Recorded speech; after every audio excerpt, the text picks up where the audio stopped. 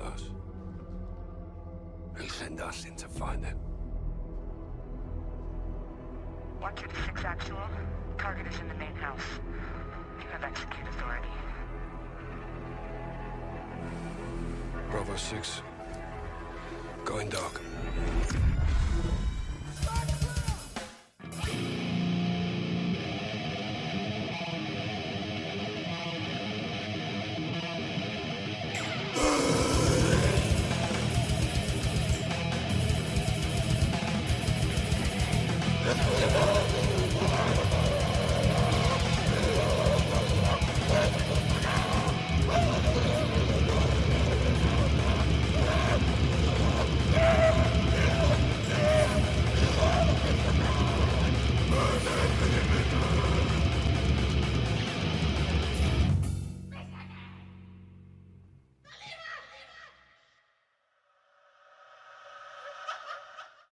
All right, everybody, how's it going? All right, so we got Douglas in the house. We got AC in the house. I honestly can't see how many people are watching. Let me go ahead and make sure that I am live all over the internet before I do my spiel. All right, let's see. Let me go ahead and make sure my people on BitChute are able to enjoy my show. It's so important to me. All right, it does appear that we are live on BitChute. What's going on, people on BitChute?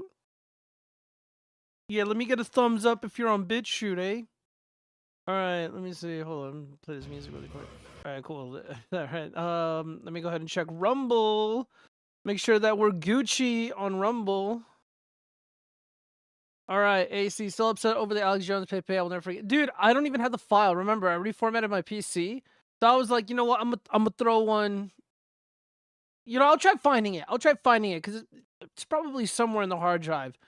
I'm sneaky that way. If I want something, I'll get it. All right, so, okay, we're live on Rumble. Shout out to the Rumble viewers. Okay, so, before I begin the show. Oh, shit, this is not what I wanted to see. Hold up. All right, so, yay. All right, so, we're looking pretty good, you guys. We're looking pretty good. All right, so,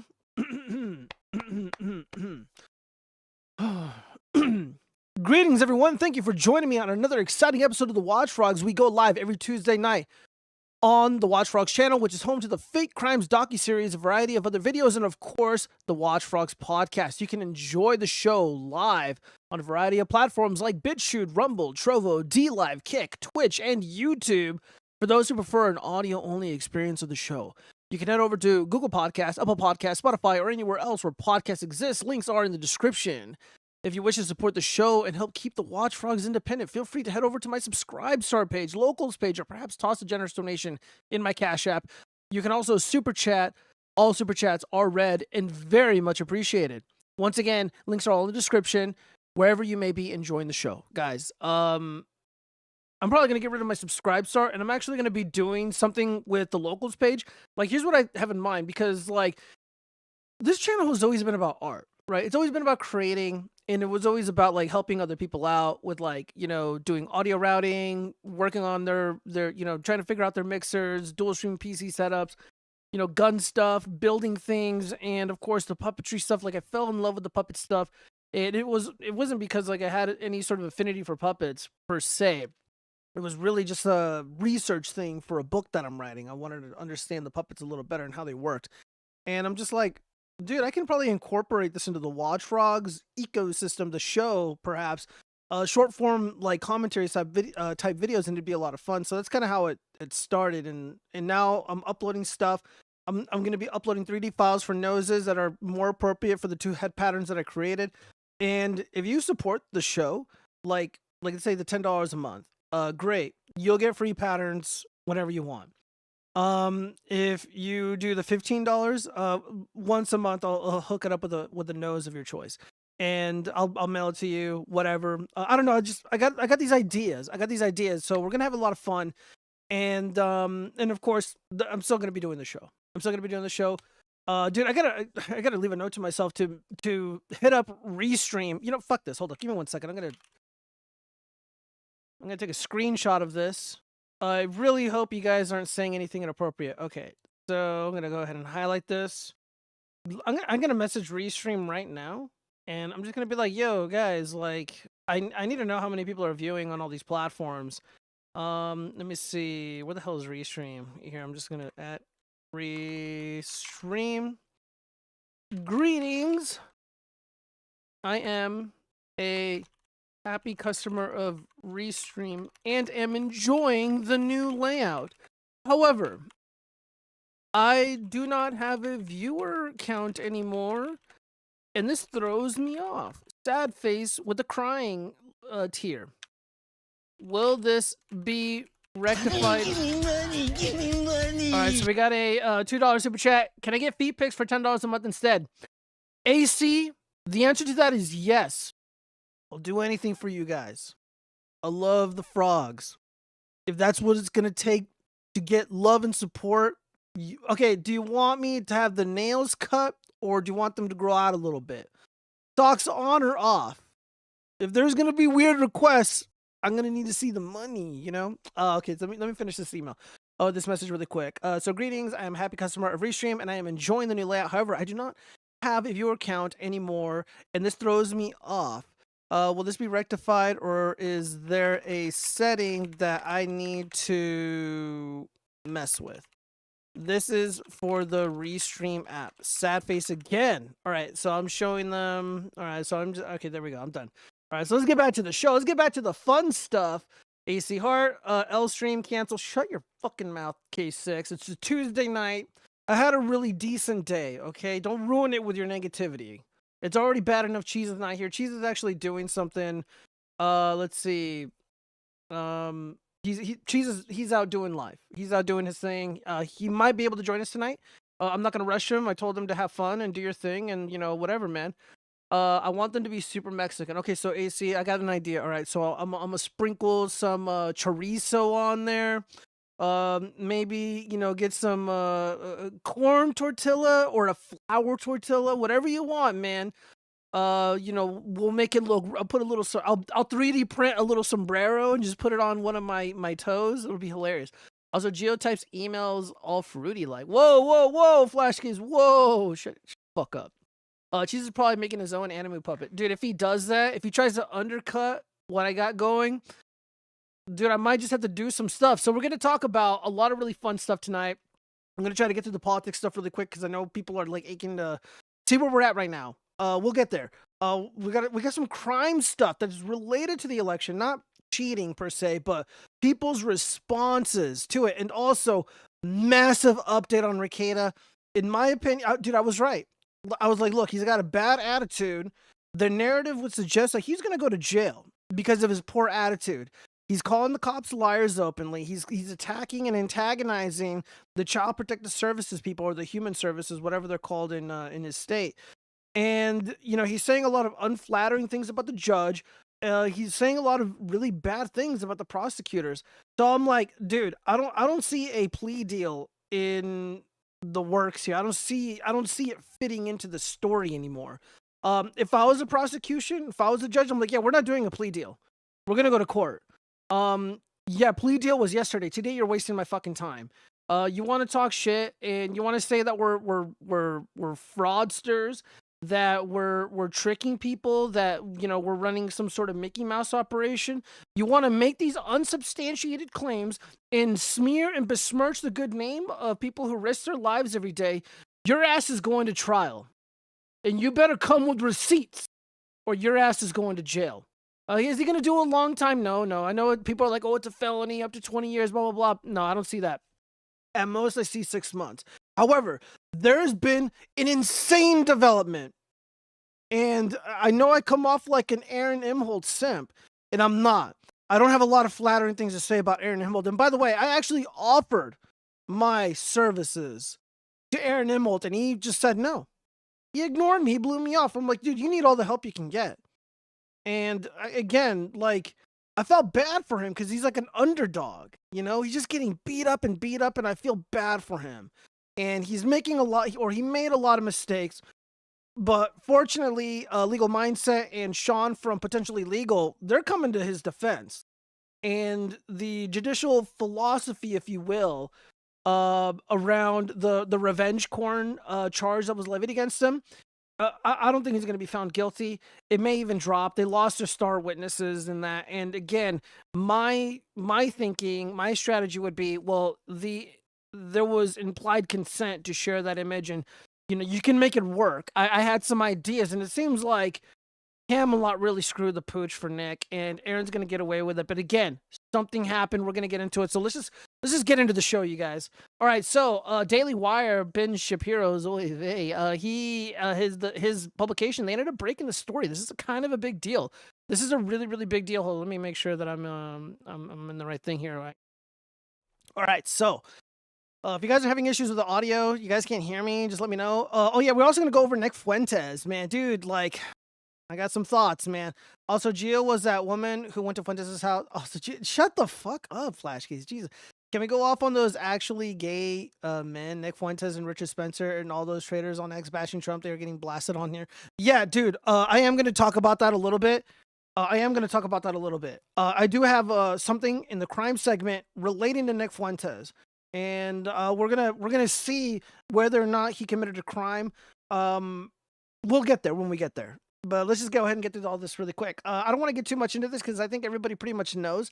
So a female official ordered relief workers to skip houses with Trump signs. So again, the fake news industry right before the general election in 2024 on November 5th, the fake news industry was like, oh, do all these evil Trumpers, they're out there causing problems, and they're making up lies about the hardworking female employees. And that just doesn't appear to be the case. So people have gone forward and blew the whistle on FEMA. There actually has been a woman, she's incredibly fat, by the way. She kind of slipped up and kind of exposed the whole thing. And now she's going forward and throwing FEMA under the bus because they fired her.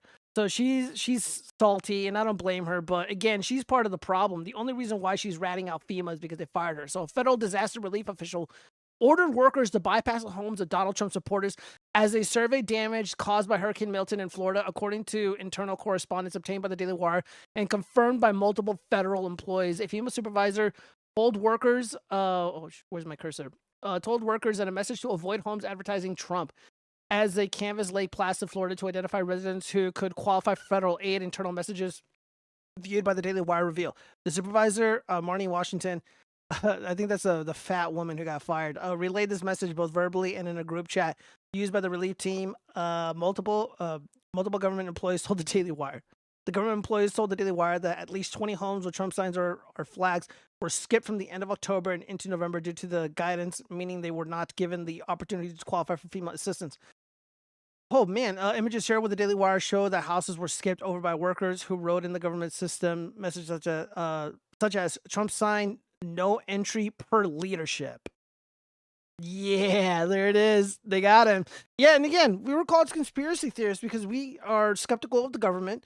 We remain skeptical of the government, and we want these people held accountable. We need transparency in government. If you were to submit a FOIA request, you would probably never receive any of these messages. They would scrub them, or they just wouldn't submit them at all. I mean, if I was working for the government and I was a corrupt official, this is what I would do, especially if the leadership at the executive level is, they're aligned with our interests. But again, we pay taxes. Yeah, you're not supposed to be doing this. This is incredibly illegal. This is insanely illegal. And again, I'm just tired of being called a fucking conspiracy theorist for accurately remaining skeptical of government approved narratives, regime approved narratives. This is something that I've was very vocal about in debates that I had with Piscoletti and with those moon landing truthers. I'm just like, look, there's just no reason to believe these people. Like, we know who works for these agencies. We know what they believe. They're on Facebook, they're on Twitter, they're on Instagram, and they're allowed to say whatever they want. But when they're honest about their opinions and we remain skeptical about their intent and intentions, I think it's fair to hold the opinions and worldview that we do. But they think otherwise. But dude, we got them dead to rights. And of course, the woman, the fat woman that really kind of made this a lot worse for FEMA, the one that was fired. She went on some podcast. I forget the name of it. The guy who's the host is a total jackass. But he's been at the center of a lot of really like big stories. And he's interviewing this fired FEMA worker, this fat, lazy woman. And she's like, Dude, it's not just Florida, by the way. This is North Carolina. And I got the receipts. And they also deleted everything. Again, what I was telling you. Her words, not mine. I'm not making anything up here. So yeah. What can I say, man? These people have nothing but complete and utter contempt for us. Now more than ever, I am so thankful to God that President Trump won his election. He won convincingly. He has a mandate, and dude, we got to get rid of all these fuckers. The government is useless. The federal government is useless. Save all that money. Make sure Medicare and Medicaid don't get messed with. Make sure people's Social Security doesn't get messed with. You know, allocate whatever money you need to the states so they can fund their schools or help fund the schools and the police and, you know, whatever. Make sure social services are, you know, for Americans only and all that good stuff. And get rid of these people. They're fucking useless. FEMA is fucking worthless. I mean, the whole point is for them to, you know, serve the public, but now they're picking and choosing who they get to serve. Yeah, so this is, in my estimation, a crime. I see civil rights violation written all over this. So we'll see. The story is evolving. This just broke a few days ago, but oh man, you know, again, people die. By the way, people, if this organization does not respond accordingly, if they're picking and choosing who they help, people could die. So this isn't funny. Again, this happened in Puerto Rico once upon a time. The federal government and the local Puerto Rican government, they deliberately hid. They deliberately, you know, messed around with physical, tangible aid, water, food, other sanitary type items for people in need. And as a result, a lot of people died. Not a joke. Not funny. So that's where we're at.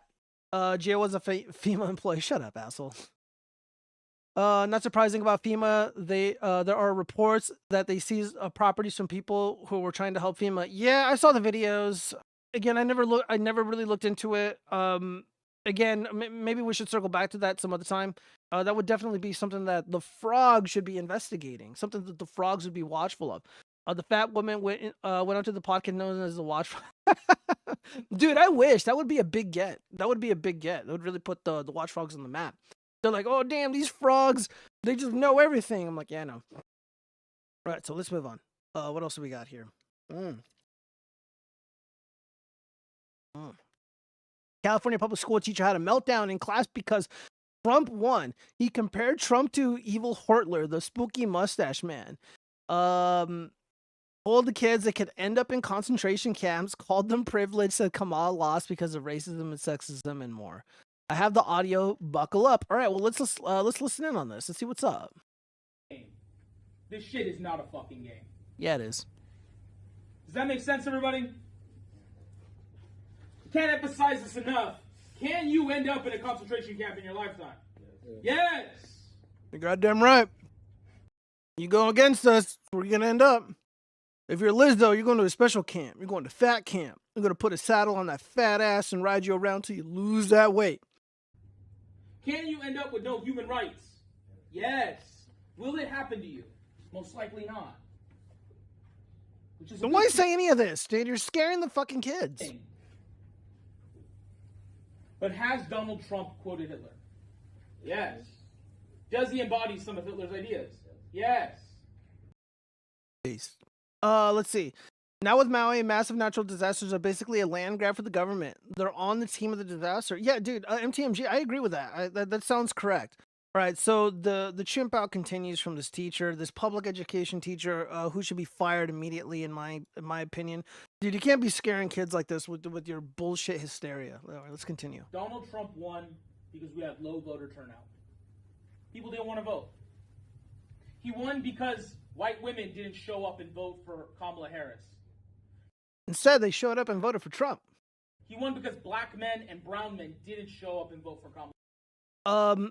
I think over 45% of Latino, Hispanic, Spanish people voted for President Trump. And among that group, 53% of them were Latino, Hispanic, or Spanish men. So they showed up, just not for you, buddy. Kamala Harris. Let me tell you, I know a lot of Latino men on this campus, adults and students, that love Donald Trump. And he's called their mothers rapists. He's called their fathers rapists. He's called them criminals. He called them the poison in the blood of our country. They want to vote for him, and they did vote for him. Yeah, like again, I live in the Southwest. This guy sounds like he lives in the Southwest too. And for those who don't know, Spanish, Latino, Hispanic, whatever people, immigration is not super duper important to them. Except for like far leftist Latinx types, then immigration might be important to them. But like a lot of these people many of them have small businesses, many of them hardworking. You know, they're worried about the economy. They're worried about really simple shit. You know, they come from a country where populism, mostly left populism, was the norm, and for the most part, it was like a peasant culture, right? So they're not really fucking worried about this immigration bullshit, and the economy is dog shit. And again, a lot of these people have kids, and they're worried about, you know, little Juanito coming home and changing the name to Juanita and wearing a fucking dress, and then wanting to cut its own penis off because the teachers conditioned the kid to do that. A lot of people are dude. I don't really care about like the Transformer shit. I don't really like to talk about this stuff here on the channel, mostly because I don't want to get banned or striked. But I had no idea how pervasive that issue was, how important that issue was to so many people, even people who are like traditional, like, you know, normie Dems. So no, it's not. Immigration isn't that big of a deal. The trans stuff was a big one. The wars were a big one. The economy, of course, is a big one. I mean, again, think populism, think peasant culture. This is what's more important to them. These little immigration isn't really fringe. But in a roundabout way, it also is about that. Because again, a lot of these, you know, Latin, Hispanic, Spanish people, they are peaceful. Again, they're just normal, again, peasant class, you know, very peacefully docile. And then you have a violent class of criminals being imported into the country by the regime. And they're like, I don't want people to think I'm a criminal, like all these violent Venezuelan gangs or these Mexican cartel people or these like sex traffickers and shit. They don't want to be lumped in with them. So they're going to side with the Jared Taylors of the world. They're going to side with the Trumps of the world. It's really, really simple. And this fucking idiot doesn't understand that. Yeah, a sensible person would think like, oh, well, clearly Trump is not talking about my abuelito or abuelita because they're in their 60s or 70s and all they do is, you know, go to the rec center and hang out with their old friends. Like, they're clearly talking about the fucking criminals that are being imported into the country. This isn't rocket science, dude. But again, he's a public school teacher, so he feels the need to lie to his students, his impressionable students. This is educational malpractice. I'm not even kidding. If I was a principal or superintendent of the school, I'd have his ass fired immediately. Pack your shit and get the fuck out. I'm going to sub until I can get a sub the next day. Agreed, the Venezuelans are peaceful and peasant people.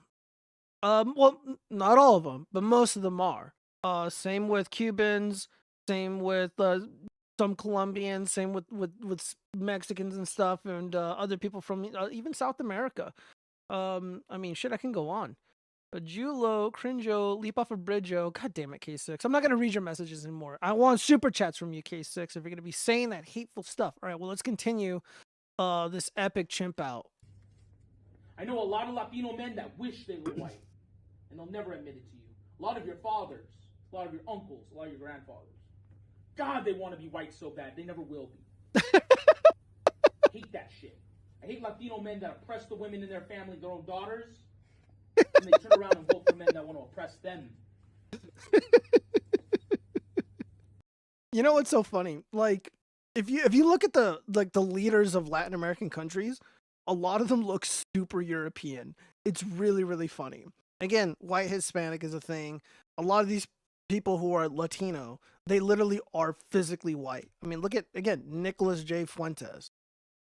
Fuck, man. And like, I don't know why. I'm not an expert on this shit, but for whatever reason, like in prison, the Mexican gangs, the Mexican criminals, they link up with white supremacists, neo-Nazi groups, separate, you know, white separatists, whatever they want to call. They click up in prison, and in the real world, they're not really beefing.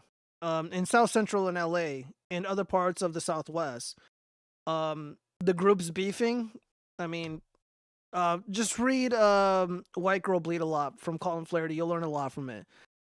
Yeah, so it's not like, there's just this weird camaraderie between Latin America, more specifically Mexico, and the European settlers. They've always just kind of coexisted. So like these people aren't enemies. And again, this is part of the democratic ethos, is to separate these groups and divide them among racial lines. Give me money. All right, K6 super chat. Perform bridge base jump with no bungee. Point out the bridge and I'll think about it. They look Jewish, like Mexico. Well, dude, first off, I don't even think the president of Mexico is a legit Mexican. Dude, that bitch is not fucking Mexican. Just because you speak Spanish or whatever, doesn't make you Mexican. And by the way, all the authentic Mexican candidates were murdered. But somehow, this subversive internationalist south of our border somehow magically survived. Trump might have gotten a little more black and more white because the term Latino is bullshit. Yeah, I don't know anything about this stuff. Like, people are so weird. It's like they're Spanish or Hispanic or Latino, and it's just whatever. I know like the one bullshit one is Latinx. Golden Gate Bridge. Oh man, K6. I can't do that. Let's see. You like the influx of Latinx to come in. You get cheap labor for your puppet factory. God damn it, you guys. All right, let's wrap up this shrimp out. Hate the patriarchy. If you're a young man right now in front of me, I hope you hate it too, because it's not hurting you; it's hurting everyone you love. You get the privilege of not being born with uterus, so it doesn't affect you. It's affecting everyone else.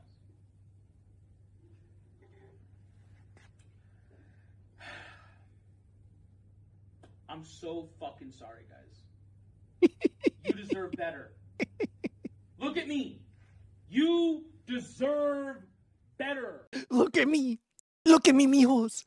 This is how crazy Donald Trump is made. Dude, he's like the Mexican Joker just coming out. Look at me, pendejos. Look what they did to me. Do you have privilege because you live here? Yes. You're not a 5-year-old black girl in Arkansas who's the only African American in her class and whose great-grandfather was lynched to death during the Civil Rights Movement. You got a fuck ton of privilege living in this great state. This election is going to affect billions of people. Beast. You're very lucky to be where you're at. Yeah. Billions of people will not die in a nuclear blast or multiple nuclear blasts because the men are back in charge. Because there is some poor Palestinian boy in Michigan that's going to get beat up today and assaulted and his nose broken.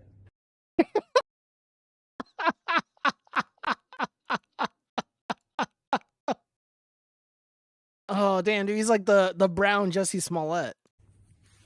Because Trump said people that fight for the military are stupid cowards. Okay, more lies, more fucking lies. This didn't happen. Dude, I'm so sick of people. Man, dude, that's like one thing that like legitimately tilts me. I can't fucking stand it, dude. It drives me crazy when people are like, oh, did you know that Trump called these people suckers and losers? Dude, I'm just like, no, that didn't happen. My God, shut your fucking mouth, you goddamn liars. Idiots. He got drafted into Vietnam and faked medical paperwork to get out of it. Is that someone you idolize? Calls veterans idiots? He uses his daddy's money to get us serving in the military? Based. Why did he win the election? Dude, people say like it's a bad thing. Yeah, good. Trump didn't go over there to fucking kill people. He didn't kill people who did nothing to him. Yeah, good.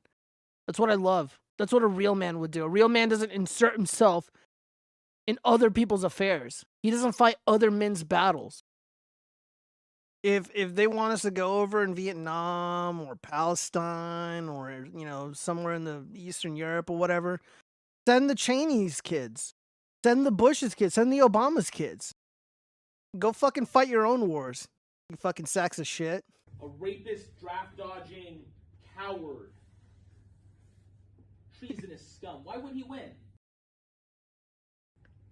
I'm upset. I'm disappointed. I'm not surprised.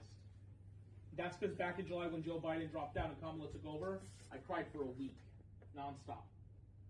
Because I knew what? I knew what? I knew that if we got the best candidate in the entire country, and it was a brown woman, people wouldn't vote for her. I knew that there were white people and non-white people that were men that would show up and would rather vote for literally anybody except someone with a uterus who has melanin. And those female students of color in this room know exactly what I'm talking about because they live that. If Carrie Lake ran for president, I would work for her and I would vote for her. If Ayaan Hirsi Ali, I mean, I know she's not American, but if she was, and maybe not president, but if she was like running for senate or something, yeah, I'd vote for her. I think she's incredibly brave. There's plenty of women out there that would be suited for the job. There's plenty of competent women. There's a lot of brave women out there who would be worthy of the presidential title, but Kamala Harris isn't it. She's literally the embodiment of DEI. She didn't earn it. We know how she ended up getting her start in government. I can tell you how I got my start in government. I've worked my fucking ass off. I worked really fucking hard. And I've been told no a million times because the economy was shit. But I kept trying and I worked as hard as I could. When I got my start in politics, I was a paid volunteer, knocking on doors. Kamala Harris didn't have to do any of that. She had the full college experience. I had to work a job. I had to work too while I was going to university. Because I didn't get grants. I didn't get scholarships. Despite my dark, beautiful chocolatey skin, nobody ever gave me a fucking thing. When my dad stepped out and he kind of came back and he helped me with a couple semesters, but I worked, guys. I didn't benefit from any of this. Kamala Harris did. She didn't earn it. DEI didn't earn it. She spread her legs for Willie Brown. He gave her the world. And she became the vice president. Good for her. But she didn't earn it. There are women who do deserve it. She's not one of them. It's not racism. This woman is so cowardly. There was a massive bill, I think Prop 36 or something, I forget, in California where they're basically making theft illegal again. And it was a big deal. Governor Gavin Newsom was trying to prevent it. And Kamala Harris was asked, what do you think about this bill? Are you voting for it? Do you support this? Guys, let's focus on beating Trump. You fucking stupid bitch. You fucking loser. Like, this is why you, because you're not a human. You're not a real person. The real Kamala Harris, only very few people have gotten to see. Not a good thing anyways. I mean, just be like, yeah, I support this because I am against crime. And Democrats are serious about getting crime under control.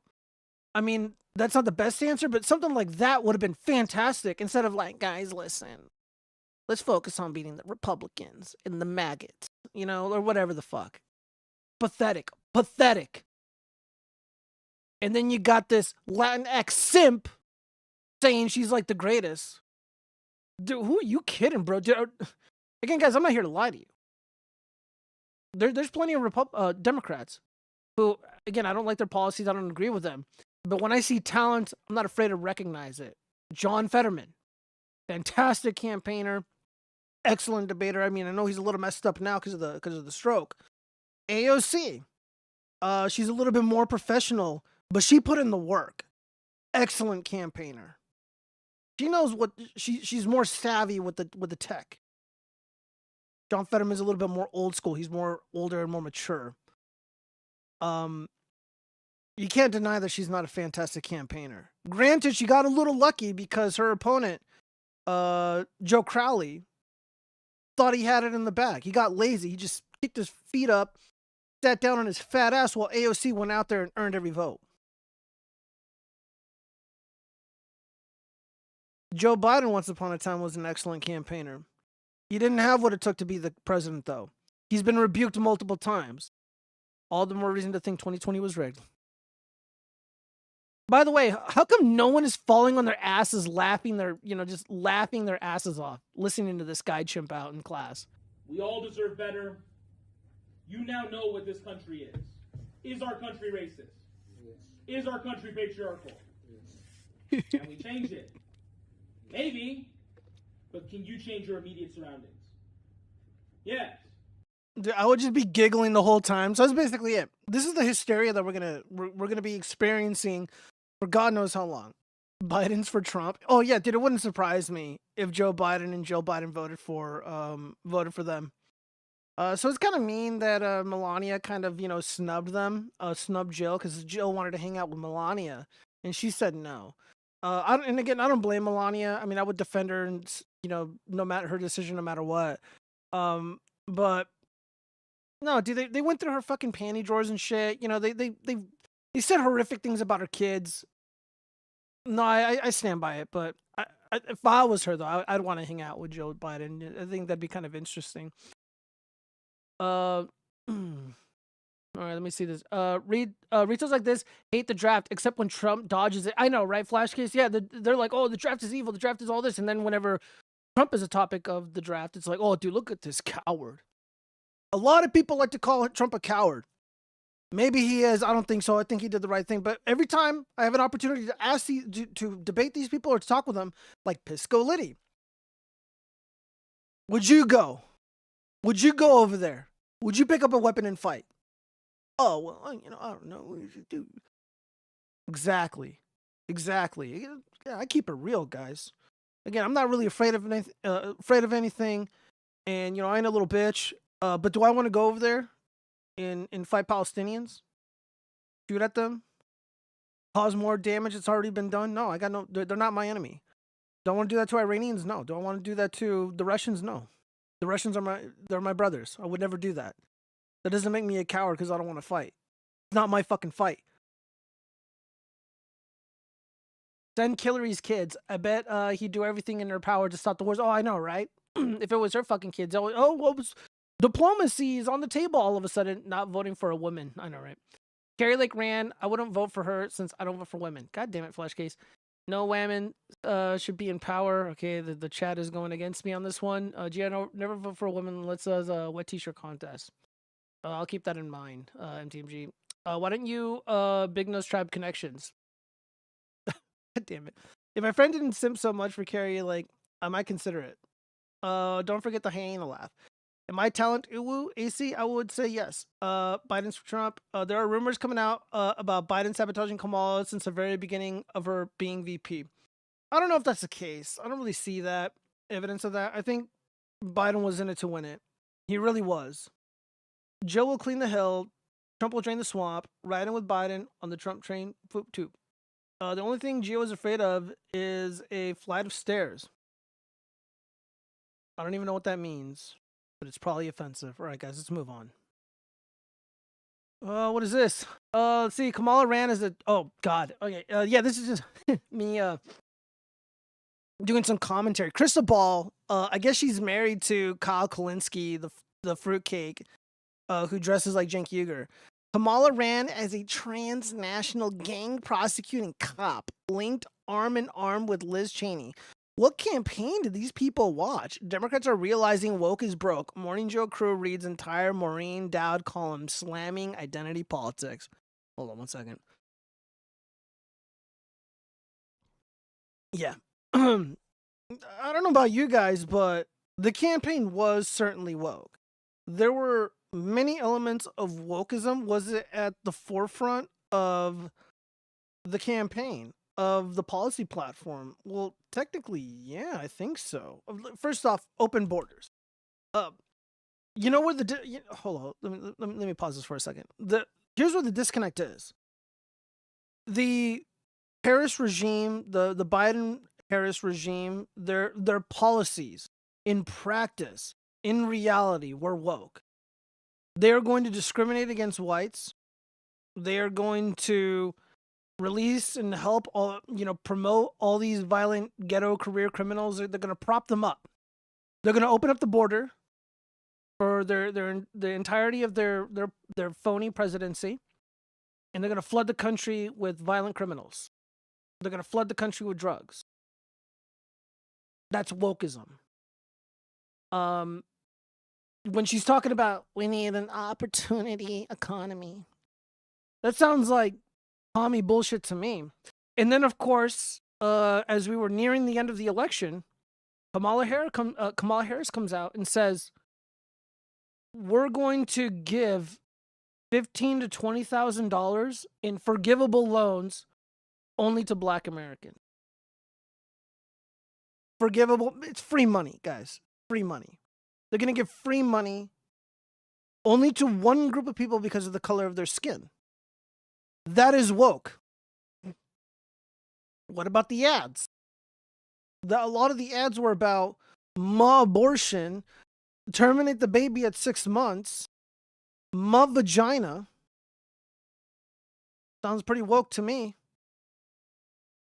What about the campaign ads? Yo, I'm a Kamala Harris supporter. Yo, like, I gotta support a woman. Or, oh no, they're gonna ban my pornography. Trump coming into office, I can't jerk off anymore to my disgusting, degenerate cuck porn. Sounds pretty fucking woke to me. And yeah, and then there's all the trans shit that I don't really want to get into. You guys get the picture. Crystal Ball is a fucking liar. And she does this for a living. I'm an electrician. I build puppets and firearms. She does this for a living, and she can't even accurately describe or accurately respond to Mediaite's tweet about woke being broke. Yeah, woke is broke. Woke is so broke, they tried to rig the 2024 election and fucking lost. Unfortunately, we lost 3 U.S. Senate seats. We lost Carrie Lake, Sam Brown, and Eric Hovde. Crystal Ball is bad at this. Let me see if I responded to this. Her record as the most partisan Democrat in San Francisco. Yeah. Basically what I said already. Oh, yeah, this is what I said. You were so bad at this. Yeah, dude, Crystal Ball, you're fucking bad at this. You and Kyle Kalinske, who looks like a feminist gym teacher. Very butch. Gross.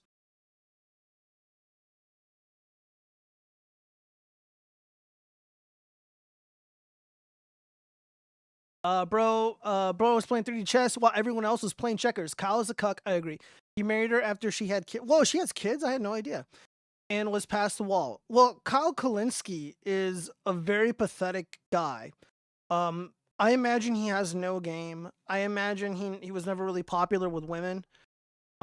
He's too emotional. You know, he's too like, oh, you know, like he chimps out too much. He's like a fatter Hunter Avalon. You know, he just can't be trusted with kids. He probably won't have any. And then of course he's got like the douchiest tattoos. He's got like tramp stamps on his arm. Probably because he thinks he looks cool, and he doesn't. He looks like a fucking chode. Geo want to shut the borders so I cannot walk over it. How else can I invade Geo? I don't know. I would just lie and say you're South African and be like, look at this South African right here. And then you just speak and you'll sound exactly like one, and then you can come. Because South Africans, in my opinion, are legit refugees. I don't expect mass deportation beyond criminals. Trump is going to use it as leverage to build the wall and reduce legal immigration for the next 30 years. I mean, dude, there needs to be at least a reduction to 25 to 30 million illegal aliens. I mean, we already have literally about 15 to 20 that came within the last 4 years. Insanity. But I can agree that, like, if you have abuelito and abuelita who are in their 70s, mid-70s, and they've resided in the U.S. honorably, not committing crimes or starting problems for decades, and they have kids who are U.S. citizens, it doesn't really make a lot of sense to deport them. It seems like it would be cruel and evil to do that. But the Dreamers, I don't like the Dreamers. They're too stuck up and snooty. They think they're better than me. So I want them out. Let's see. They are painting a target on the backs of the Blizzard people. Got a clip that Gio admits he's a Kamala supporter. No. Harris raised $1 billion. Now she's $20 million in debt and asking her supporters to donate money. All that money was spent on the stupid celebrities like Oprah. I know, right? Yeah, that's 100% true, Bryce. The reports show she spent like 20 million in ads, 20 million-ish in endorsements or something. All these things add up to like 100 million. They don't talk about where the other 920 million went. I cast 1,000-year crystal prison. That's pretty funny. You know, the interesting thing about the amount of money that she paid to celebrities to endorse her is like, all right, so all these douchebag Hollywood sexuals, all these PDF documents in Hollywood, all these disgusting, degenerate P. Diddy Americans, all these Epstein Americans, they're all saying the same thing. Democracy is on the ballot. This may be our last election. They're going to round us up. Trump is Hortler. We're going to lose our democracy. If you legitimately believe that, why did they have to pay you millions of dollars to say that? Sounds like you're full of shit. Sounds like you're not telling the truth. Then again, they are Hollywood sexuals. They are a part of the music industry. They are satanic. Of course they're going to lie. Of course they don't believe the things that come out of their mouth. The people who usually write the things that they say or sing, they don't belong to their group. It's something else. I'm not going to elaborate further. Fuck Crystal Ball. She sucks. Trump is going to use the immigrants as a bargaining chip. Oh, yeah, I think I heard that. Part of the deal. Let's see. And then offer them a path to citizenship, putting his name all over it and getting their votes for the next 50 years. Again, I don't know. I mean, like, how I would do it. This is how I would do it. So, like, first off, every single illegal alien that came in the past 4 years, they have to go. And they're never allowed to be back in the country. And their children, their babies, whatever, they have to go too. We're going to end birthright citizenship at the very least for the past 20 years. Let's just do 20 years, okay? And again, we can make exception for abuelito, abuelita if they have, you know, a nice little family and they're all productive and stuff. But abuelito and abuelita, they're going to have to pay some restitution to the American people, you know, for committing those crimes, but they can stay. And we'll do payment plans. Dude, mass amnesty, bro, like, no, we can't do that. There could be some leeway for certain types, and I do believe that is what people want. Hopefully not for the dreamers though. Dude, nah, I don't want to do that. I'm not about that dreamer shit. They're just way too snooty, way too stuck up, and they're also Democrats too. So again, they're not like us. Overly educated. Again, if they're so stunning and brave, go back to where you came from. Make your country great again. If you're educated and as brilliant, as smart as you say you are going to be a massive asset to your country. So go do that. You know, it seems like all these people have so many grievances with America. They come all this way just to say that our country sucks. Get the fuck out then.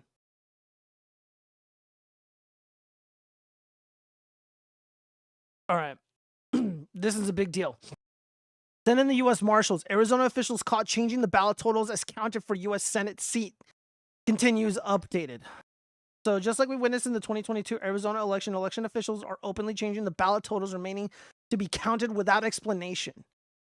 Carrie Lake filed a historic lawsuit on Friday to nullify the stolen 2022 midterm election for governor. Yeah, that should go up to the Supreme Court. So the Carrie Lake War Room, 25,000 ballots were added to Maricopa County's total after Election Day. Do you think that that might explain this? Following Election Day, Democratic candidates won more than 50% of the votes, despite only recording 17% of the turnout on Election Day. Yeah, that doesn't add up.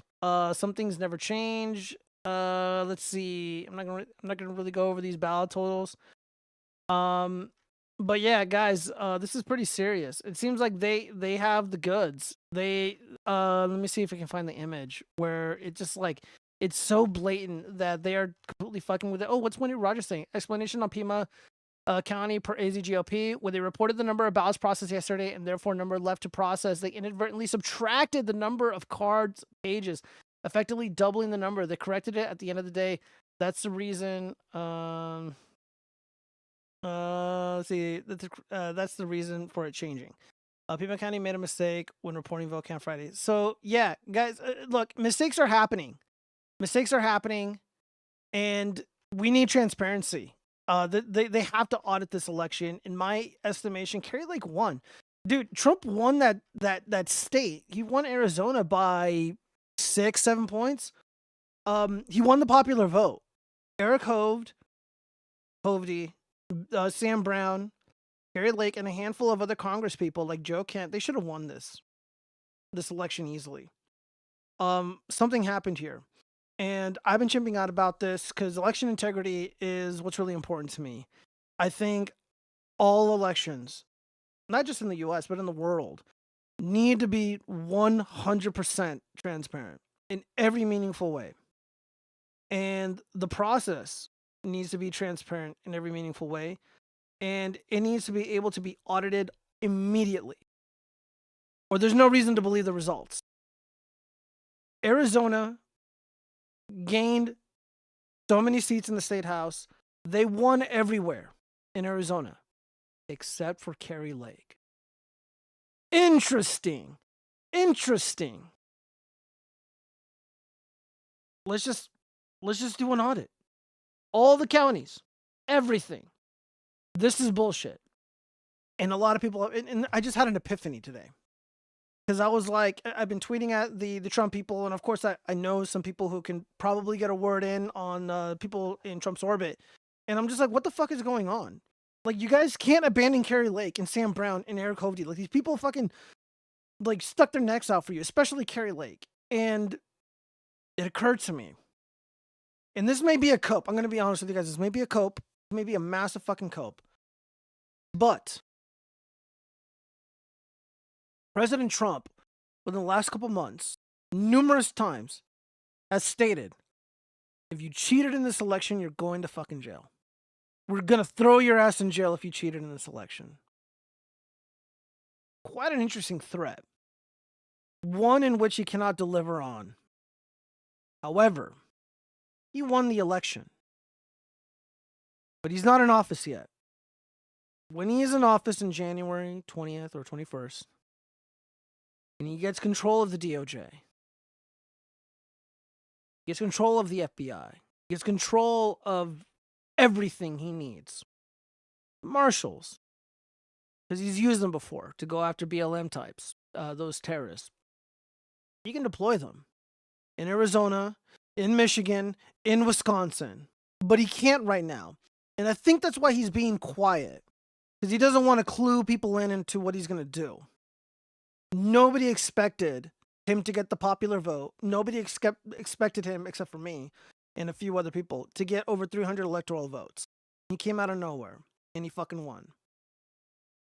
But you gotta appear weak when you are strong, and appear strong when you are weak. So right now, he's exuding a lot of confidence. I'm gonna go in. I'm already picking my guys. We're gonna go in there. We're gonna start kicking ass on day one. But they're not talking about election integrity, which is one of the core elements of his campaign. One in which he's right. The 2020 election was rigged. I am praying that he's going to get into office. He's going to get the people necessary to go down to Arizona and start arresting these fuckers. And go to Pennsylvania and do the same thing. Same with Wisconsin. Same in Nevada. And in Michigan. This is the only play that I can reasonably foresee playing out. Because he threatened it. And this is a core issue for the Republican Party. Or for dissident types like myself. I love Kerry Lake, man. I'm loyal. I'm just a loyal dog. I'm loyal to you guys. I'm loyal to this channel. I'm loyal to Cheese. I'll never betray my friends. And President Trump is he has to pardon the J6ers right away. And you have to go after these people. Trump is old. And this is it, guys. This is our last hurrah. Winning the election was the easiest thing we can do. The rest is... And he doesn't have a lot of time to do it. Because if this isn't sorted out before the next midterm election, the Republicans are going to get fucked. Everywhere.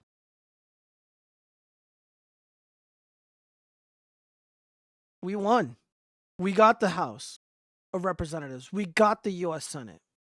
In my opinion, we should have 55 to 56 seats in the U.S. Senate, not 53. And of course, we won the White House. That's fantastic news. But it looks like they cheated. It looks like there was fraud. And if you were a frog, the whole point of being a watch frog and for doing stuff like this is just, it's important to tell the truth. And it's important to reveal nefarious activity happening anywhere in the world. And right now, it's happening in America in our elections. The good guys, not all of them won. Not all of them made it across the finish line. And I hope that Trump does right by the J6ers. He does right by Sam Brown and Kerry Lake and Hove. And maybe McCormick. I know Mark Elias, that fucking snake, he's still lurking in the background, trying to fuck over David McCormick, who won his election fair and square. He is in D.C. right now at his U.S. Senate orientation. But in a week or a month from now, he may not be. That terrifies me. And that should terrify everyone. And by the way, this isn't the first time it's happened. It's happened to Republican congresspeople in California. They were counting ballots up until January. And I'm supposed to sit here with a fucking shit-eating grin. Oh yeah, we have the fairest and safest elections ever. The freest elections ever. I went through struggle sessions by Ozzy and Talks and Pisco Liddy and all these other fucking douchebags that are subscribed and follow Destiny. Telling me to accept what I see. I don't accept what I see. It disgusts me, and it should disgust you too. But too big to rig was a winning strategy. So cheers to us.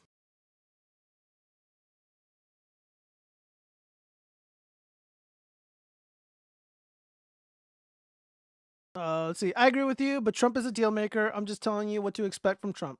We'll see, bro. We'll see. The Republic has fallen, and it finally completed its role in digi-evolved into democracy.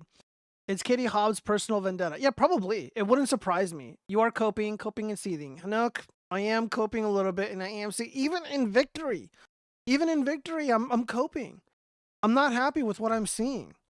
And again, like, if you love transparency and freedom and justice, like, this should piss you off. This should upset you. Trump will have control like he did with the soldiers left in Syria. He chose Rubio, so off to war you go, Goyo Vani. Oh, great.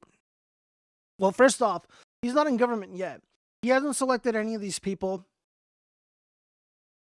officially. A lot of things can change.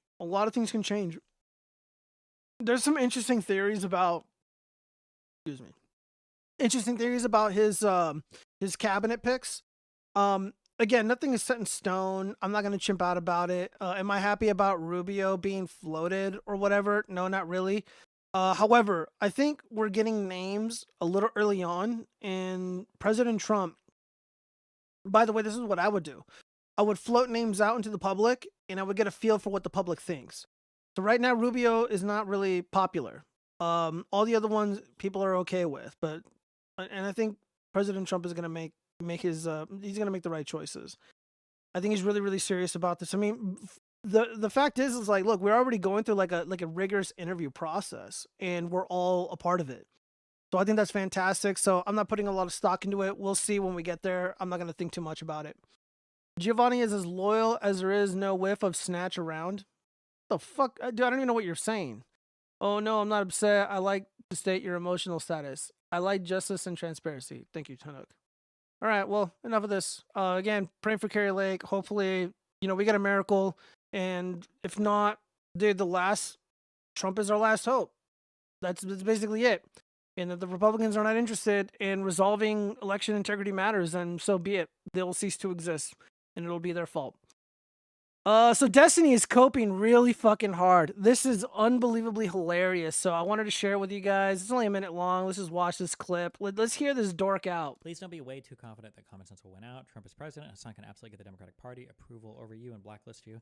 Maybe. Listen, this is like my behind-the-scenes strategy, okay? I'm barking up a few trees right now from people trying to basically like work my way to see how deep into the DNC I can go.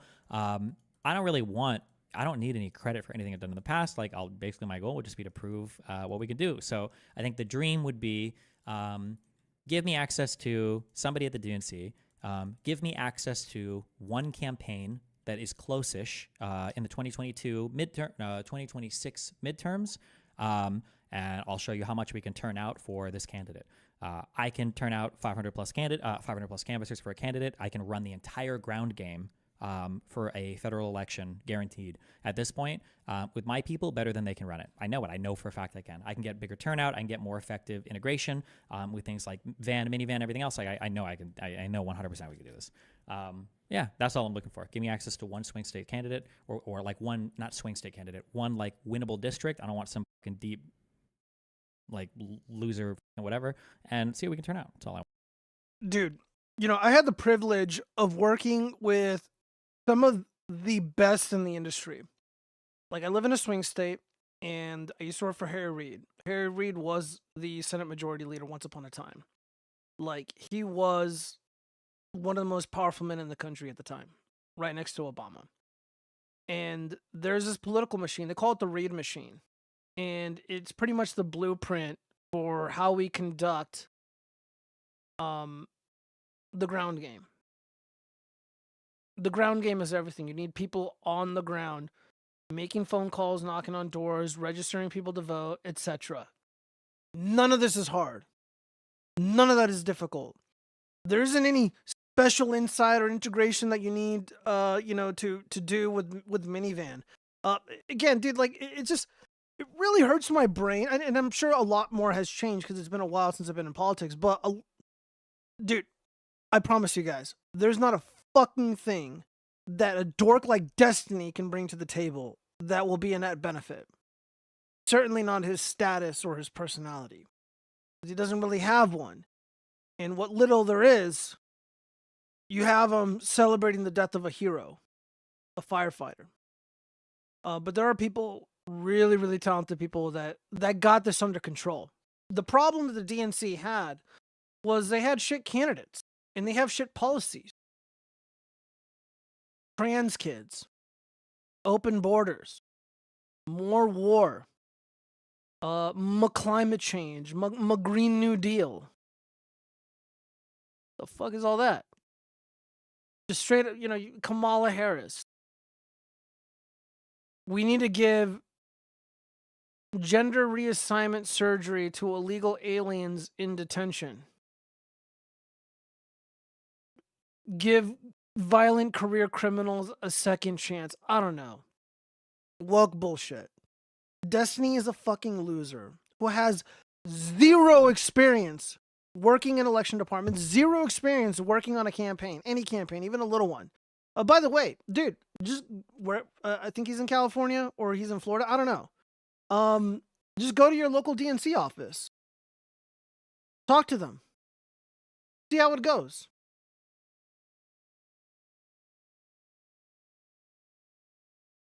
If I was running the DNC, if I was a shot caller in the DNC, I wouldn't want Destiny anywhere near what we're doing. One, he's a cuck, a literal confirmed cuckold.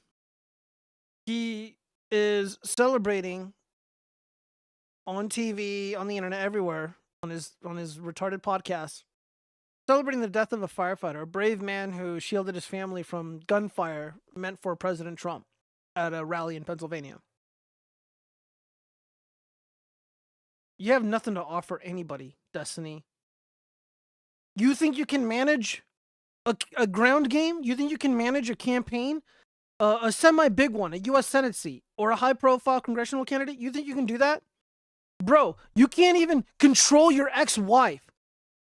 She's licking the faces and kissing other men in front of you, and you're powerless to do anything. You can't even control one person, but you expect to be the boss of 500? No one respects you, dude. You're a cuck. You're a fucking loser.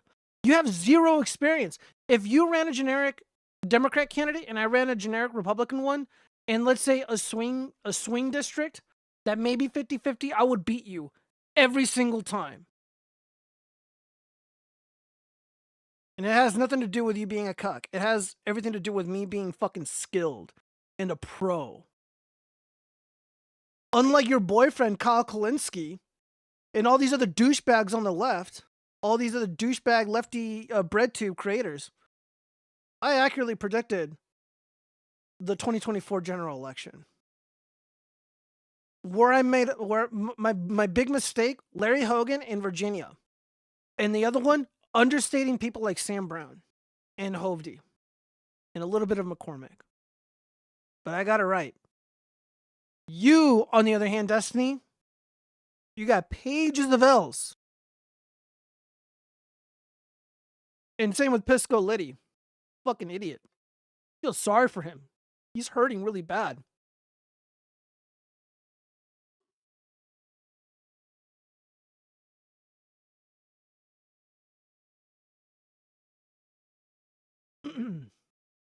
Destiny would just sit in the corner and watch. How does that help? I know, right? Dude, like, no. Like, dude, campaigns aren't like video games, dude. You actually have to be good with other people. Like, you have to talk with people. He's not good at it. He's a fucking spaz. Like, even when he was like debating Sean Fitzgerald, the actual Justice Warrior, dude, like he was chimping out, dude. He was like rustling his hair. My dad does that when he's mad. He's like, "Oh fuck, Giovanni, you're out of control." I'm like, "Oh, shut up." Oh, Gio has a boo boo in his brain. Needs some kissy. When you ride your motorbike down the motorway, go 3 times the speed limit into oncoming traffic. God damn it, K6, enough of that. Destiny is pretty good at destroying his own ideology. Yeah, Destiny is his own worst enemy. You know, he had potential to be cool. You know, he had potential to be reasonable and to be like a genuine dissident voice, but you know, one, he's a cuck and he's just a pathetic loser. And then like he's trying to justify his horrific behavior by like saying that we made fun of Paul Pelosi. Again, I don't believe Paul Pelosi was attacked. I think that was a legit hoax. It was right before a contentious election, and I just see no evidence that it was real. If it was real, if there were legitimate damages, if there was actual evidence that Paul Pelosi incurred serious injuries, one, I disavow that. I disavow all violence. I do not like it. I don't celebrate it. I don't call for it. It fucking disgusts me. The Paul Pelosi, that shit looked really fake. I saw the police cam footage. I'm like, fake. Easy. Prove, bro. Be the next president at the watchfrogs. I don't know, bro. I don't really think politics is in the cards for me anymore. I'm gonna be honest with you guys. However, if President Trump were to slide in my DMs, he's like Giovanni, I need you. I need someone I can trust, someone who's on the outside. I'd be like, I'm your guy. Like you, I was once a Democrat, Mr. President, but you know, I had an issue with a campaign that I worked on. I got fired from it because I stood my fucking ground like a man, and I stood up to the guy who basically initiated the whole campaign. And then, of course, Mark Elias comes down to Vegas and it's like, yeah, these people were cheating. These people falsified documents. They were falsifying all these signatures, and and whoever paid for that campaign, they lost all their money, and it was millions of dollars. Whatever. So Republicans aren't really like a big fan of me, even though, you know, because I was working for them. But whatever, man. What are you gonna do? What are you gonna do? Moon landing was more believable than Paul Pelosi attack. Dude, Pixie 67, 100%. Dude, if I have a gun to my head and they're like, all right, Flash Case has a gun to my head. And he's like, Giovanni, you got to pick the moon landing to be true or the Paul Pelosi thing to be true. I'm like, dude, the moon landing. Fuck it. The moon landing.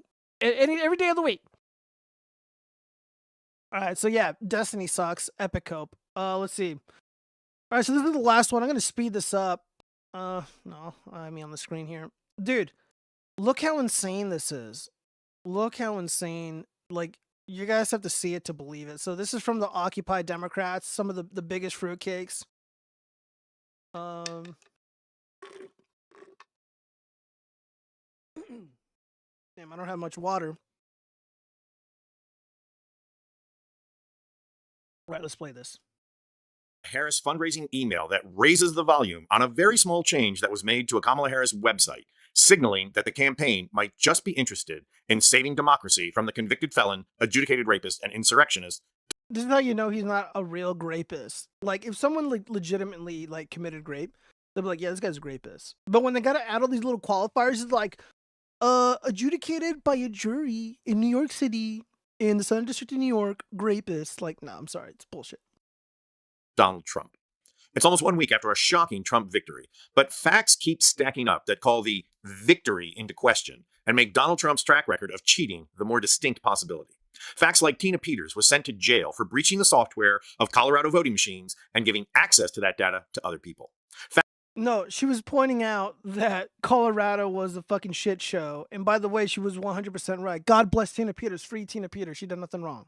Facts like Trump's legal team was able to breach Georgia voting machines in 2021.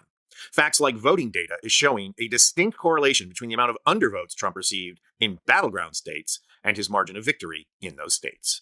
Facts like Elon Musk's Starlink was used to transmit data from voting machines to tabulators. Facts like Elon Musk's Starlink satellites have now crashed down to Earth, almost like they contained evidence. And those are the more high-tech facts. How about simple little low-tech facts, like over 60 bomb scares were called into heavily Democratic precincts, but no bomb scares called into Republican precincts? One, that is false. Two, more Democrats voted Republican than Republicans voted Democrat. And not only that, he's gonna blame the Russians in a second, but dude, look how fucking insane these people are. Elon Musk's Starlink was retrieving information from the voting machines, and then the satellites crash down to Earth so they can retrieve the evidence somehow to benefit President Trump. This is like the left QAnon, the less version of QAnon, but somehow more retarded.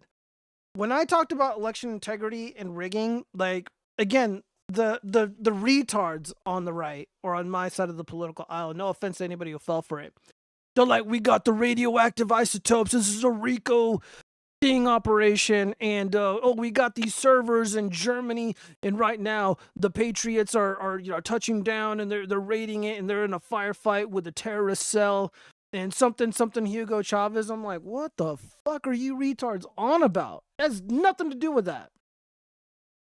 So now we're seeing Occupy Democrats here. Let me scroll down so you guys can see. Over 500,000 subs. This has almost 500,000 views. Of course, I downvoted it, but I don't know. A lot of people seem to like this shit. Unbelievably insane. Unbelievably insane. Dude, if your claim of fraud entails satellites crashing down to Earth, in that as like a... No, I'm sorry. I don't even thinking about it is making me retarded. And can we just dwell on that last one for a minute? The FBI knows, as fact, that those bomb scares to heavily Democratic precincts originated in Russia. And instead of complaining... No, that is fake. There's actually people who have already been arrested, and they're pasty ass, bitch ass, destiny looking ass fucking Democrat soy boys who did it. Fuck off. About election interference, Democrats at the top, like Merrick Garland and Joe Biden, are sitting around saying, those dirty, rotten scoundrels. Trump was screaming about election interference because of Saturday Night Live, threatening to pull the licenses of the broadcast networks and priming up to use the government as a retribution machine. And Democrats are frozen in place on acting on these things because they don't want to appear like Donald Trump. Okay, so first of all, you're never in a million years going to look like demented Donnie, who sees and lies about conspiracy theories anytime there's a microphone near him. And if there is one lesson you should have learned over the last 9 years, it's this. As soon as Republicans see that there is a legitimate course of action for Democrats to take, they start screaming bloody murder and accuse you of the very thing you are refraining from doing. Like, weaponizing the Justice Department.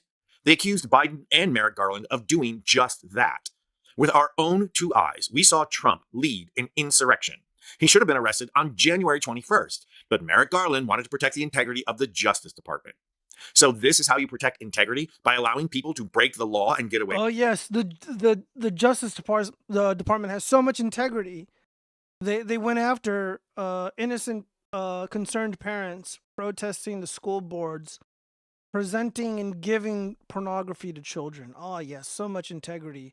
Trying to throw President Trump in jail for literally doing nothing. Yes, so much integrity. Denying health care to people imprisoned in D.C.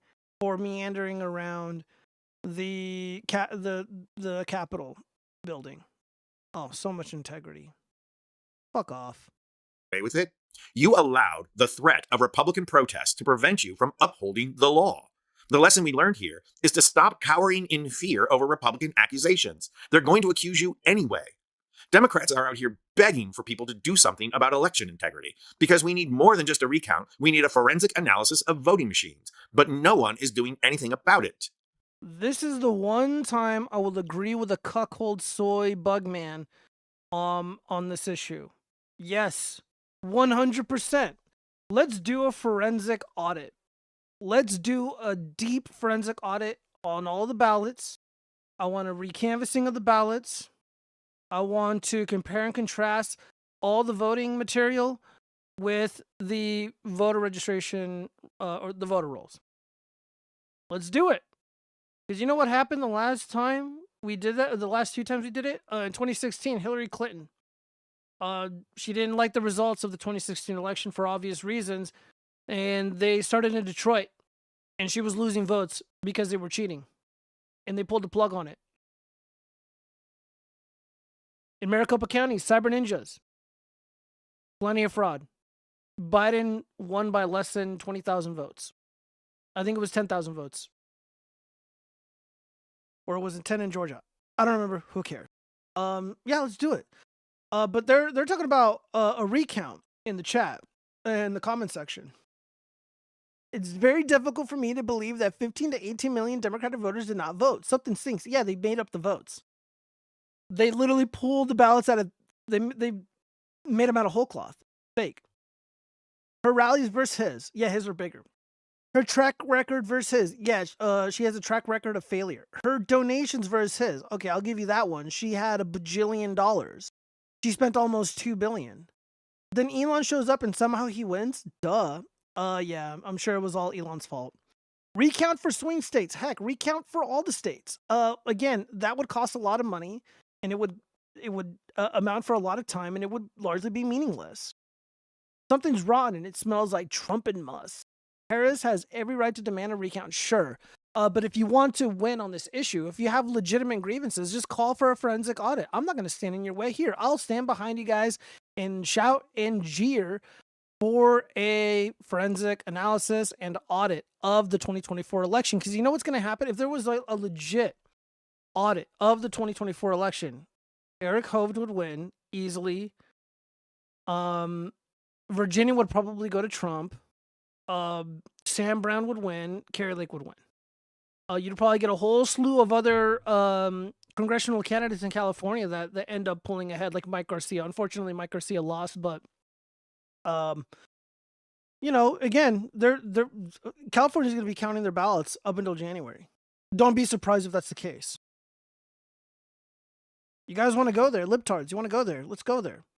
You got Democrats. You want me to educate you on how this process works, on what a forensic analysis looks like, a forensic audit of this process looks like. I'll be your huckleberry.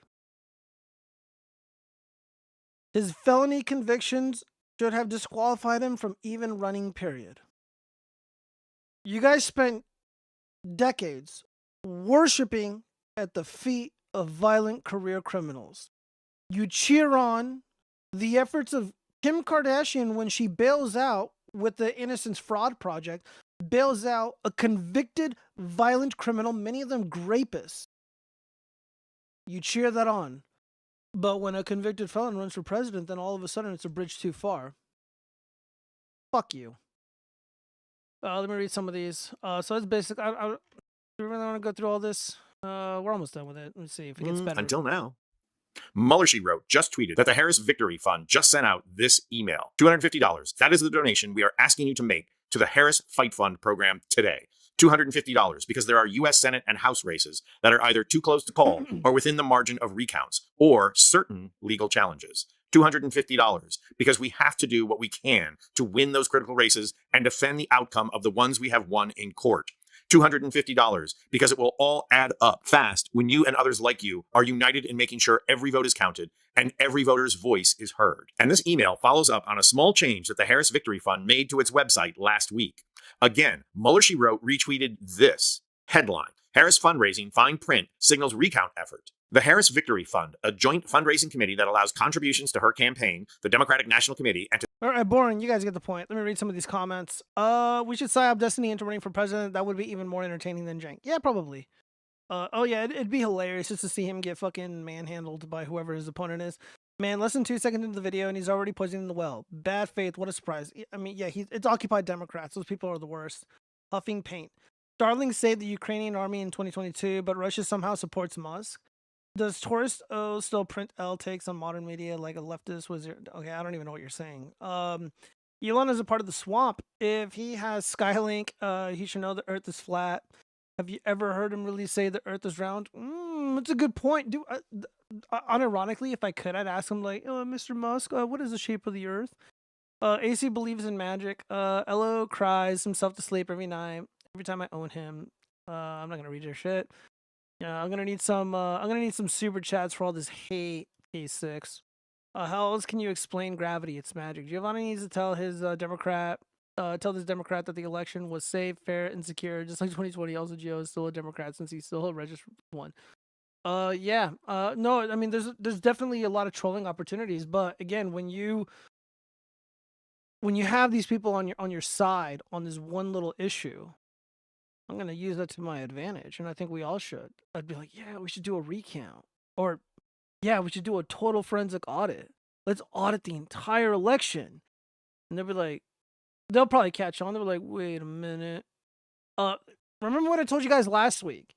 I was getting job offers, save the Senate, in states where you needed people who had talent. So for me, it'd be Montana and Ohio. They obviously knew what they needed to do in Nevada and Arizona. They had the political machines on lock, and they were able to steal it. Hopefully, President Trump rectifies that. Gravity and radio waves and televisions and magic. Thank you, View. Cuckold Soy Buttman. Oh, well, if the Salem witch trial still existed, I'd fly down to America, make a song and dance, and take evidence just to get cringe-o trial. Fuck you. That's it's really hateful. All right, so we got to move on to. I'm not going to spend too much time on this, but the pop culture stuff. Elon Musk reacts to Dana Carvey's SNL impression. Says show has been dying slowly for years. They are mad Trump won. No, I don't think this is correct. I think SNL has been dead for years. It's dead weight. It's unfunny. It's cringe. It's not good. It hasn't been good since, like, I don't know, maybe the mid 80s. So this is the specific video he was talking about. So yeah, I guess Dana Carvey is impersonating President Trump when Elon was at some event. I think it was after the assassination. So let's see what's up.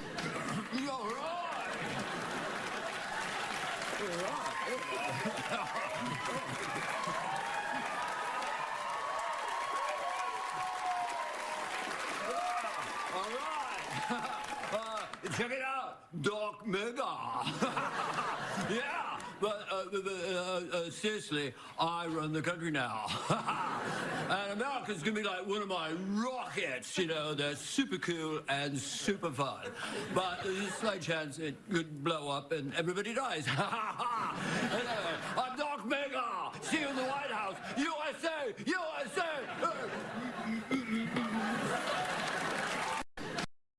I don't know, guys. I thought that fucking sucked. You're cringe, Greenheart. I am not cringe, Zombie Bomb. You take that back right now. Hurting my feelings. You know what is cringe, though? He's not being here. Hold up. Is he in Discord? Oh, shit. I'm not in the channel. Hold on, I'm going to show up in there right now in case he wants to join. But whatever. That reminds me of you. Oh, yeah. Dude, really? Dude, it's like me in the club. This is how I act. I'm just like jumping around like that. I'm like, yo, what's up? Where the pussy at? Ooh. No, I'm kidding. Oh, dude, this is bad. Also, I am way taller than Dana Carvey. I know he's a little bit older, so he probably shrunk down in size due to gravity, but... Oh, come on. I got like 20 pounds on this guy. I was just like... No, we'll play this with audio. Well, let's see what the commenters are saying. This skit is a crime against humanity. This is the least funny thing SNL has ever done.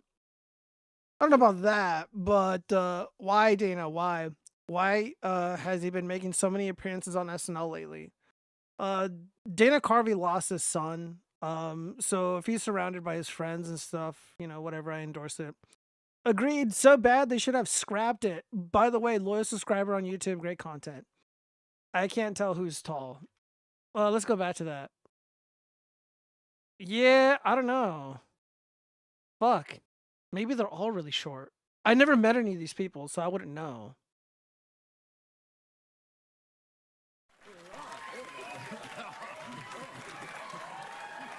Dude, you know what would be hilarious? If, like, Elon Musk, like, on like inauguration day. He's like, yeah, Doc MAGA, who? That would be fucking funny. He's doing an impression of Dana Carvey. Oh, dude, chef's kiss. That's what I would do. That's what I would do. Oh shit, I'm getting all these messages. What's all this about? Oh yeah, some of this has some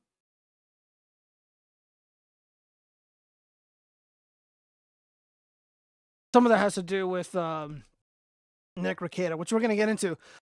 Oh shit, can you transfer your files to a new computer, but not all of them? Like, can you choose some to never copy over? Oh, hold up. Oh fuck. Hey Patrick, word of advice.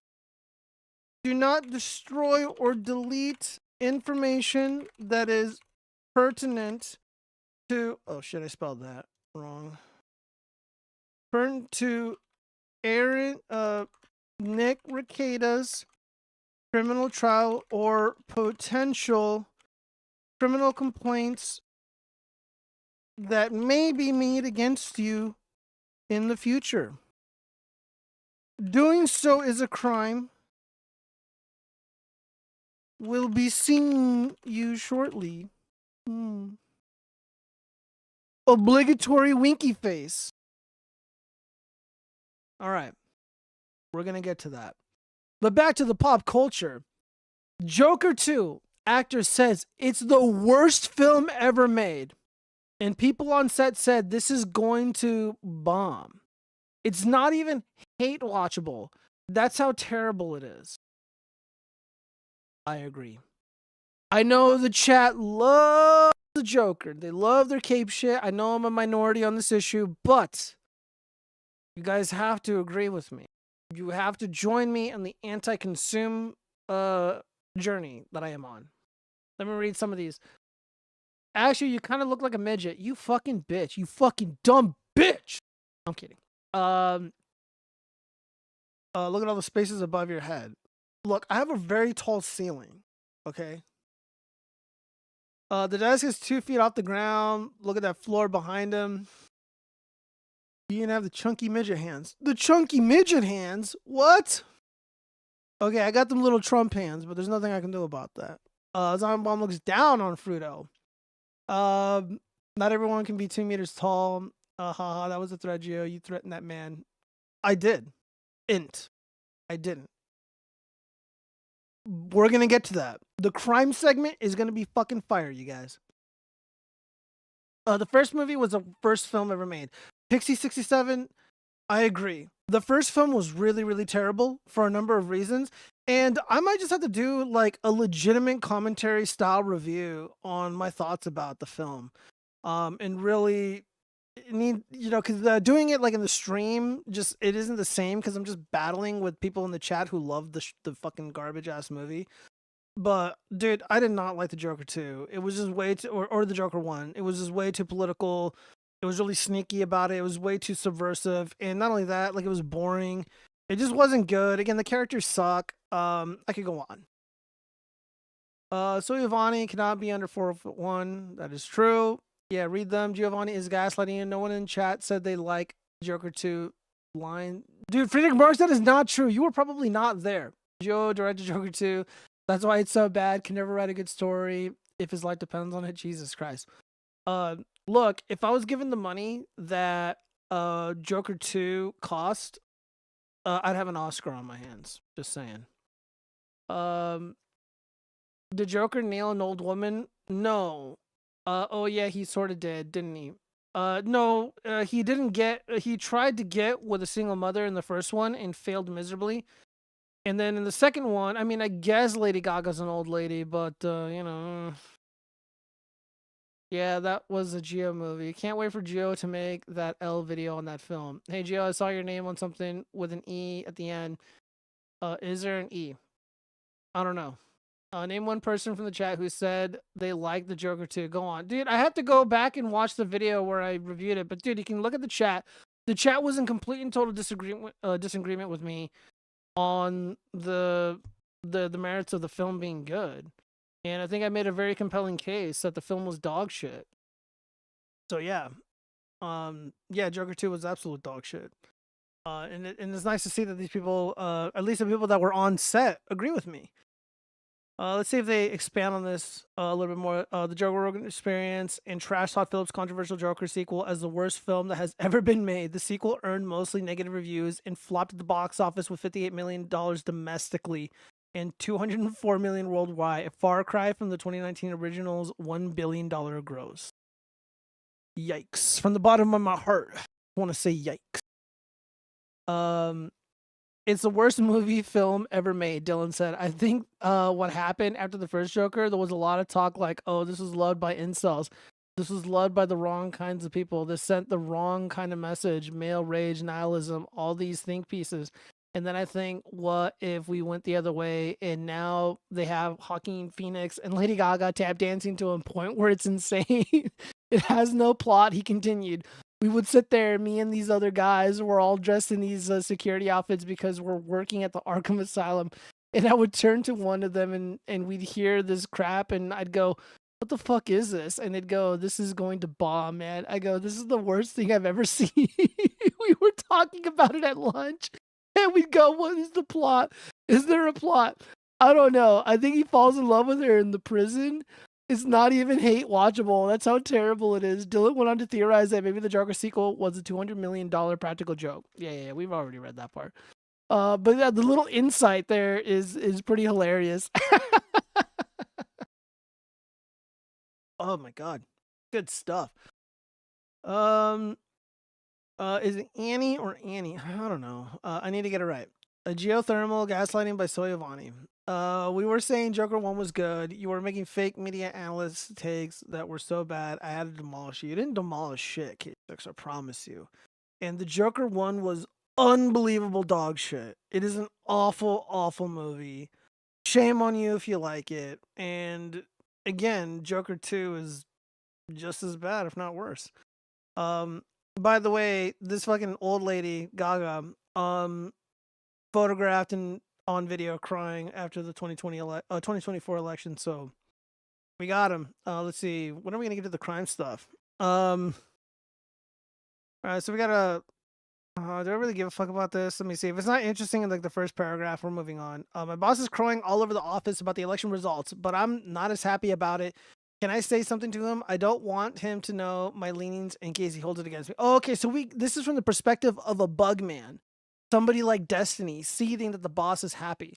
Some are crowing, others are crying, which is why we should leave politics for the Thanksgiving table. Oh, wait, that's a bad idea too. Ha ha ha. This depends on your relationship with the boss, but you can take him aside and say that it isn't a good idea to share your personal opinions about controversial topics that aren't related to the business, because many employees on staff have differing views. Well, too bad.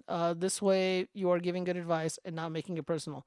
If it's just you and your boss, see if the euphoria dissipates. If not, politely say that you'd rather not engage in a discussion about politics at work. Oh, wow, wow, that was really lame. Nothing of value was learned here. Oh, yeah, just keep your fucking mouth shut at work. Like, just never talk about politics at work. Only the weather. That's about it. All right. Oh, my God.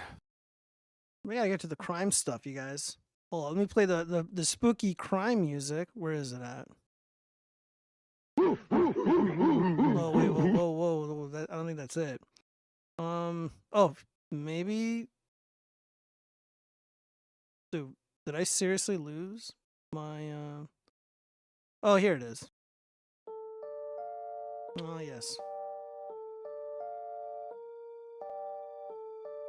Joe says he doesn't know how to spell his name. You'll hurt. Wait, what? Dude, I don't even know what the fuck you're talking about, Zombie Bomb. You fucking dumb bitch. I'm kidding.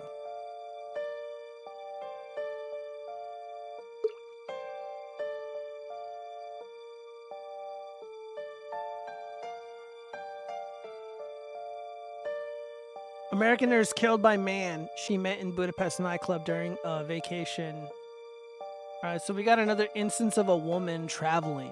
You know how I feel about those. Can't be trusted, especially if they're alone. Kenzie Mikulski was killed by a man she met at a Budapest nightclub. Investigators said, well, who's the man? While in custody, the 37-year-old Irish man. Is he really Irish, though? Is he really? Or is he Irish and passport only? Only identified by the initials LTM. What's the M stand for? Muhammad confessed to the killing and led the police to her body. LTM allegedly told cops her murder was an accident and occurred while they were engaged in an intimate encounter. So he was graping her, more than likely. The pair had met at a nightclub and danced before leaving for his rental apartment. Investigators said the man allegedly tried to cover up the slaying by cleaning the apartment and hiding the nurse practitioner's body in a wardrobe before stuffing her in a suitcase and he purchased to sneak the body outside. LTM then rented a car and drove to Lake Balaton around 90 miles southwest of Budapest, where he dumped the body in a wooden area outside. I don't know about you guys, but like, I've been pretty adventurous in the bedroom, and I've never been in a position where I've caused harm to any woman. So it's like intimate encounter. Yeah, that would suggest grape, bros. Like this LT Muhammad fella, legit rape. I mean, again, I'm not trying to victim blame here, but again, lady, young lady, you know, you look great. You should have stayed in the States, found yourself a nice man instead of going overseas to travel. We got one of these travelers. I mean, I can't help but think like this could have been easily avoided. Like, you're in a foreign country that is just flooded with the third world. And yeah, guys, I'm almost certain this person is not Irish at all. Mikalski remained in Hungary for a final night while Gretchen Tower moved on to visit some friends in Italy. The grieving friend told K blah blah blah. The duo remained in communication until shortly after midnight Tuesday. Mikalski then failed to check out of her Airbnb or make her fly back to the U.S., prompting Tower to call the U.S. Embassy. At a candlelight vigil in Budapest Saturday, Mikalski's father, Bill, says she had visited Budapest before and called it her happy place. Oh. Probably spent a lot of time with men. A lot of men. I don't know, guys. This story doesn't feel good to me. But again, if only we can impress upon these women to just quit traveling alone and being little 304s, and you know, again, she relaxed. Guys, she relaxed. Let me read some of these comments here. Why did Soyavani just yell at a 50-year-old woman and say, this, what's her name? Mackenzie? Or Kenzie is not 50 years old. Oh, do I feel so sad? I love how Slur-O is always crushing and swearing at a woman. However, when he steps to a real hard-bodied Grigga, he gets iron-sided. What Grigga? What are you talking about? Present to me a Grigga to stand up to. And what to stand up to for. Bros, when will K6 tell a lie? This man drops truth bombs like Simpovani is the Alibads. The puppets don't count as adventure. That's a lady, are you sure? I don't know, Chronic said some like it rough. Yeah, well, even then, you know, it's not like you can give it to someone rough and not fucking kill them. Or break a bone. Or sprain a body part or something. Like I said, to me it sounds like it was grape. So the reason why, here again, here's what I'm saying. Stunning and brave, Irish and passport-only individual, sees pretty white girl, pursues her, violently grapes her. Stunning and brave Irish person in passport-only has a criminal record, so they have their DNA, probably in some European criminal database, so they weren't gonna get away with it. Granted, Europe is so fucking cucked, they don't really hold their criminals accountable. So, Irish bro in passport only turned himself in. And now they're telling this sob story, this fake story of how it was totally consensual, and it was an intimate encounter. It wasn't sexual assault or anything. If you guys want to believe the fake story, you can, but I see what's happening here. Stunning and brave individual from the third world took advantage of this woman traveling alone, this stupid woman traveling alone, and yeah, he raped her because he could. And more than likely, they're not going to be held accountable for their actions because Europe doesn't like to punish criminals. America is soon to follow. Or I don't know, maybe we're just as bad already. Hard to tell. What else? What other criminal stuff do we have here? Minnesota dad who ranted against Trump election, gunned down wife, ex-girlfriend, and his 2 kids in murder-suicide. I sometimes almost feel bad for Goyovani, but then I remember the gaslighting she does, and then I never forgive. Dude, I literally have no idea what you're talking about. You just say things and it makes no sense. But anyways, Minnesota dad who ranted against Trump, gunned down his wife, ex-girlfriend, and his 2 kids in a murder-suicide. Okay. So it looks like we got a case of Trump derangement syndrome. Gets a little too raw. A Minnesota dad who ranted against President-elect Donald Trump online shot and killed his wife, ex-partner, and his 2 sons before turning the gun on himself, according to authorities. The shooter, 46-year-old Anthony Nephew, had a pattern of mental health issues. Duluth Police Chief Mike Sanoa said on Friday, one day after authorities found 5 people dead inside 2 homes in the city. Authorities found Anthony Matthews' ex-partner Aaron Abramson, 47, and their son Jacob Nephew, 15, dead from apparent gunshot wounds inside their home Thursday afternoon, police said. After identifying Anthony Nephew as a suspect, police found the 45-year-old wife, Catherine Nephew, and their 7-year-old son, Oliver Nephew, dead from gunshot wounds inside their family home close by. Anthony Nephew was also found dead inside the home from a self-inflicted gunshot wound, police said. Before his rampage, Anthony Matthew had been sharing left-wing and anti-Trump posts on Facebook account. My mental health and the world can no longer peacefully coexist. And a lot of the reason is religion. So we got ourselves a Reddit atheist, boys. I am terrified of religious zealots inflicting their misguided beliefs on me and my family. I have intrusive thoughts of being burned at the stake as a witch or crucified on a burning cross. Yeah, it seems like we would have a point now, wouldn't we? How many people actually believe that, or actually believe that I or my child are Satan or the Antichrist or whatever their favorite color of boogeyman they are afraid are this week? Okay, so I guess they're just posting it as he wrote it.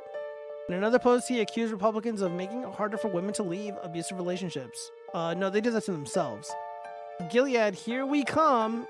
So that's a referencing Handmaid's Tale, a dystopian novel turned Hulu series in which women who have been stripped of their rights are forced to reproduce for the ruling class. Wow, that sounds like a fetish. Anthony Nephew shared other political posts, including an image of former President Barack Obama, Trump, President Biden, and Vice President Harris. The word hate sits under Trump's face, while the words hope, heal, and grow correspond with the Democratic politicians. Yeah, so this fucking fruitcake murdered his family because of his Trump derangement syndrome. Unbelievable. Let's see. Sometimes I feel... Okay, I read that stupid shit. Why did Nick end himself and his kids? I have no idea. I guess he believed Gilead was at his doorstep. Giovanni walks up to girls at the bar with his boil-infested gut hanging out and worms still slithering on his face, and immediately gets pepper spray. What the fuck?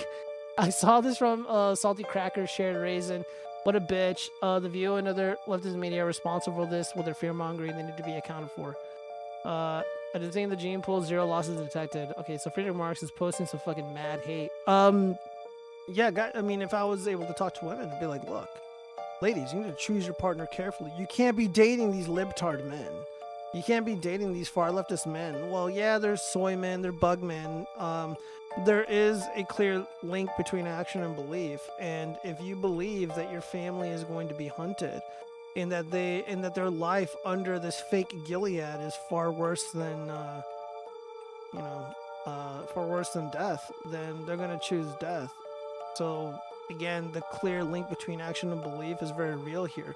We have an instance of, in my opinion, political violence, and the left does not want to own it. They don't want to talk about it. But whenever there's fake instances of political violence, they, just wall-to-wall coverage of it, and it's pretty pathetic. I mean, I see bad parenting here. I mean, first off, you got a young kid here, and he's very overweight. You need to regulate that. Maybe the little boy with the curly hair has a chance, but I guess not anymore because he ruthlessly murdered everybody. I don't understand why he took the ex-girlfriend. For somebody who has far leftist beliefs, like, should you not have, like, democratize this process here? Like, let's put it to a vote. Do we want to live under the fake Gilead or do we want to die? I'm pretty sure they would chose the fake Gilead because a lot of people don't believe the things that they say. I don't believe any of these people lived in immense fear except for this delusional retard. That would be my diagnosis of it. I would need to see the post, but I'm sure Facebook has done an excellent job deleting them because they love protecting their far leftist criminals. Also, why the fuck is he wearing two hats? Is he wearing two hats? Am I crazy? Oh boy, at the watchfrogs. Thanks to IG, I now identified this background music as brain rot. Hey, two hoes instead of 72 virgins. Okay, we got some more crime stuff though. Women furious about Trump's win start Matka movement, which glorifies poisoning men. They asked for it. Guys, this is why I don't like to talk about my politics in public anymore. Or like if I'm like eating, like at a restaurant or something, I'm not wearing the MAGA hat. Because I don't want someone spitting in my food or fucking poisoning me. So this is what we got to worry about. I mean, this is the world that we live in. Like, there's women that like literally want to harm us because of who we voted for. Women online have taken to filming ghoulish murder fantasy videos in which they romanticize lacing men's beverages with deadly poison as a justifiable response to fears about abortion rights under a second Donald Trump presidency. Lunacy is on the ballot. Insanity is on the ballot, not just the Republic. Many of the videos have been viewed millions of times on X or TikTok, and feature young women fiendishly grinning as they adulterate a cup of tea or other drink with an unknown substance.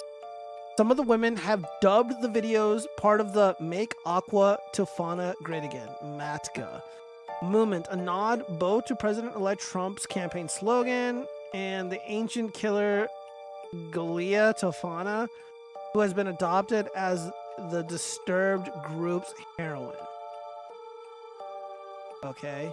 Tofana was a 17th century Italian woman who sold poison to wives who wished to dispatch their abusive husbands, resulting in the deaths of more than 600 men.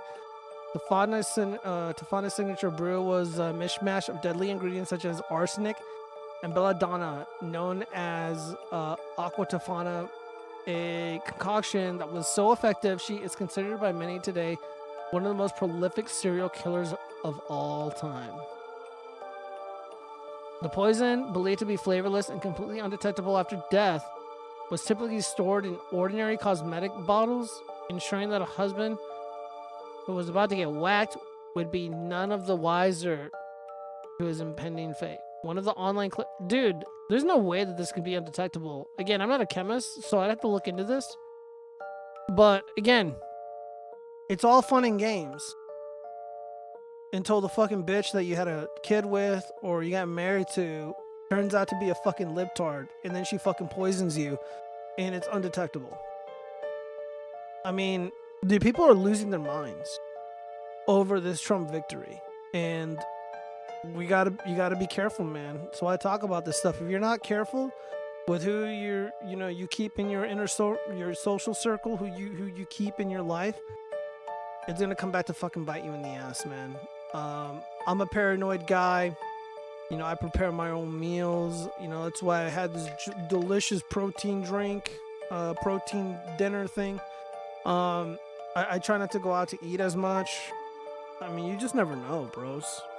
Like, it's getting really fucking spooky out there. And, we do real life here on the show, so you guys gotta know, you gotta know.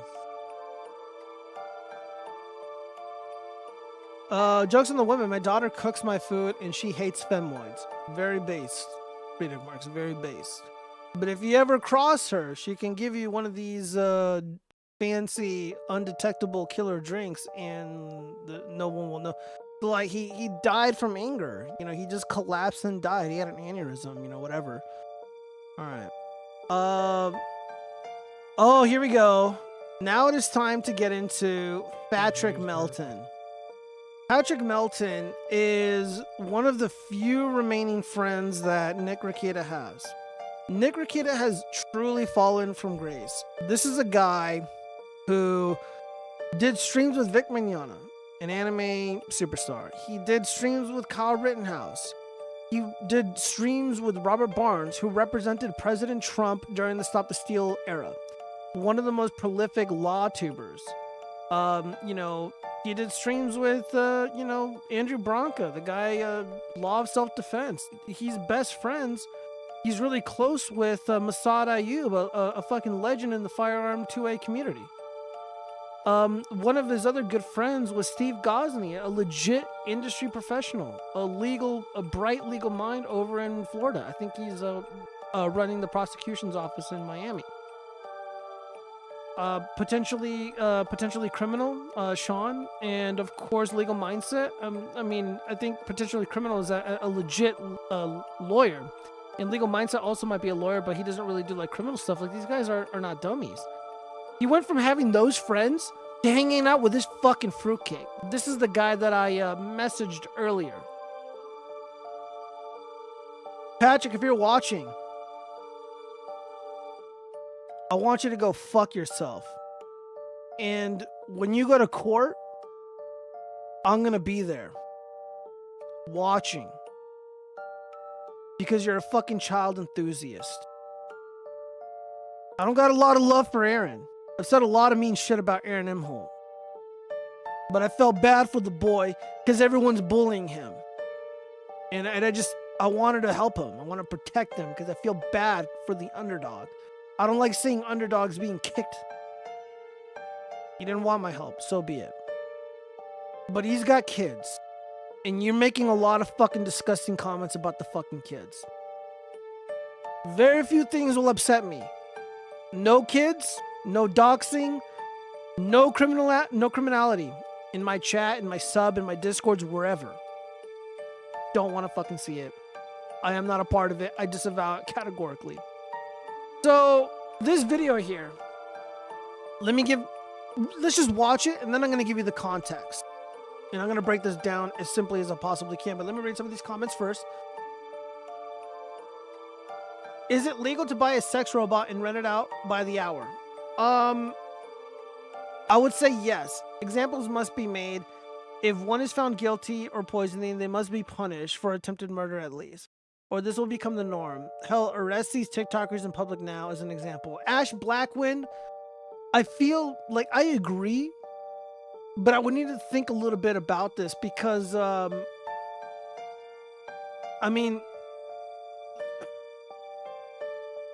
dude, I feel like there's a crime happening, but I'm not smart enough to know what it is. I'd have to ask an actual lawyer, but I feel like there's something fucking nefarious going on here when they're talking about producing these poisonous cocktails and giving it to men who voted for MAGA. Guys, I'm not even joking. I'm afraid to go to fucking Applebee's now. I might get poisoned. I don't want to die. So I would probably not just keep that thing clean after each use. Giovanni in the stands going ribbit, ribbit. 9 people watching. Gio, I hope you're watching this. I am. Actually, I'm not watching my own stream. I have to rely on you guys telling me how many people are watching. I don't know how many people are watching on Discord or BitChute, Rumble, wherever. I wish I could stream on Facebook. By the way, guys, please head on over to Facebook and follow me there, because if I have 100 followers, I can start streaming on Facebook again, and Facebook pays better than YouTube. So let's see. It's not legal to tell people how to make poison and then give it to others. Good idea. All right, so let's watch this video. So, Misery loves clips. As Patrick Melton daydreams of Aaron Imholt going to jail for rape, he sits in denial of how he has legally implicated himself by admitting he has decades worth of Aaron's browser history, including legal conversations and security camera footage. Really? Boost this. I wish I could have justice for what he put me through. So that's April Anderson saying that. Oh, wait. It sounds like Nick is going to have some retribution. April's going to have some retribution. If Aaron raped her.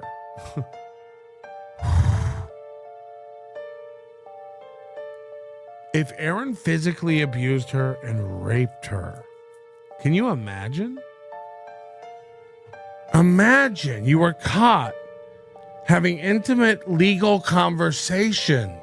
Maybe I have the full, complete presentation memo that Aaron sent over to get his little radio job. I don't know. So when he says maybe, he's saying he does have it. Obviously. Is it a crime? Yeah, it's likely. Oh my God! This is a man who realizes, oh, I just admitted it all. Can you imagine if how this all ends is Aaron goes to jail for raping his wife? I mean, she's saying she just finally shared her story.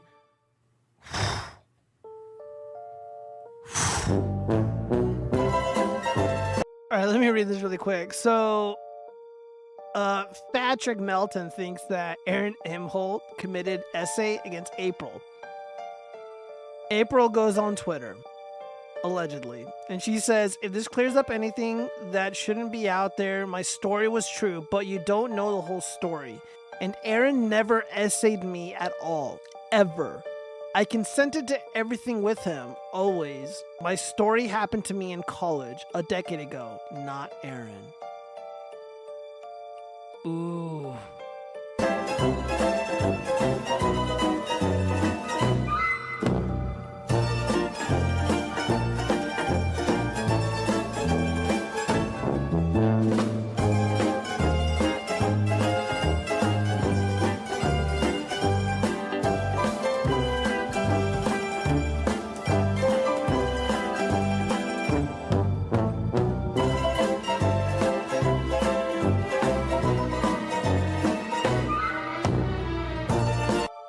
Well, you guys get it. All right, I gotta respond to something really quick. Bearing was never in my chat. Bearing was never in my chat. So that's a lie, Zombie Bomb. Typical woman moment. Just like all women, she lies. Kay says, what did Soyavani do to you? Or was it one too many bad takes? All my takes are amazing, for one. And two, K6 is like a gullible retard who is the Eric July dick sucker. So he didn't like how I was making fun of him. Because he fell for the lies. It's kind of like telling a child that Santa is not real. Yeah, Eric July is not real. He's not a real gangster. He's not a real conservative. He's not pro-Trump. He's a fraud.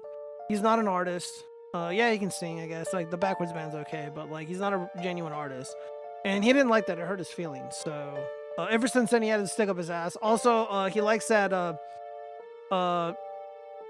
closeted fruitcake, Elijah Schaefer. And again, I'm almost certain that guy is very, very in the closet. I mean, the guy, gropes women and shit when he's married. Just don't trust people like that. You're like a retard or something, Gio. What the fuck? Raisin was here. He saw... Dude, Bearing was never in my chat. That is a lie. Because he's verified. And it would show me that a verified user was in my chat. And that just didn't happen. Again, you're having a woman moment. Giovanni makes me have to defend Zombie. It makes me sick. He forces me to do it due to his bad takes and outbursts. Look, show me the proof. Bearing has never been here. Also, I have no issues with Bearing. I like Bearing, and I like his wife too. They're both pretty funny. They're like, yeah, this guy, this super large channel came in here and called you names. No, he didn't. Because I read all my messages. Yeah, it's just a horrible woman moment. Yeah, he was verified. We could all see it. You're a really terrible liar. I'll look for it. All right. I mean, if he was in here, cool. But I would know. I would have seen it. But anyways, back to this topic here. So, what's going on here? So, at one point or another, Aaron Imholt was kind of sort of staying with Nick. And, they were doing the whole cuck circle thing.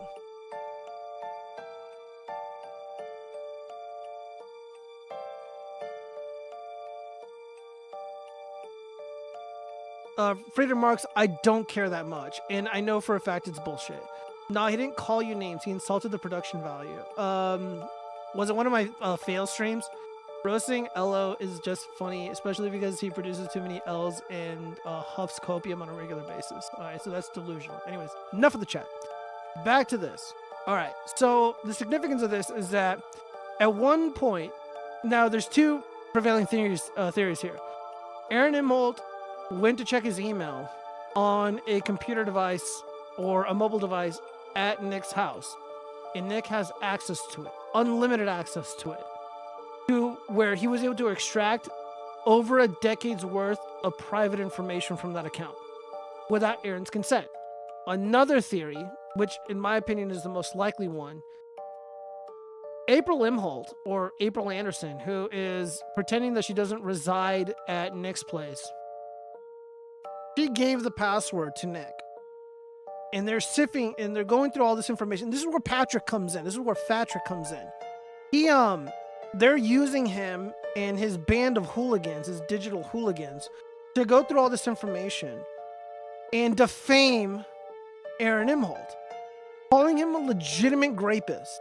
They're literally defaming him. These people could be sued right now and Aaron would win because they are making claims that are unsubstantiated. Even worse, they're using information which they have no consent to do, by the way.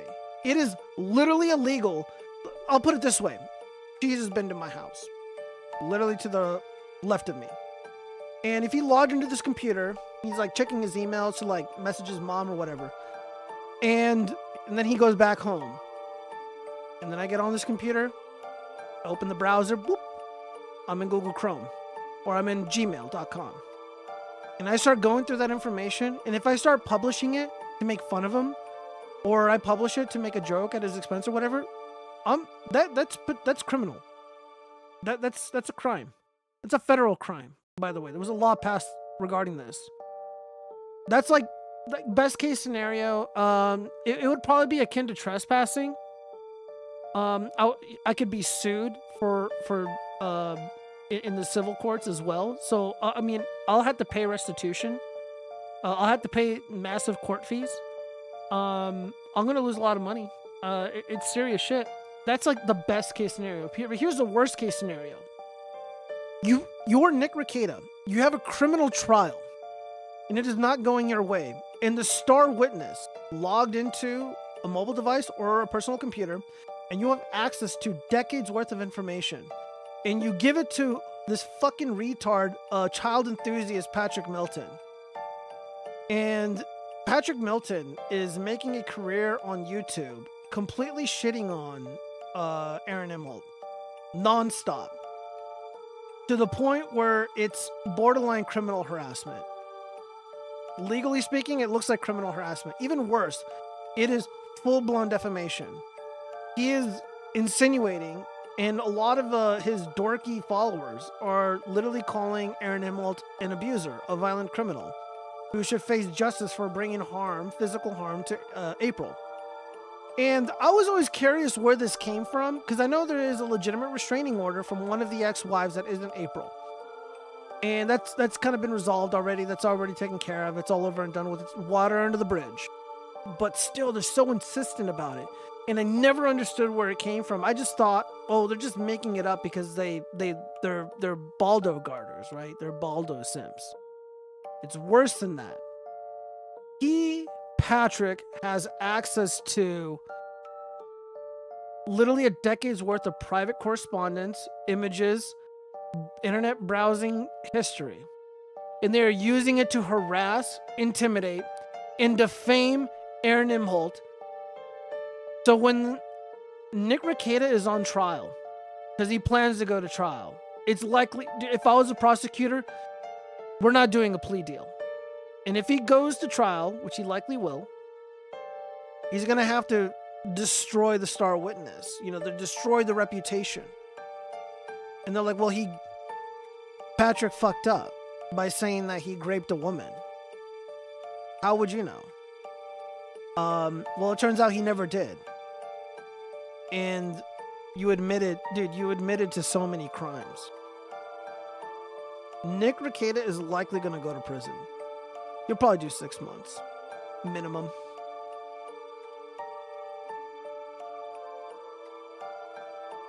Let's see. You ain't wrong about L takes. You should seen his take on rank choice. Cry about it.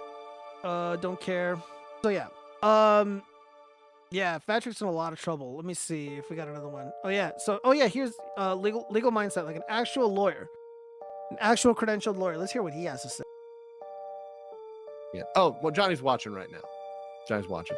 Connor for 20 said, is Patrick Melton from NLO in trouble? Yes.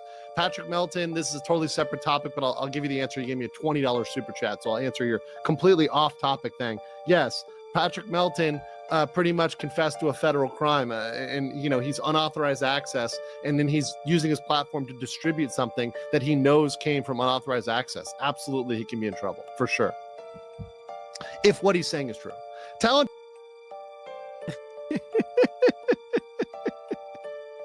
It's a legit crime. Like in Nevada, where Patrick lives. Yeah, you're looking at criminal harassment charges easily. You're looking at invasion of privacy statute violations easily. There were, I think, 1 or 2 federal laws passed by Congress that, you know, you committed federal crimes, bro. And even worse, this guy was talking about children, little children. Let's see if I can find that video. Let's see if I can find this fucking dumb bitch messaging me. Here we go. Yeah, Sludge. Dude, look at these fucking dorks, bro. Like, he's got a picture of Aaron Imholt as his avatar ripping off his clothes. Like, these people, like, vigorously hate Aaron Imholt for some reason. And, not entirely sure why. Here we go. This is Patrick Melton. I think I talked about him once. Because he's a gross dipshit. He's like a fat retard. He's like a lower... No, dude, I'm just... No, Freedom Marks, I'm just not going to debate you about something that you're fundamentally wrong on. You live in a different country. Ranked choice voting is significantly different in Australia than it is in the U.S. The laws are totally different. The populations are totally different. The politics are totally different.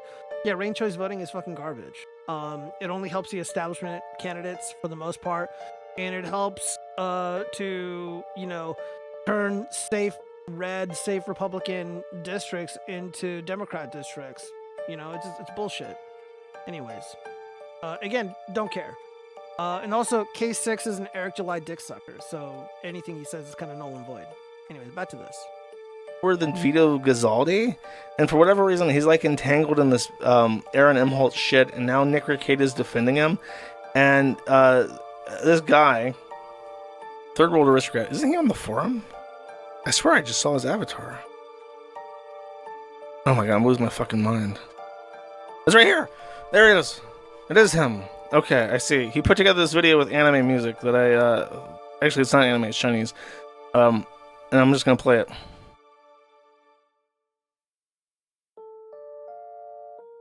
You're a fucking uncommitted loser.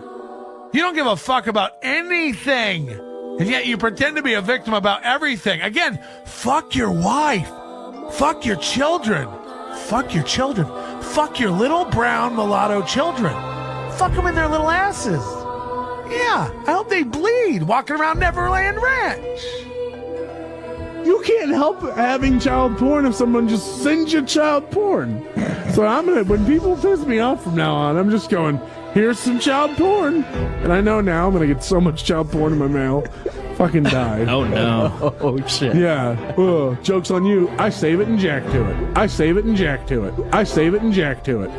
Dude, how do you go from hanging out with Kyle Rittenhouse, Vic Mignogna, Robert Barnes, to this being like your only friend left after your kid's hair was tested for drugs and after being revealed to be a degenerate cuck who let Tyrone and Jaquavius pass your wife around in Jamaica. And then you got fleeced for $1,000 like a fucking idiot. Is that illegal to say? That's not. I fuck kids? Allegedly. I dare you to be trapped in a fucking coal mine with a kid and not fuck it. Oh, God. My name is Oh, no. Imagine what I think of my daddy, Aaron, when I'm older and see all of his videos. No. I can't wait until I'm 18 and come on Patrick's show and come at the same time as. I think this is a picture of his daughter. Like a gif of the daughter on Patrick's show. I just realized that. This is pretty fucking disgusting now that I think about it. Patrick. Jesus. It will be glorious. Catch you losers on OnlyFans in 5 years. Hugs and kisses, boo. I too can't wait until you are 18. Or as cup holders. And she's singing like, dude, she's right. Your daughter's got a cup holder too. I hate to tell you. Turn her upside down. Oh boy. Stop talking about my precious children. Meet me outside. I'm not having fun at all. Fuck your kids. And I mean literally. Like by the time I'm divorced, she'll be 18. She might spread for me. I'm not opposed to talking about fucking shit. Imhole. Not. Dude, this is fucking disgusting, guys. I mean, this is where Nick Rekieta is in life. Using this guy as a surrogate, if you will. He's using this guy to circumvent witness intimidation laws, in my estimation, in my opinion, because you need somebody to go through that information that isn't Nick. So that's Patrick Melton's job. He's airing out all of Aaron's dirty laundry. Patrick is airing out all of Aaron's dirty laundry, and they're posting internet history. And I'm gonna be honest with you guys, it's not flattering. Nick is a cuckold, but so is Aaron. Aaron will never beat the allegations, and now it's more confirmed than ever. He likes to watch explicit material of cuck corn. Anyways, let me see. Gia, did you take down your stream of the moon debate? No, I didn't. I only did one stream here on the channel. The other ones were on Ozian Talks channel. I forget the name of it. But just look up Ozian Talks moon debate. You should find it. I haven't taken his claim that you were Eric D. Ryder because he shows zero proof from the Joker gaslighting. Well, no, K6 is an Eric July dick rider. Hasn't watched this. Dude, I've seen his content. He fucking sucks. His analysis on everything sucks. He's a libertarian, so that sucks. Yeah, dude, the guy fucking he lifts art from Ed Roth. May he rest in peace. And I talked to his family, and I'm like, look, if you guys want to go after him for copyright, you know, me and Dick Masterson, you know, we'll round up the troops and we'll do a GoFundMe. And you know, Eric July has already taken a lot of L's in court for violating the copyright of the actual international, you know, ministry. I forget the name. The actual International School of Ministry. That's what it was. The Christians. He violated their copyright, and he lost. So, and he did the exact same thing to Ed Roth because he's lazy. Again, dude, if you like that shit, then whatever, man. I just, you know, he's a fake bitch, bro. Like, he goes and runs to the cops. He ran and went to the cops because he was afraid of Riley, infamous internet troll. I don't know about you, but if you go to the cops, you're kind of a bitch. Especially over somebody being mean to you on the internet. Like, who does that? Yeah, by the way, this is going to be demonetized thanks to this fucking video. I should have had one muted. It's the one where you spent, like, a lot of time live trying to set everything up at the beginning. I think you might have been having audio problems. No, I think that was more their problem. It was like an issue with the restream. Or not restream. What was it? StreamYard. And it was convoluted. There was not a lot of communication, but the other moon debates, like the funnier ones, it was on their channel. I didn't bother streaming it. I liked Air July since before he started his comic. He used to be my knowledge bank for lore on comics and how consistent the new ones were, or if they were retconned anything. I mean, he might be knowledgeable about this stuff. I guess that's cool. My grievance isn't really like, you know, what he used to do. It's his actions today, bro. Like, he's calling the cops on people who are making fun of his shitty comic book. He's calling the cops on and using domestic violence laws to get his critics thrown in jail. He's literally violating the copyrights of Christians and then saying that they're fake Christians and having them be harassed. And they took him to court and they won. He violated the copyrights of Ed Roth, a genuine artist a real world fucking industry pro. May he rest in peace. He just sucks, bro. And he's a libertarian. He's a fucking pussy. He acts like a fucking gangster. Dude, real thugs don't go to the cops. I mean, by the way, the whole shebang is over. The detractors lost. Nick's in jail. You know, everyone hates Vito. I mean, Vito kind of turned it around for a second, but then he fucked it up again. Ethan Ralph is, you know, literally passing out from drinking or on drugs on stream. Like, it's sad, bro. It's fucking sad. I mean, it's just like, it's comic skate guys and, you know, like people like me that are left, and, you know, like, we're just, it's over. I actually haven't watched much of his content since he made his own comics, since he isn't critiquing Marvel anymore. Well, dude, like, he tries to pretend that he's competing with those guys, and he's not. They have no idea who he is. If his comic book was actually kind of decent, they might have. Can't find your fat gay friend's God damn it, bro. I don't remember what Bomby Bomb. Don't call him that. I can't believe I fucking read that. God damn it. I've also never really supported his libertarian takes either, especially since he is very contradictory. So calling me a dick rider is just slander cell. Well, dude, when I said what I said about him, you were like, how dare you attack Elijah Schaefer and Eric July?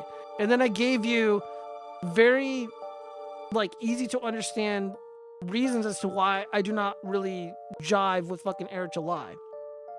Let's say that I generally liked Eric July. Like, I had no issues with him. And I'm going to tell you right now, like, right now, I do not. It's over and done with. It's in the past. But knowing what I know now, like, I wouldn't want to fucking hang out with Eric July. He's a fucking bitch, dude. The guy goes to the cops. He calls cops on people. Over nothing. You know, he was lying, saying that people were going to the grave of his relatives and they were peeing on it.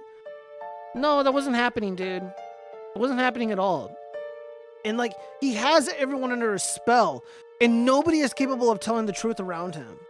And that's what drives me crazy.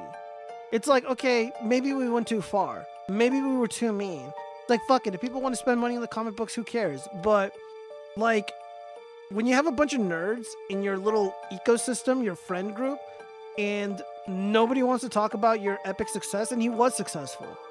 What he did was nothing short of a miracle. But nobody wanted to review that shitty book. Except for people who didn't, like, weren't, like, in the group. And everybody who reviewed it said that it sucked. And when people have legitimate criticisms about what he does, or what the books are about, like, he attacks them. He threatens them with violence, says pull up. And when someone pulled up and was making jokes at his expense, Eric July was a hairy ass crack of a joke. He calls the fucking cops like a bitch. Like a fucking snitch, bro. I'm not about that fucking snitch life, bro. I never fucking called the cops on anybody. Dude, the only time I ever called the cops, I was at work, and I'm at lunch, and I look at my camera, because my mom was staying with me, because she had surgery, so she needed to stay with me, and she was in bed with my dogs. And it looked like someone was trying to break into my house. I saw it on my camera. I freaked the fuck out. I run to my car. I didn't even have the motorcycle. That's how long ago this was. I run to my car. I'm doing like 80 or 90 down the fucking road. I'm running red lights, and I'm on the phone at the same time. And I'm calling the police. I'm like, you need to get there right now. It's just my mom and my dogs. She just had surgery. She's in fucking danger. Like, someone's at my fucking door slamming, trying to get in. I was freaking the fuck out. That's when I called the cops. Because someone had to be there before me. Fortunately, it wasn't that situation. It was a domestic violence situation where the woman who was at my door was knocking for help. And I heard crying in the audio. And I thought it sounded like my mom, but it was actually a little child. I'm not even kidding. And that's when I called the cops. But imagine if I called the cops because fucking Patrick Melton has some shit to say about me. Or I get uppity about somebody making a comment in my chat. Yeah, that's not gonna happen, you guys, because I'm not a fucking snitch. Nick Rekieta is a fucking snitch. Patrick Melton is a fucking snitch. Eric July is a fucking snitch who pretends to be a thug. I ain't down with that fake shit, bro. Like, you don't have to be cool. You don't have to be whatever, man. Just don't be fucking fake. And don't be a fucking snitch. His barcode on his hat Is he trying to say that he is a small hat person with a code number? AC, I have no idea. Friends group with nerds? What the fuck? I'm not gay. Only Sigma Alpha Chads are in the groups. I used to watch Geeks and Gamers like Eric July, Baby Jeremy, etc. for news content. They are a big anti-woke crowd. Go get you know, and like in the past, I'm gonna be honest. Like I like D-Day Cobra, Jeremy. I feel like me and him could be cool. The heels versus babyface guy, like, thought it was kind of annoying, but like, I mean, I know he's friends with Eric. Whatever, man.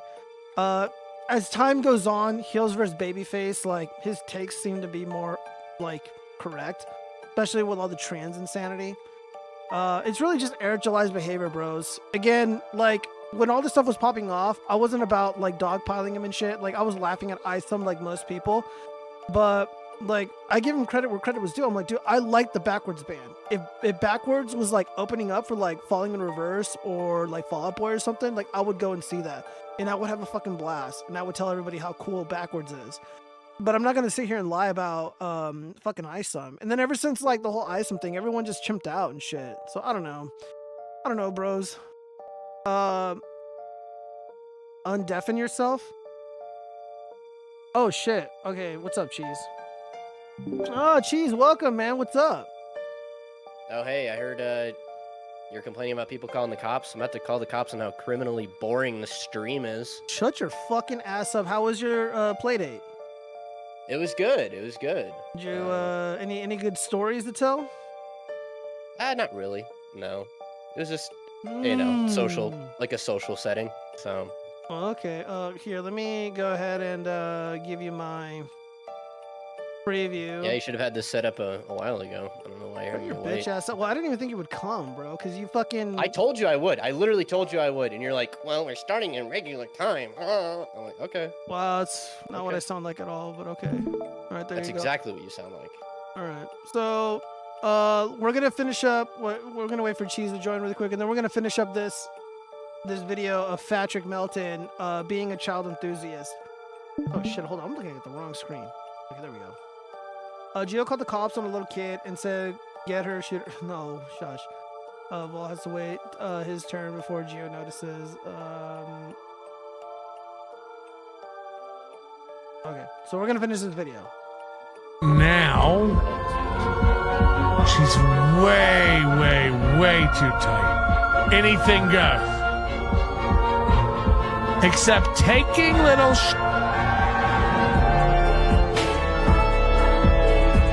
No one's into your kids. And by the way, if I was gonna fuck children, I'd find hotter ones.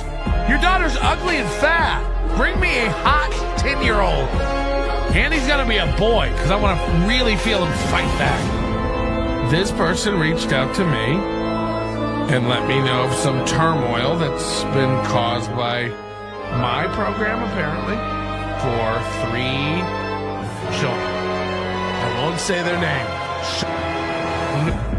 And good, but 3 children very close to Aaron, asking me to back off, please, for the children.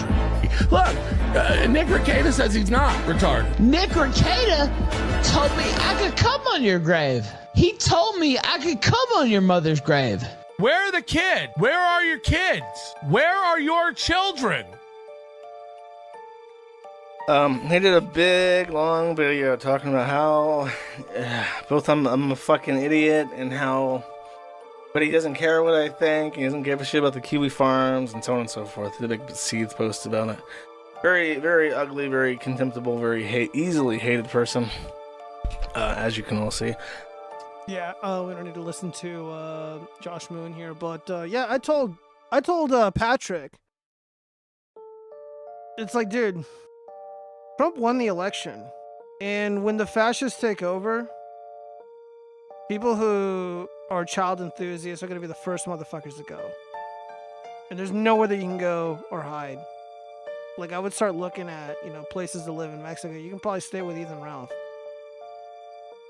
Yeah, these are, this is what we're dealing with. And, like, the internet is a fucking scary place, man. And, like, look, I know Aaron is a cuck, and he's, like, a pathetic idiot and all that, but, like, he's the only one who's atoned for his sins.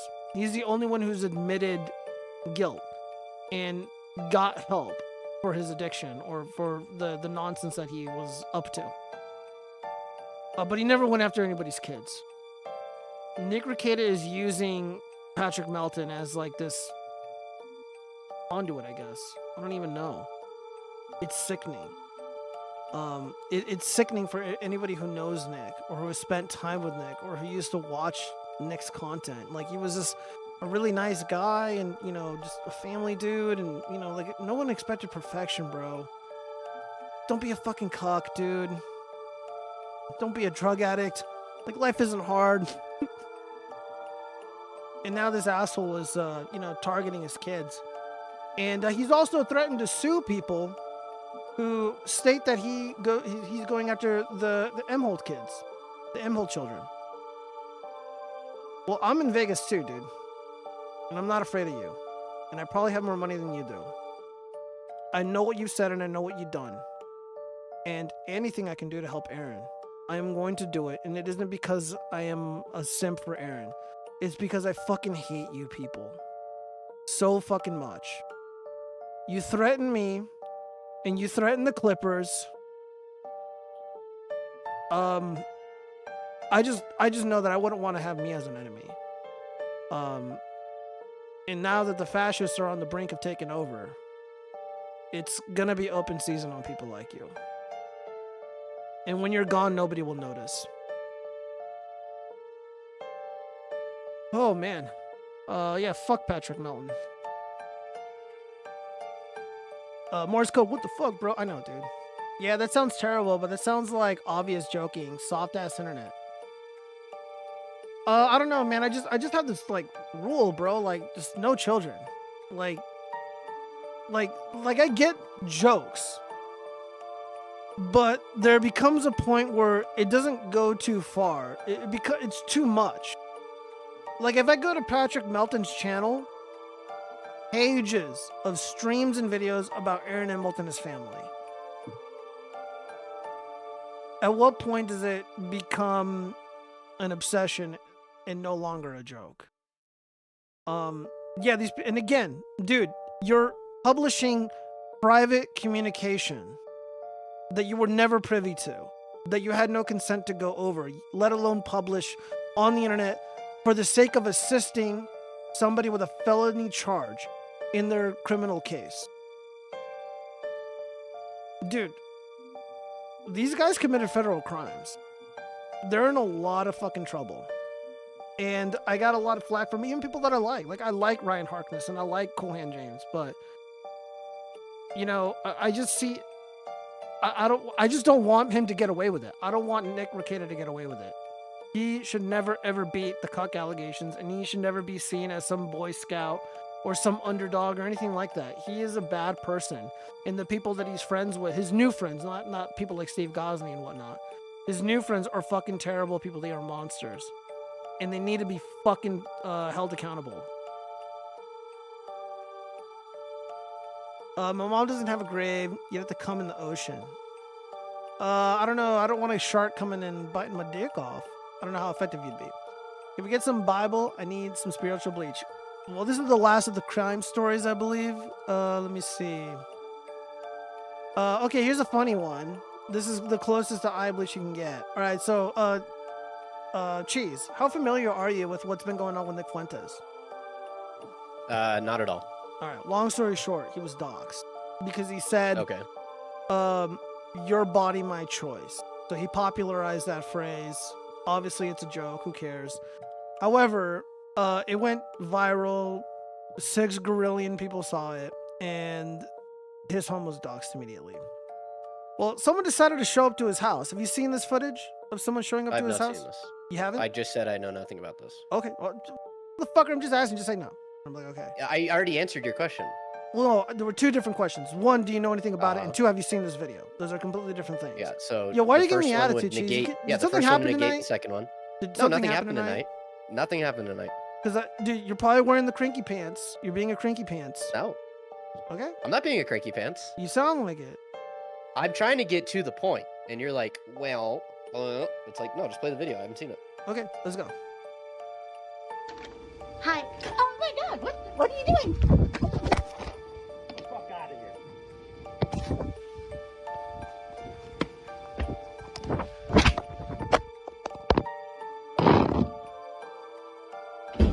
Alright, so he has pepper spray in his hand. So it happens really quickly, and I guess the person who went to the door handled this really well. So you see it right here. He opens the door, and there it is, right there, boom. Right into the face. And the person who rung the doorbell, presumably a woman, I don't know. The individual's kind of androgynous, so I'm just going to use they, them pronouns, because who fucking knows? Hi. Oh my god, what are you doing? And then they collapse to the ground. And then I guess he takes the phone into the house. Shuts the door. And that is all there is to this incident. The individual retrieving their property back is not... Yeah, so this image went viral.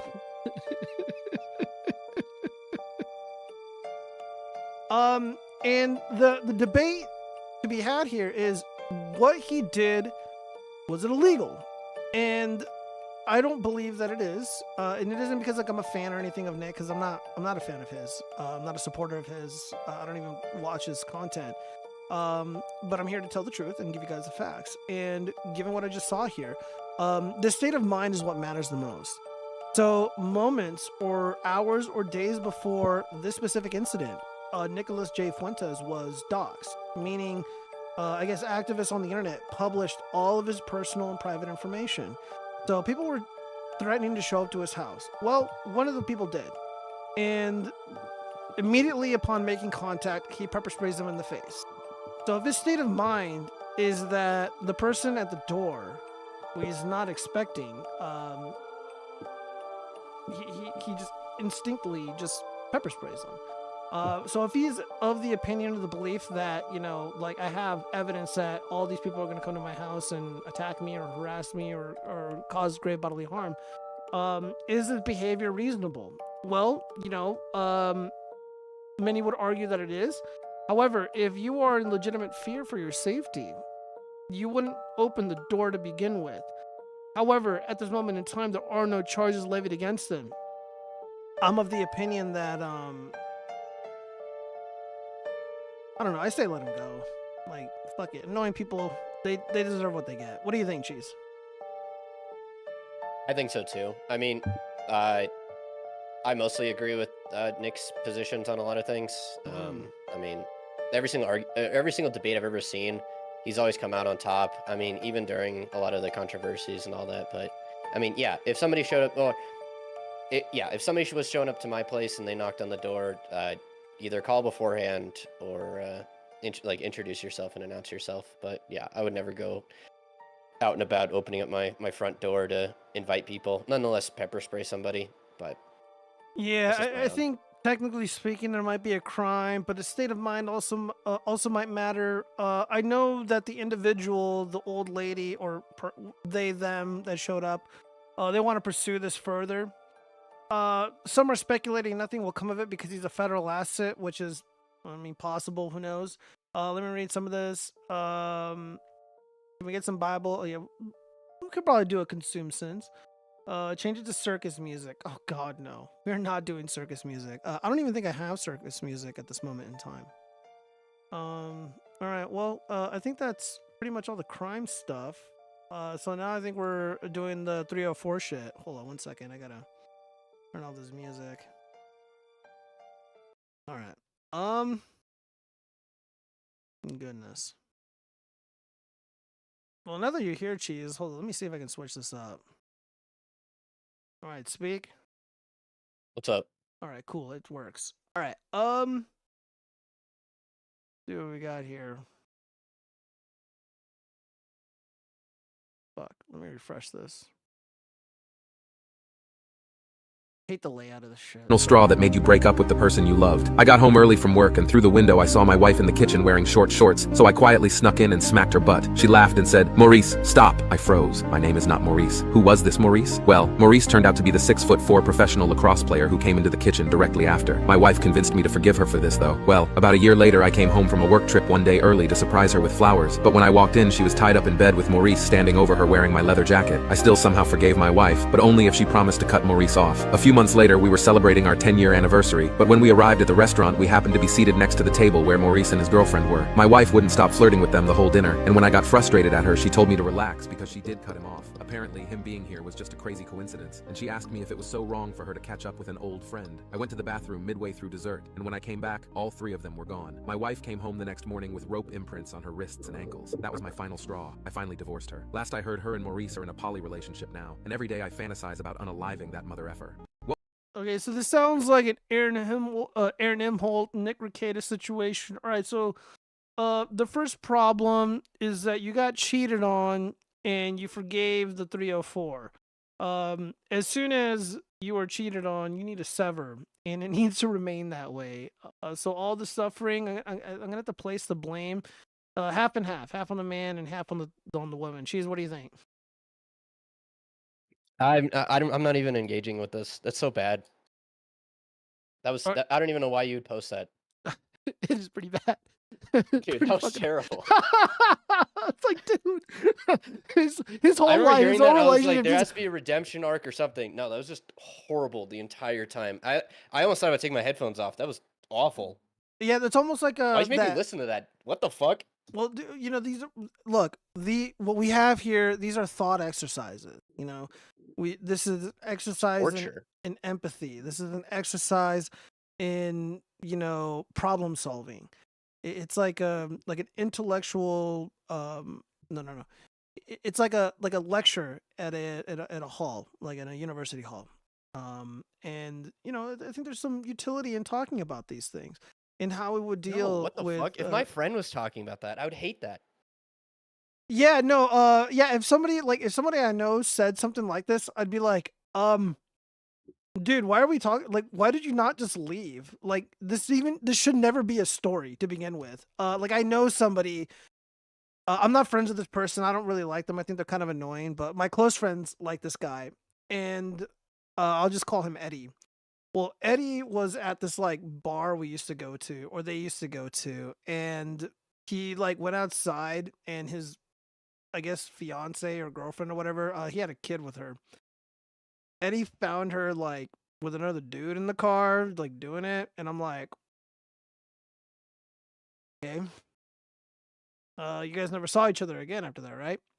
Nope. He pretty much like forgave her, but eventually she ended up leaving him, and it was, dude, the whole thing was so painful. It kind of reminded me of this, and I'm just like, yeah, dude, like, you know, it's a classic case of putting the pussy on the pedestal. I mean, it kind of reminds. There's no way. There's no way. Yeah. Dude, it's kind of like that woman. I forget her name, who slept with all those like those brothers in the police force, and I was like, yo, dude, what would you do? And you're like, yeah, I'd kill her.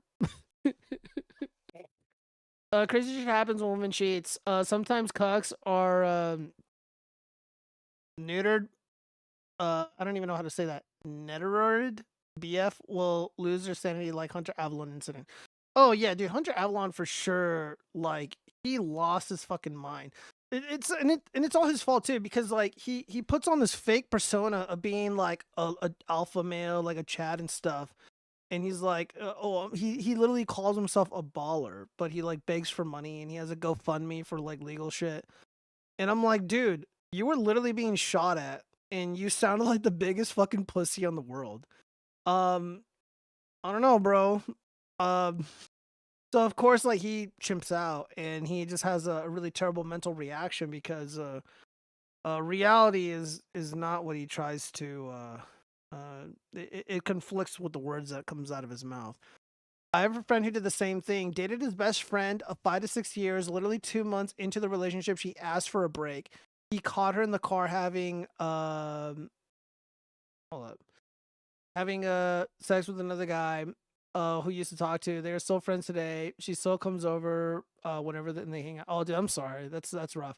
I don't feel bad for these men. You got to be willing to try on more than one shoe. No, I don't know about trying on different shoes per se. Maybe I'm not reading that correctly, but it's more about like standing up for yourself. Like, if somebody's gonna wrong you, if somebody betrays your trust, especially something as egregious as like running off with a lacrosse player, dude, you gotta move on, bro. Like, if you don't got a kid, you got a family, like, it's just not important. Like, dude, like, it's so weird. Like, people who are, like, thoroughly mentally cucked, guy or girl, when they, like, want to stick around in, like, in a shitty relationship, it's always like, dude, they will, like, do mental gymnastics and come up with the most retarded reasons to stay. Oh, bro. Also, whenever I hear Maurice, I just think of that little bitty, what are they called? Little lemur from Penguins of Madagascar. Oh, Maurice! Like, Oh, there's a I little think bitty. I think I've only seen like one of those Madagascar movies. Yeah, he has the big old bug eyes. That's all I hear, and it's like, you got by a guy named after a little cartoon rodent. I'm like, damn. Yeah, it's pretty rough. As I see it, concubines are the way to go. If they act this way, no legal issues, and you can have more than one. Female cucks are the best cucks. I don't know about that. But I mean, they're all about you. We don't have too many of these. Let me see. What time is it? Oh, damn, dude, almost 3 hours. All right. Phew. Oh, dude, look at this. Oh man. Should I delete my 6 terabytes of corn collection? I've been downloading corn for at least 10 years, usually deleting the hard drive after a certain point, but since lockdown, I've amassed 6 terabytes of hardcore, some extreme, but mostly vanilla corn. Huh. Downloading it became a ritual, a way to watch corn without watching corn, a safe zone. But now I have to support. But now I have support to break free from this addiction, and someone suggested I delete the drive. However, it is my precious. I'm not even kidding. The precious is all caps. I've deleted similar drives before, but always ended up regretting it and re-downloading everything. Ooh. I'm scared that if I delete this one, I'll just fall back into the same pattern. It feels like letting go of this hard drive is letting go of part of my comfort zone. And I'm not sure how to handle that. Why do I fear letting it go? Why am I so afraid of not being able to watch corn ever again? No, I won't stream if I'm to watch corn. I want HQ or high quality, so download.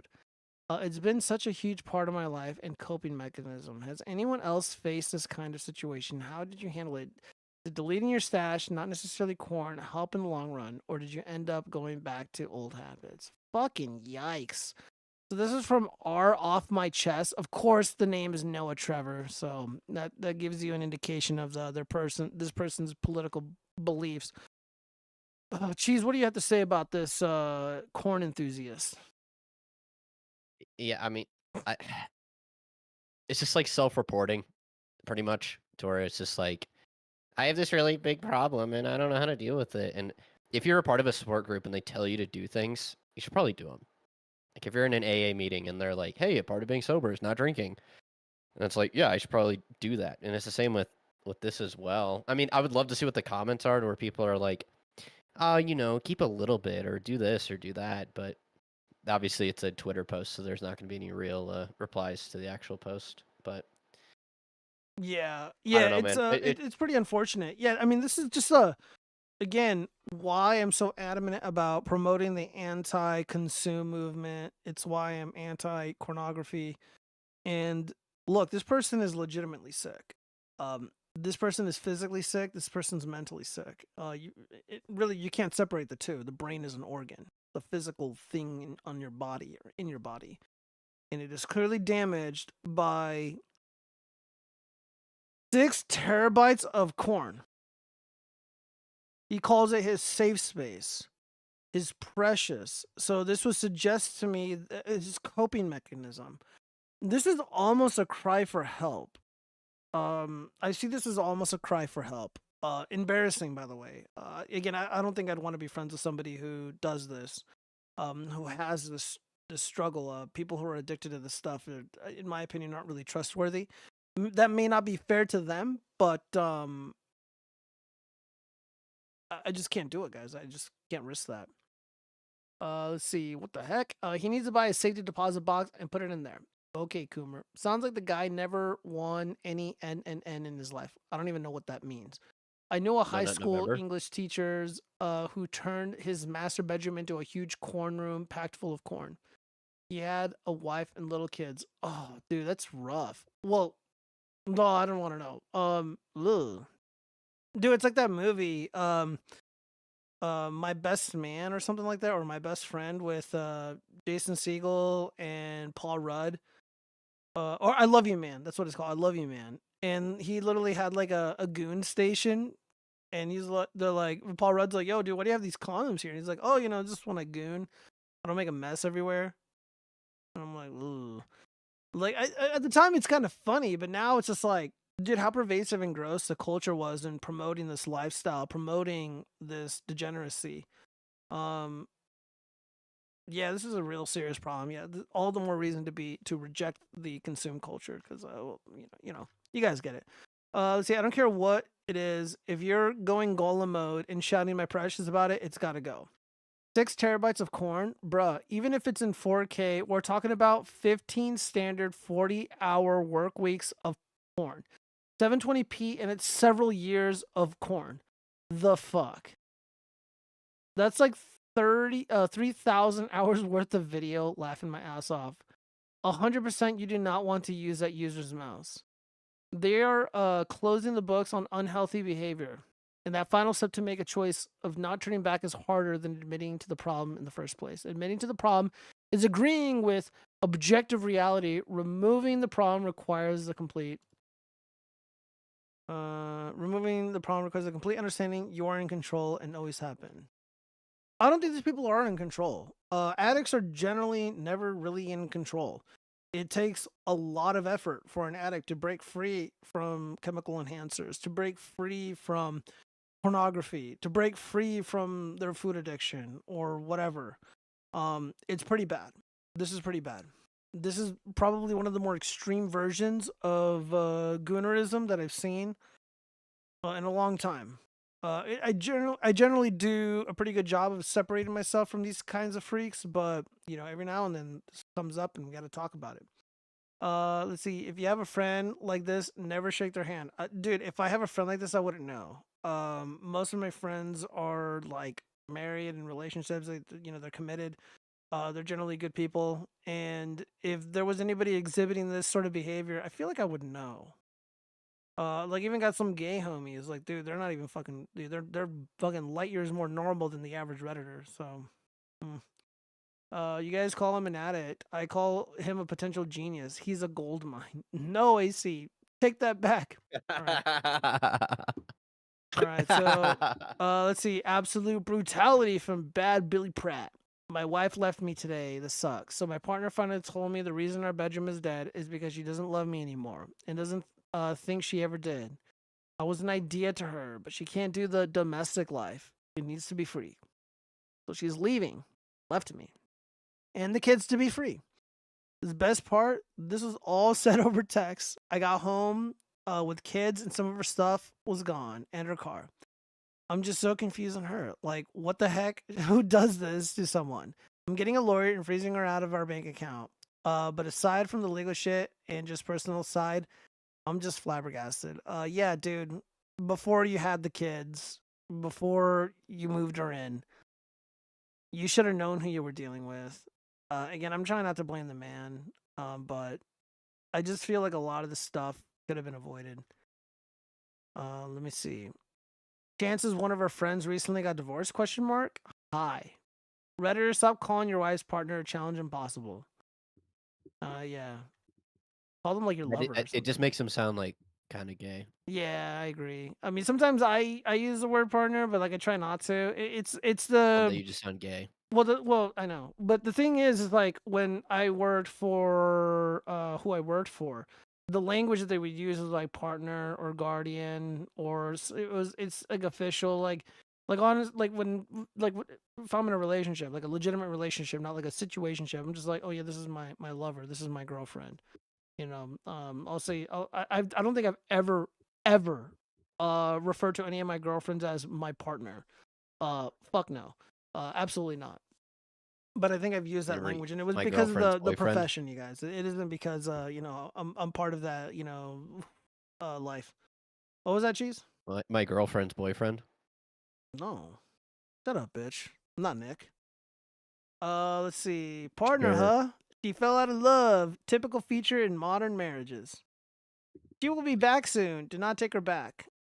You hear this from divorced women a lot coming out of 15+ year marriages with multiple children. I never loved him. So they basically wind up bored, feel ashamed, and backwards rationalize it that they never loved someone they kept procreating with. Yeah, yeah, it doesn't smell the Mental illness. That's yeah, all it that doesn't. is.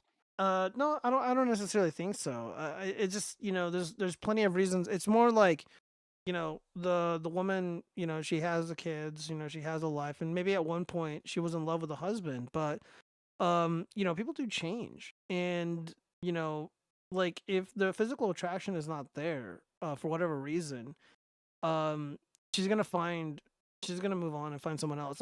Like a lot of people, I mean, this is also a really, really great theory too, and I tend to think it explains a lot of what we're seeing.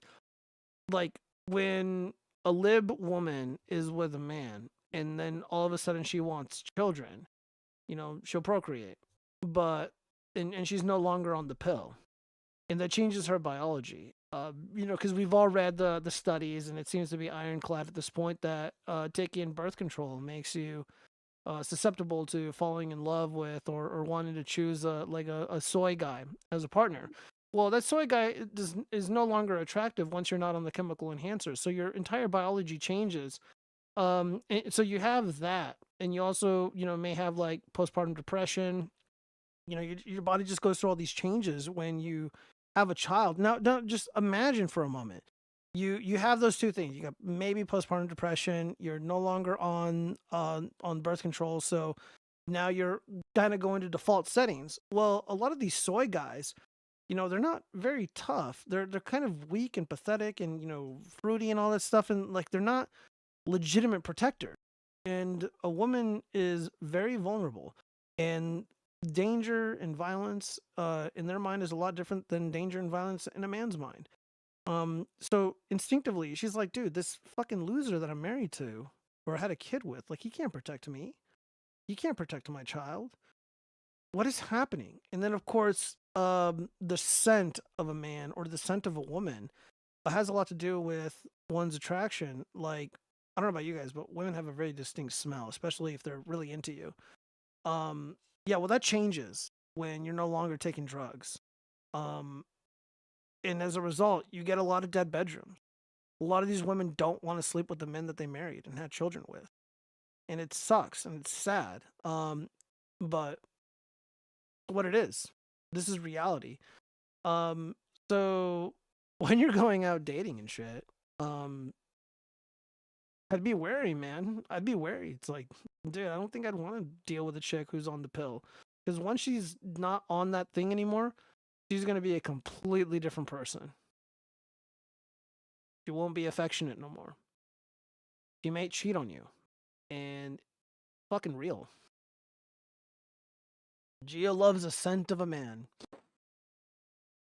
No. Gio True. gets beat up by a girl. No, it's never happened. It's never Also weird to true. watch other people.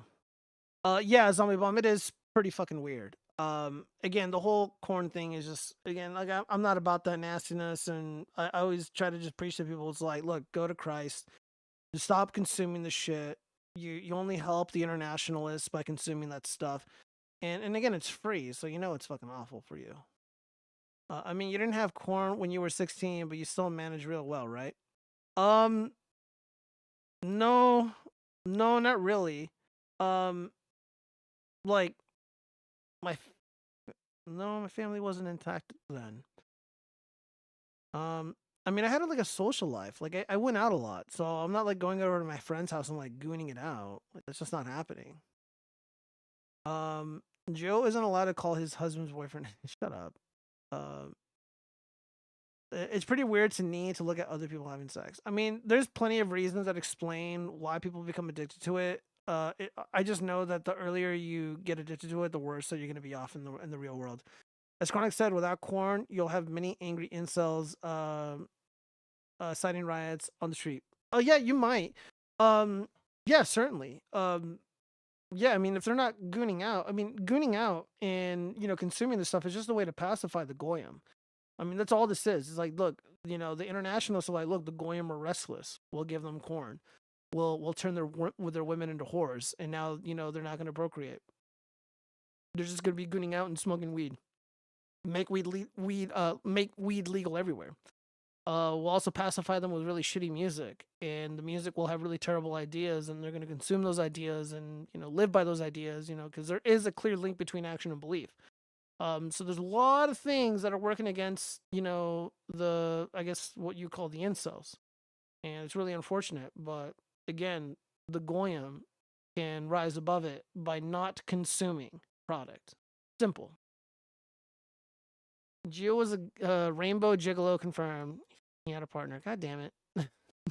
Good to see Mark Robinson is still around. What do men need corn for?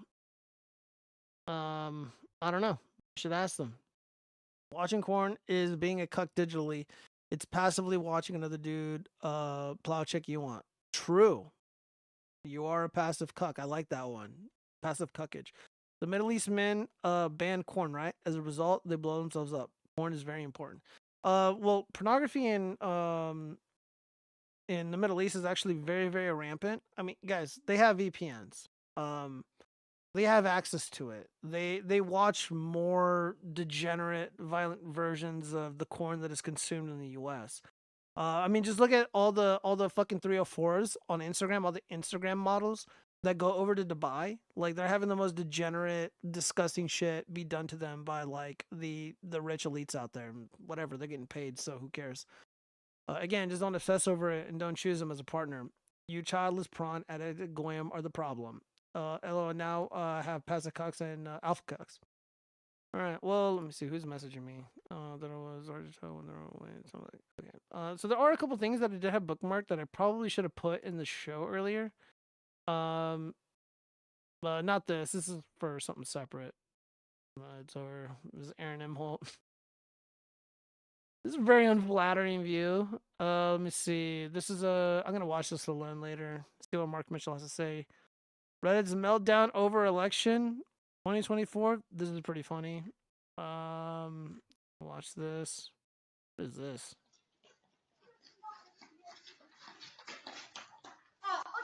Two, because they're Trump people, so they're cool. It's like 8 Trump 20. I'm ringing the doorbell. Hey, Trump's gonna win, okay? Don't ring it. Quick, don't do that. Trump's gonna win. Trump retreat. The kids are all right. Let's see. Oh yeah, this fucking fruitcake.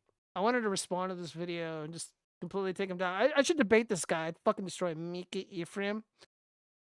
Let's see. Hold on. Let me read some of these comments really quick. Watching corn will make you Indian. Oh, bro. Dude, they're the thirstiest fucking people on the planet, bro. They are so... Dude, I had no idea. Because, like, the few Indians that I've met out here, they've been, like, really kind and friendly. But, like, you go on the internet and I'm like, bro, those motherfuckers are thirsty. Wasn't there a headline of the North Koreans, mercenaries in Russia didn't do their job well because they finally discovered... Dude, I have no idea, bro. I have no idea. Why does that comment never get shown on the stream? What comment? K6. You gotta be specific because I don't know what you're talking about. Well, I don't know, Cheese. What do you have to say about pornography? It's bad and should be avoided at all costs. I mean, it's worse than like a cocaine addiction.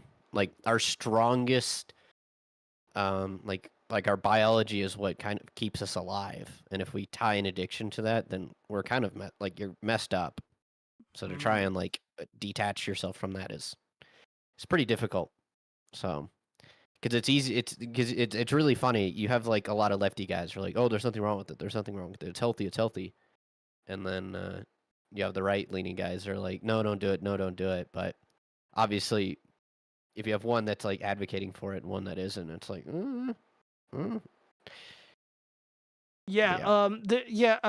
as a former Bernie bro and as a former Redditor myself, bajillion years ago, there was a lot of fucking cope.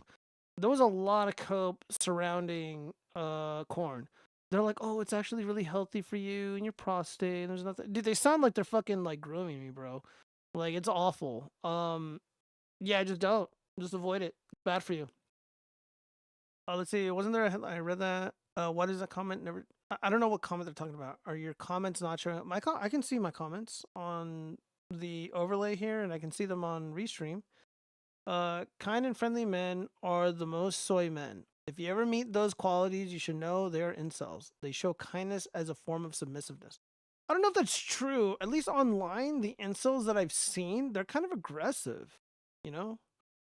I would say the minimum line with corn is eliminate all dudes from the corn you consume. Even that can be improved on by not watching it entirely. That kid is 100% rainbow and still 100% less gay than Slur-O. All right, Air July Dick Sucker, that's enough of that. All right, let's watch this video.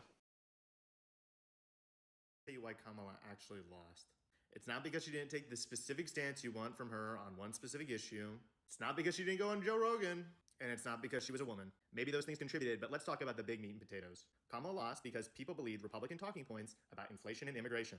When Republicans said that the Democrats were responsible for inflation, despite the fact that it happened literally everywhere in the world and it actually happened less here than in other countries, people believed them because they didn't see our message. Yeah, okay, dude, that doesn't fucking matter though. Like, we get that we're in a global recession and that all the economies are kind of intertwined. Dude, I don't give a fuck if inflation is like 6 grillion% in Ghana. I don't care what Italy is going through right now economically. I don't give a fuck what's happening in the UK. I'm an American. I think America should be first. My main concern is America. So that this is terrible optics. It's like I'm like, oh god, I can't afford bread and eggs and milk. What is happening? And then you're like, oh well, inflation in the Congo is, inflation in Nicaragua. It's like, who gives a fuck, bro? Like, is that effective? Oh man. Let's see. He goes to Gio's barber. Don't you fucking start, Zombie Bomb. Don't you start, you fucking dumb bitch. Actual Justice Warrior would suplex you into a pole. What? What are you talking about, K6? Oh wait, Gio's mom cuts his hair. That kid is Gio's dad. Yeah, this is my dad, you guys.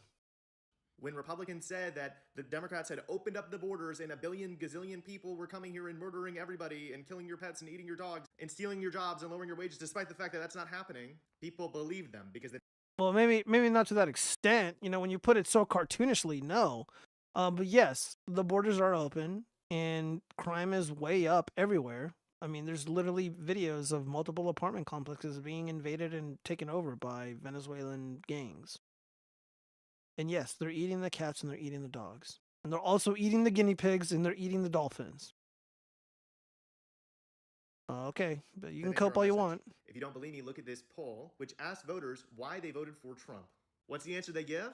Number 1 and number 2 is inflation and immigration. So what do we do so we don't keep losing to crazy people in the future? First, we need to stop talking about democracy. It's an unfortunate fact. I love democracy. I care about it a lot. I think it's really terrible that Trump tried to overturn the last election. But here's the deal. Nobody cares. Most people have no loyalty to the current political system. They think it has failed them continuously over the course of their life. And so when they hear that Trump's trying to destroy it, they're not really that scared. Correct. Democrats for the past 8 years have made our entire identity opposing Republican extremism and trying to make things better on the edges. And the reality is we need to do a lot better than that. We need to start talking about how our political system just does not work, like at all. There's a class of special lobbies, which has hijacked our government and is profiting from our societal stagnation. We don't build things anymore. Our government's doling out billions of dollars of corporate subsidies that we can't afford. And we have a huge deficit. The welfare system's a mess. The health...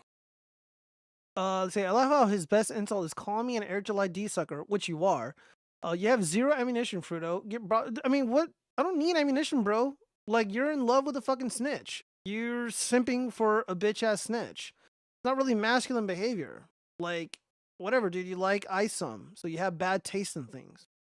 I don't know what to tell you, bro. Agree to disagree. If only Cheese spoke more with good takes. I don't know, Cheese. What do you think so far about this guy's rant? Like, what would you have to say to him if you were in a debate? It's just...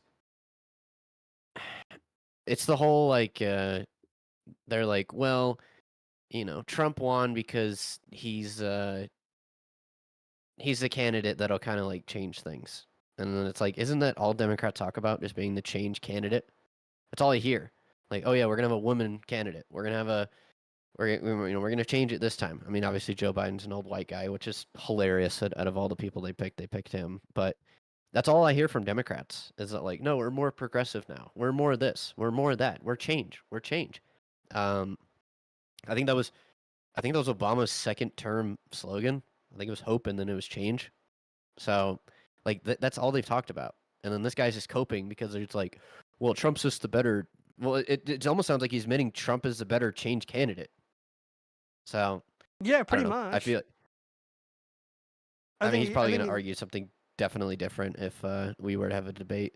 But I mean, he's talking like a TikTok format. So yeah, I think I messaged him like, dude, let's debate. Like, it'd be pretty funny. I think it'd actually be more interesting to debate this guy than somebody like Pisco. Let's see. Chad gets heated because the host is a colossal loser with brain dribble IQ and zero media literacy. So then he proceeds to call me a Jew. True. That no, comment untrue. should be pinned by K6. Shut up. No, that's not gonna be pinned. Look, K6 is just emotional because his hero got fucking destroyed, and you know he's simping for a fucking snitch and somebody who literally violates people's copyrights, lifts other people's art. I don't know what else there is to say about it. You know, you're just coping and seething, bro. Because I'm not gonna sit here and fucking dick ride any content creator, especially somebody like Eric July, who's a fucking bitch ass snitch. Like where I come from, like dude, like if you do that, you get your fucking ass beat every fucking day. I mean, that's a better outcome. Trump is a weak old feminist. Who would want him as a leader? Well, I guess over half the country. AGW shoulder checks you into oncoming traffic. Why would he do that? I actually like Sean Fitzgerald. Like I think he's all right. The soy is strong in this one. Pixie 6. I miss Biden. I kind of miss him too. Joey Baby is a diversity hire. Boomers are a protected class. He's more than a diversity hire, but close enough. You can win all low IQ voters with change. Yeah, that sounds about right. Notice how Gio never pulls up vids of black guys, only white guys. Well, I don't actively look for them. This is just the one that I found. And also, he's Iranian. So, Fedo be snitching so much on the street that we had to talk to him like he the police. Okay, so now you're wait, hold on. Jew fed. Okay. The guy that you're having on video right now is not Iranian. I think he is. Yeah. Hold up. That guy's white. Okay, that guy's hair is almost blonde. No, it's brown. 21 liberal Iranian American Executive Committee, Texas Democrats. Yeah, he Dude, might have be you like a seen dual like citizen. some Iranian women they look fucking white, bro. Look like That guy, like basic white chicks. Nothing's wrong with it. I mean, look at the I last guarantee name. his parents were like lived there and then had him there. But I take him at his word. If he's Iranian, he's Iranian. If he's white, he's white. I guess. All right, anyway, let's finish up this video. Systems a mess. There's tons of evidence-based ideas to make these systems better, but we never implement them. The government just straight up does not work at all. And the only way to fix that is to like completely change our political institutions to make sure that we actually control them and special interest groups do not. And once we do that, we can make really big gains for the American people. We can give them healthcare. We can fund their schools. We can give cash assistance to families who are struggling to raise their kids. We can bring down the cost of housing by building way more. That's the winning message. Yeah, dude, you're not. That's never gonna work. You know, like you can't import 15 to 20 million people every 4 years, and then you'd be like, oh, we're just gonna build more houses. No, that's not a solution. It's not a long-term solution. No. Again, just brain dead shit takes from morons who really have no business in politics or trying to dictate what public policy should be. Oh God, Iranians that think they're white. Dude, I don't know what he is, bros. I'm just saying he's Iranian because that's what he says on this thing. Iran is full of blue eyes. I wouldn't know. I've never been. That's what the message has got to be. And the argument against Republicans is not going to be that they're like super crazy and extreme because nobody cares. The argument against Republicans is going to be that they're not challenging the corrupt system. They're actually just part of the corrupt system. They're actually making it worse. And on the side, yeah, they want to micromanage people's lives. And it's super weird. Do it. Yeah, that's really rich coming from the people that censor lawful speech like mine. That want to dictate my speech. It's not enough to say what you can't say. They go a step further and they suggest by law, by force, that I have to say certain things like someone's pronouns. They're the pronoun police. So again, the micromanaging. I mean, this is confession through projection, in my estimation. So the video's done. Cheese, have you changed your thoughts, or do you have anything else to add? Not really. I mean, at least the Democrats are changing their song and tune, but I think it's already too late. I don't think so.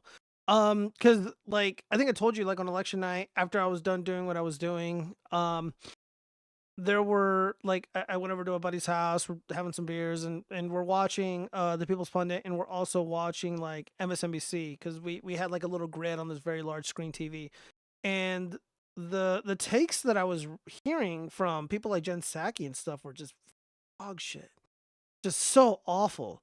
And I don't know, like I don't think that like immediately after, now that like the dust is kind of settling, I'm seeing a lot of people in the fake news industry, in the line press, pretend like, oh well, this is what they did wrong. Well, if you're so confident in this analysis, where was this literally a week or a month before the election? Nobody decided to be a check on Kamala Harris and Joe Biden's radical agenda. It was just nothing but glowing praise from beginning to end. Well, except now it's just all negative, and now they're trying to do their own autopsy, and it's just all dog shit. I mean, it's just like, well, Latin, Spanish, or Hispanic guys, like they just hate women. White men and white women are forever evil and racist. You know, that's their brain dead fucking takes that I'm seeing. I don't think the Democratic Party really learned their lesson. And I mean, do we really want them to become savvy and find a way to circumvent, you know, the people's repulsion to their policies? I don't know. I mean, I think there's a good conversation to be had here, but I mean, I'm looking at Kyle Kalinske, I'm looking at this Micah fellow, Destiny, Pisco, a lot of these far leftists all over the internet, Brooklyn Dad, etc., and they don't get it. They really don't. They don't understand anything. I don't know. What do you think about the Democrats or the left's response to the loss? Do you think they've learned their lesson at all, or no? I think they know that they lost, but I don't think they know why. I remember there's a guy on YouTube. I got recommended him through Shorts. His name is like his show at least is called like the Tomfoolery Show or something like that, and he was debating like an economics socialist guy or whatever, and they were arguing that like, oh, the Democrats need to go more progressive, not less progressive. And the Tom guy was arguing that Kamala was not normal enough with her policies. And the guy was like, no, she should be more extreme with her policies. And it's like, that's not going to help you. Like, for Trump to be the more normal candidate of the two is what made Trump win. And instead, these guys, it's so weird to think about, to where men can't relate to men's issues. Like, I don't get that. I would like to think that almost every young man is aware of every young man's issues. Now, whether or not they'll talk about it or they'll actually like engage with it, that's something else entirely. But I would then think that like Destiny, Pisco, a lot of these other guys would know what men's issues are, and would then be super critical of the Democrat Party to be like, Democrats do not care about men.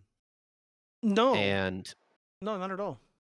And they were like, well, but the white guy's for Harris. It's like, and that doesn't mean anything.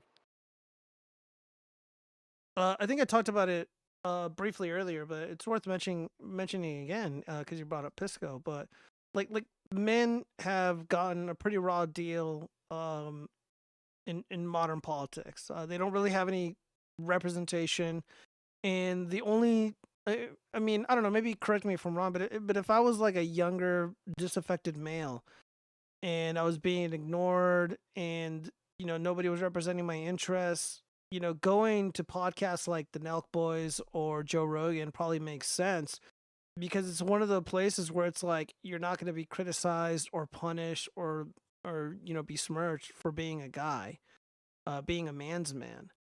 And I was talking with Pisco, and I don't remember at what point this was brought up, but I mentioned we were talking about racial discrimination, and I made it and I brought up like, look, the colleges and the universities are discriminating against Asians and whites disproportionately because of the color of their skin. So you have these Asian people, these Asian guys and these white guys who are doing everything right in life. They're getting the good grades. They're treating people with respect. They're not committing crimes and being fucking degenerates. They're doing their homework, you know, respecting their teachers and their elders. And then they prepare for the real world. They prepare for adulthood. And they're about to embark on this journey, which is college or university. And they're told to fuck off because of the color of their skin. And I was like, do you believe? I'm like, even the Supreme Court had to intervene. Like, and he wouldn't rebuke it. He could not rebuke it. And you wonder why so many young men are flocking to people like Trump and J.D. Vance and Matt Gaetz, etc. Like, this isn't confusing. And, you know, the Democratic Party places so much emphasis on stupid shit. It's like they completely just pull their pants down and shit on American men, American citizens.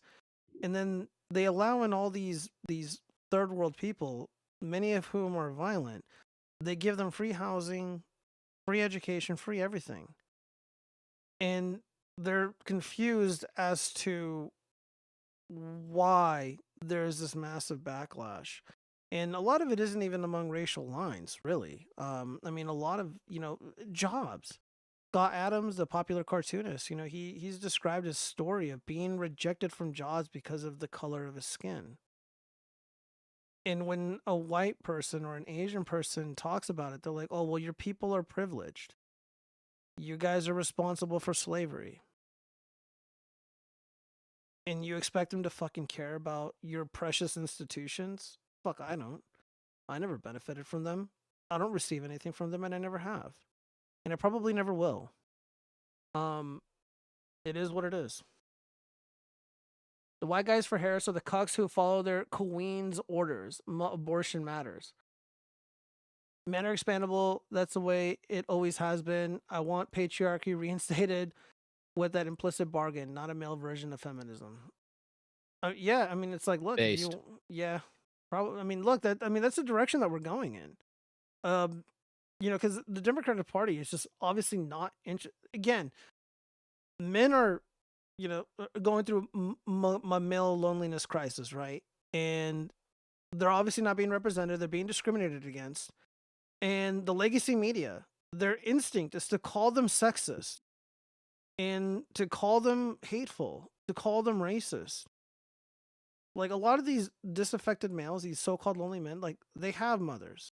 And they have people in their life that love them dearly and know that they are suffering.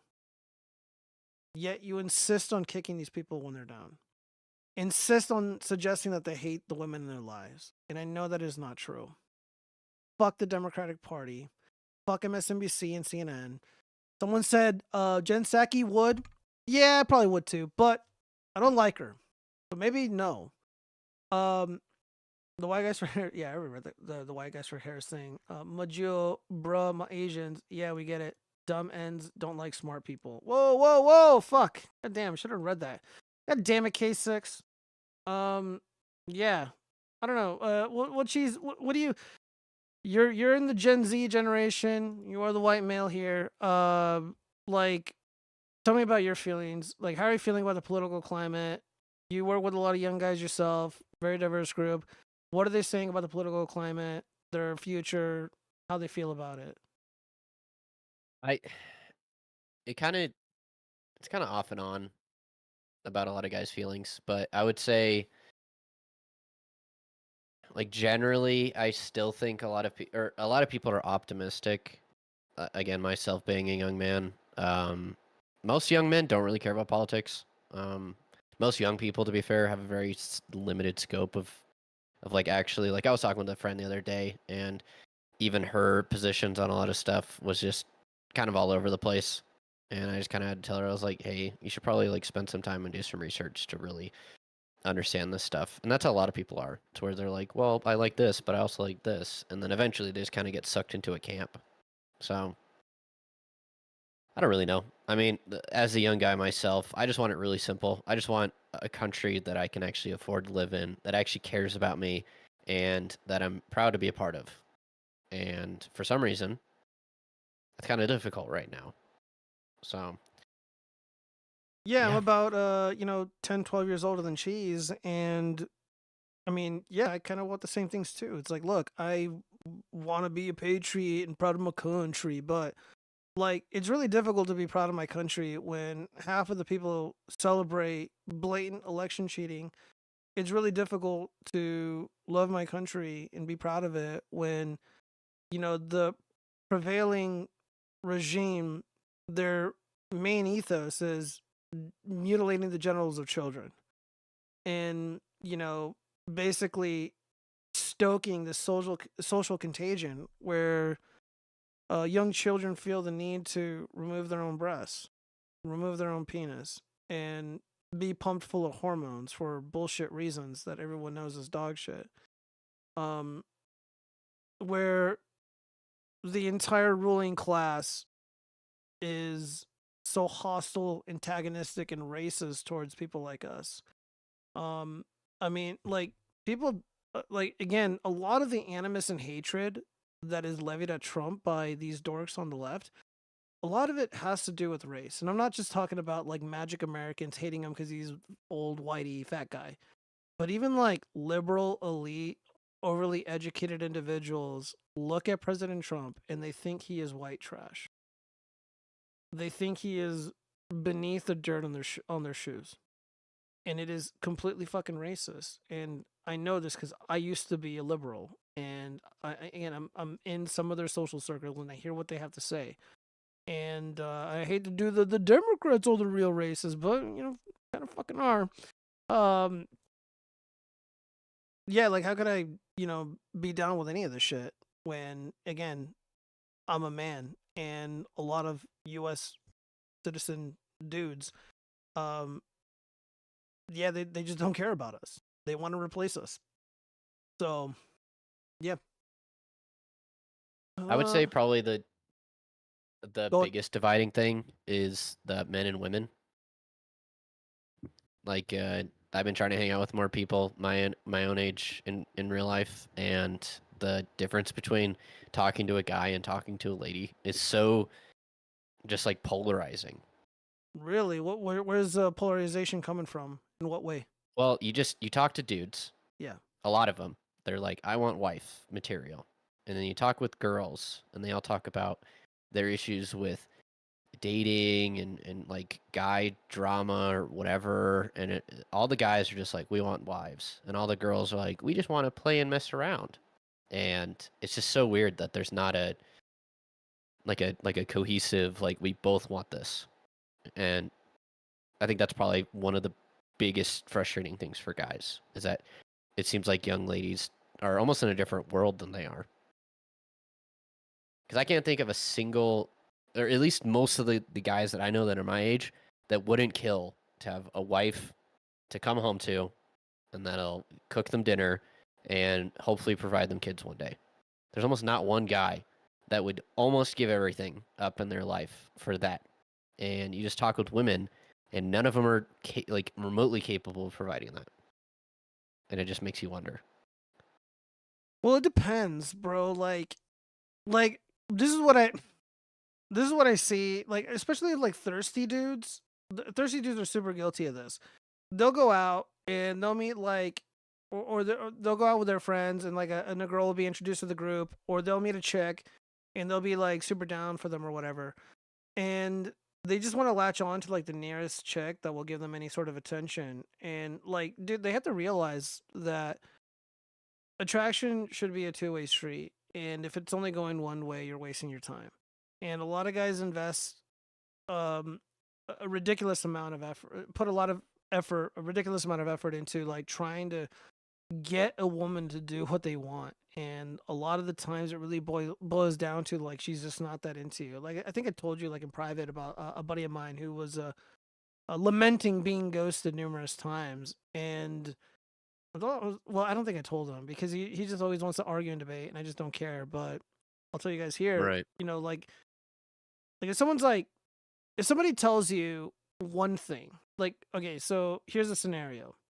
Imagine you're out at a party, you're at a house party, and you're with this girl, and you guys think everything is cool in your head. Everything is cool with the girl, and the girl tells you, "Oh, I'm tired. Like I'm gonna go home." And you're like, "Oh, okay, that sucks. Whatever. See you later." And then like you go to like, let's say, a bar with a buddy just because you want to like be in like a more quiet environment, and then you see the girl there. That's not really an indictment on the chick. That means you're probably like mentally suffocating her, maybe physically suffocating her. You got to give her space. And or just she's just not that into you, dude.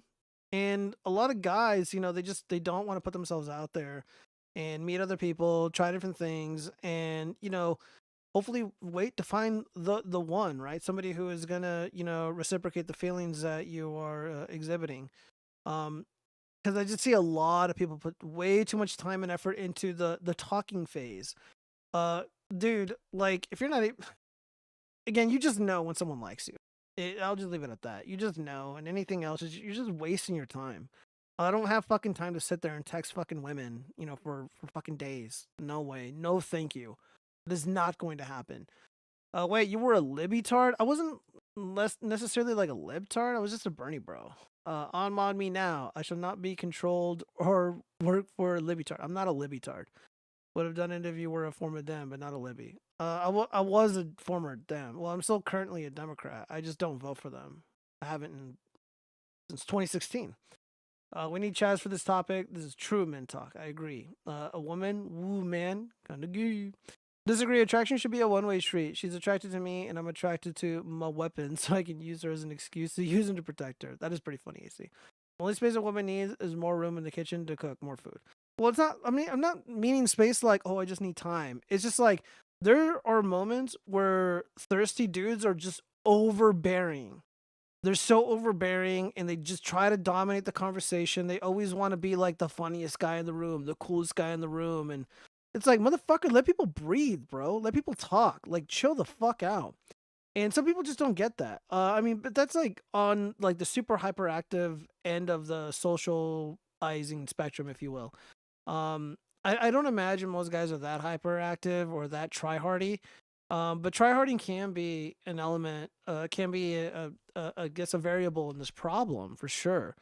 But again, like every situation is different. Every couple, every whatever, every person is different. But what I would say is just like when someone likes you, it's pretty fucking obvious. Even just like remove the romantic element of it. I mean, look at like friends, for example, like actual platonic friends. Like people like you and are down with you when you're invited out to hang out. And romantic interests should be exactly the same way. Like, yeah, dude, she's into you if she's like inviting you out, to her house or whatever, or whatever the case may be, her dorm, whatever. Pretty obvious. And anything else is just wasting your fucking time. I never wasted my time with that shit. Like I said, like even back in the day, like when I was like in high school and shit. I mean, I was way more douchey, and I'm just like, yo, I don't talk to chicks who got boyfriends. Why would I? I don't want to be friends with a chick who's got a boyfriend. I don't want to talk with a chick who's got a boyfriend. I'm just not interested in. Again, I don't want to waste my fucking time. Plain and simple. Zombie bomb, Geo's gay. The zombie bomb just sounds like she's been pumped and dumped and ignored by more. Probably a reminder of somebody she knows. K6, I'll take. He's far right, like the woke tards and libertarians. I don't think I'm far right, bro. I don't know what that means. I don't know, Cheese. What do you think? Think about what? Well, I just said. This topic. You being a lefty? Yeah, sure. I mean, it is a little sus. So you did kind of flip flop. That I kind of what? You kind of flip flopped. Dude, it was like, how long ago was 2006? It was a long fucking time ago. Okay, so have you? What was your justification for believing a lot of those things? What do you mean justification? What do you mean by that? Yeah, so like if I were to ask you like, oh, you're like, I'm Giovanni and I want you to vote for Bernie Sanders. And if I asked you why should I vote for Bernie Sanders, what would be your spiel? Well, I like that he was honest about immigration, that we can't just import all these people. Importing the poor into this country would devastate the working class. That was a big one. He was anti-interventionalist. That was a pretty big deal. And the Republican Party at the time was very weak on protecting Medicare and Medicaid and Social Security. Bernie Sanders was not shy to defend these programs, and it made him immensely popular. It had nothing to do with communism or socialism, because I didn't know anything about that shit when I was working on the campaign. Yeah, it wasn't just like, oh no, respect the pronouns or anything like that. Like, that was not really a thing in 2016. I mean, all that pronoun insanity really just started taking off then, but it wasn't on my radar for sure. Okay. And then Trump had enough similar positions that you were able to kind of transition over? Yeah, it was more like I voted for Trump as like a protest. I was protesting the DNC because they clearly cheated, and they rigged the primary in Nevada, and we worked really hard to win the state and we lost. So I'm just like, I don't care, I'm going to vote for Trump, because I never had an issue with Trump. I thought he was kind of funny. And then I went to a couple of his events. I was present at the Treasure Island when the first legitimate assassination attempt occurred.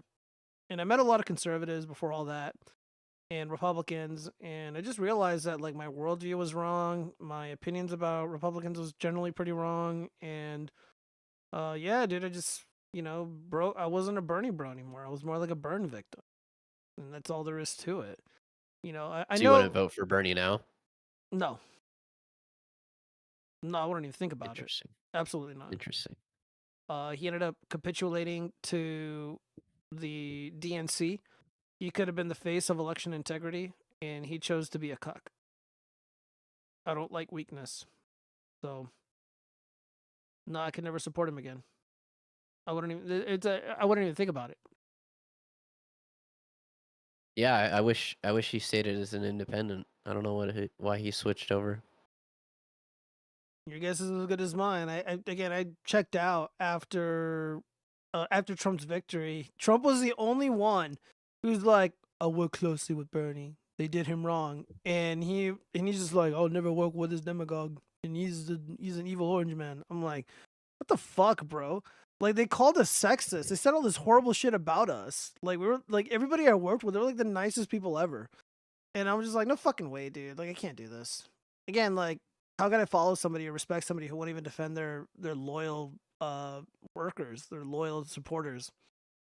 Nah, fuck Bernie Sanders. Let's see, Bernie, Gio rolling around side to side like a boulder.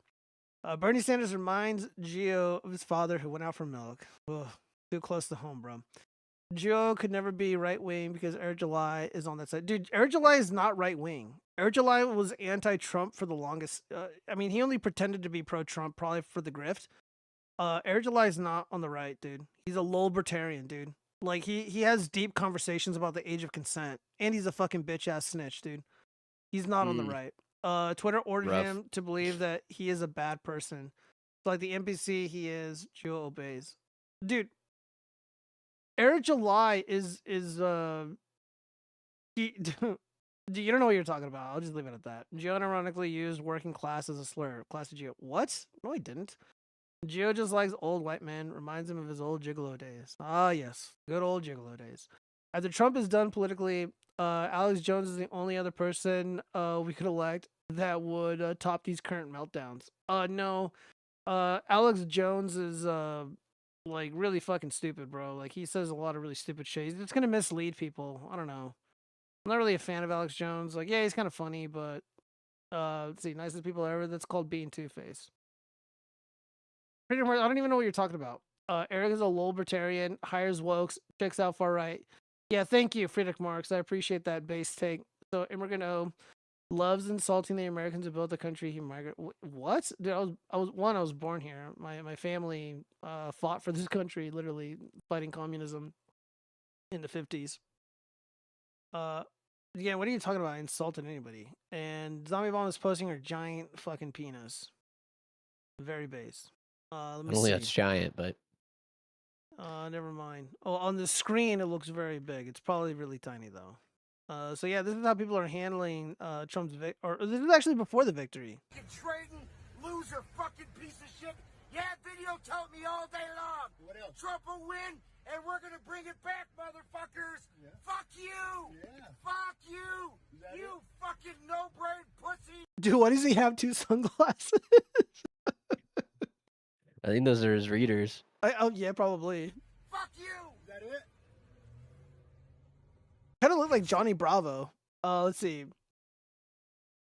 Trump says stupid things too, and then they lose their mind. You did, Gio. Comparing the poor people of the world to the working class is your liberal snobbery.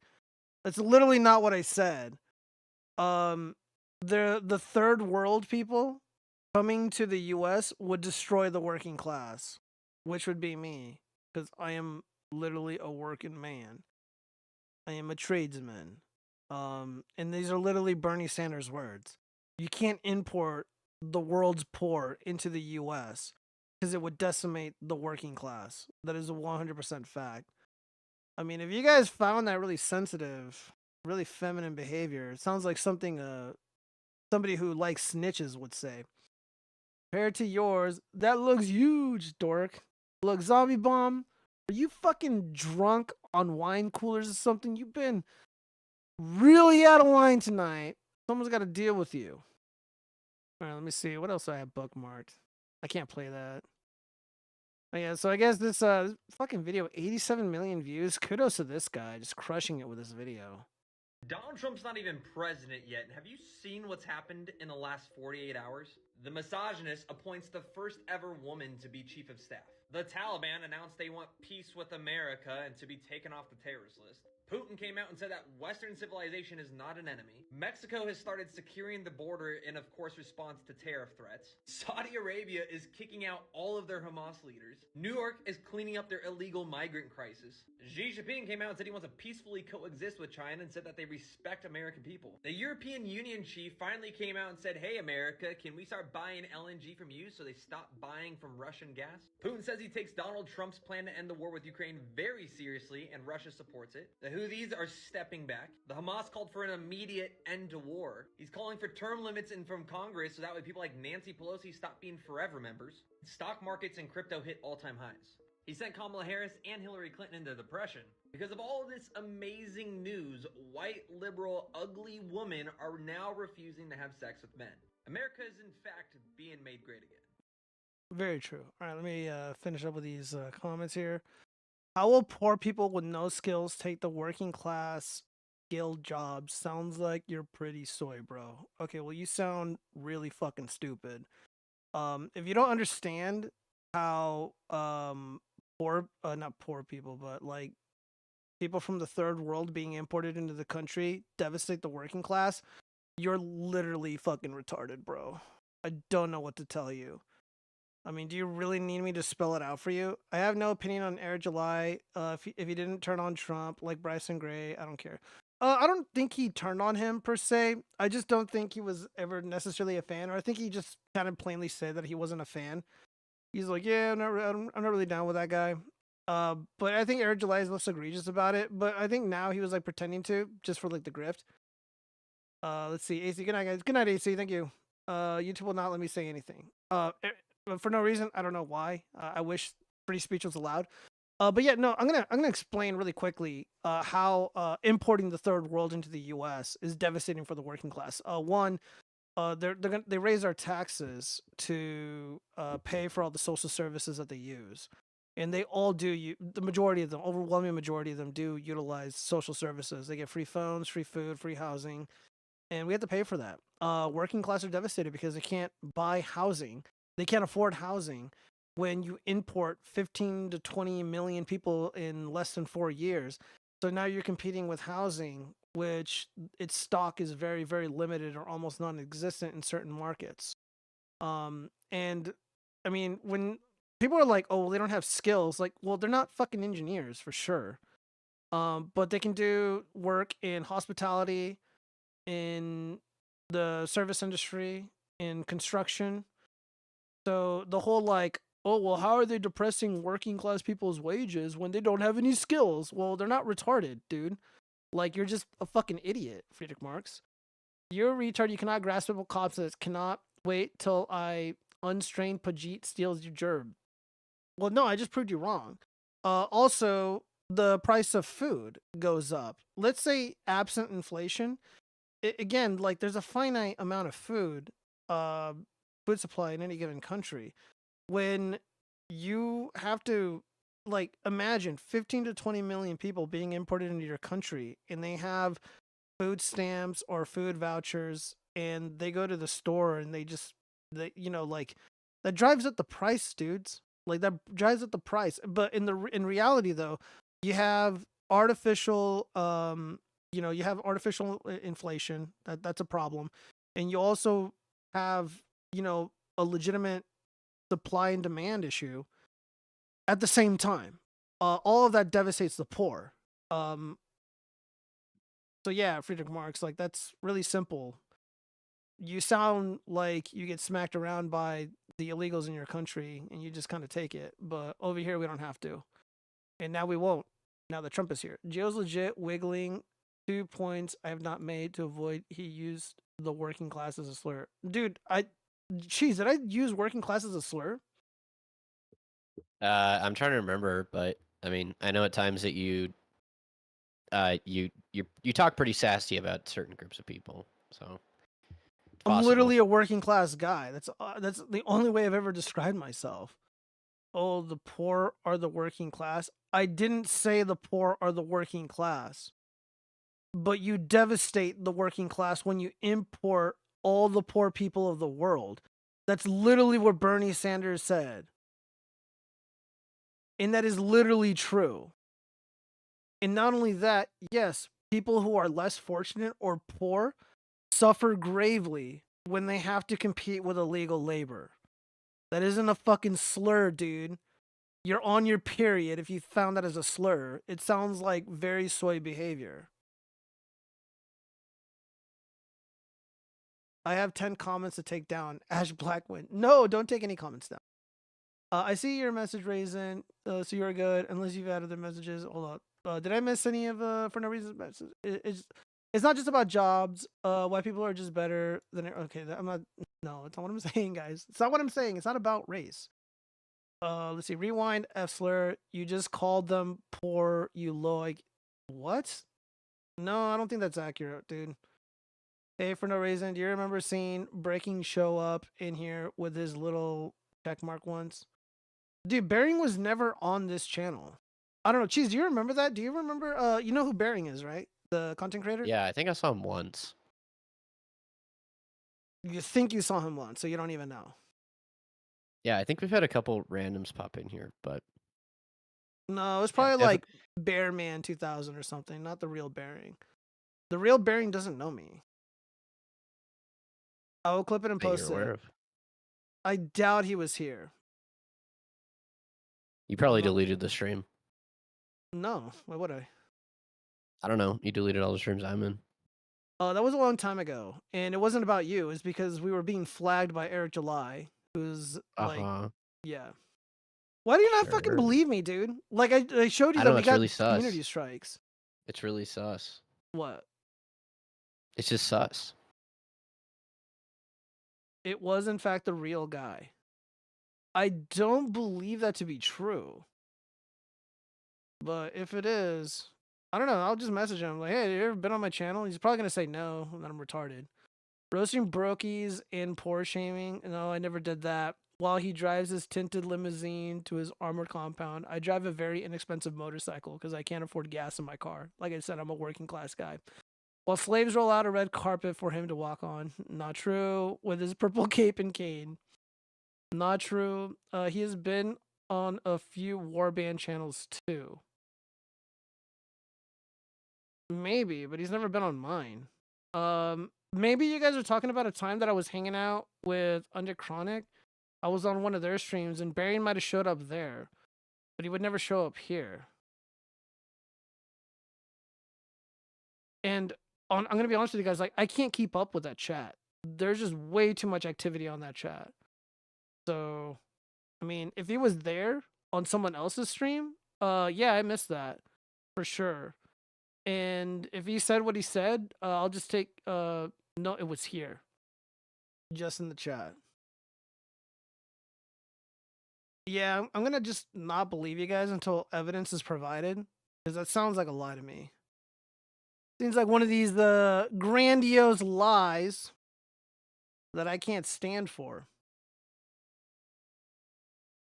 I wouldn't know if it was a real bearing. You know what? I'm gonna message him later. Because there were some. What is this? Oh yeah, I was just making fun of the Aaron Himmel situation. It was all consensual. Also, I was abused. LOL. Hi Nick. Yeah. I'm starting to think that this April Anderson account is probably Nick. I'm not even kidding. He's probably pretending to be a woman. Again, he's creating the narrative that Aaron Imholt is some kind of physical violent guy, and kind of interesting that you made a career simping for Johnny Depp and defending him against the claims made by his ex-wife. But now all of a sudden, we're supposed to believe this woman in a very similar situation. I'm just not taking the bait. I am not taking the bait. Well, no, for no reason. It's not that like I don't believe you. It just seems very unlikely that a very large channel like Bearing would show up here. And I also would know, because I interact with the chat, and I do my best to read everything. So if it was like a while ago, it probably wouldn't have been as busy. But I don't know. You don't remember anything, Cheese? I already said, I swear I saw him once or twice, but it was a while ago. Oh, well, oops. I guess I missed that. Let me see. What do we got? What else is here? Oh, there's a bunch of cope. I think we already went over that. This is probably like the funniest one. I really like this one.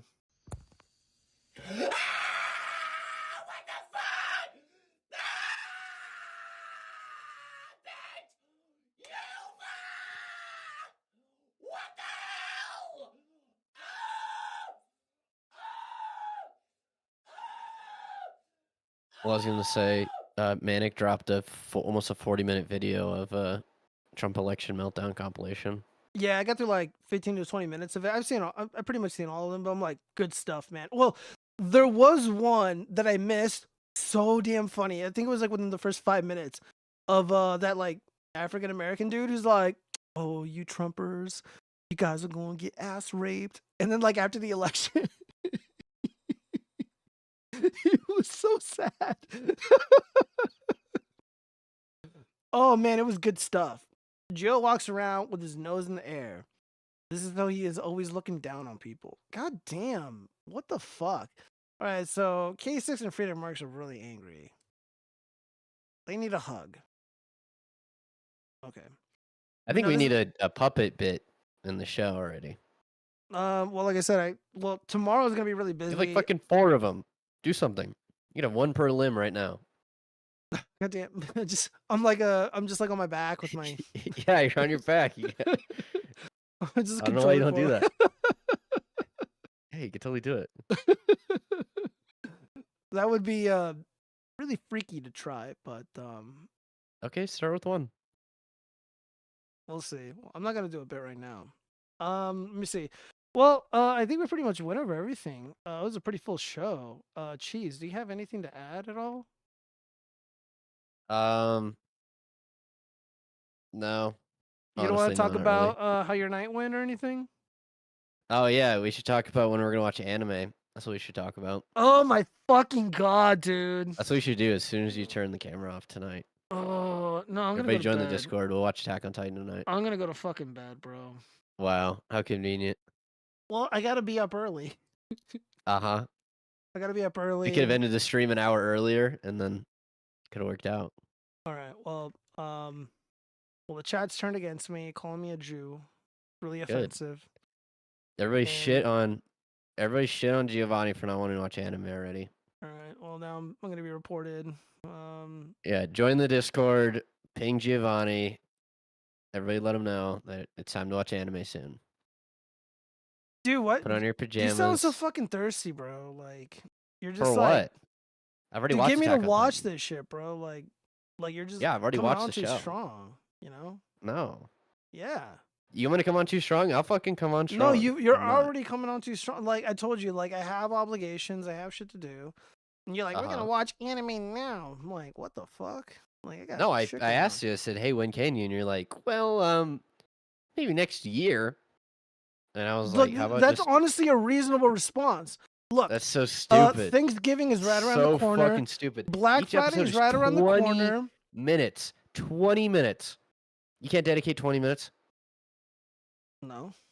You can. You literally can. Look, if I didn't have a career, if I didn't have clients, Shut the if fuck I up. wasn't doing 20 the series, minutes. 20 minutes. You should 20 never watch minutes of your anime. time. You will make it cringe.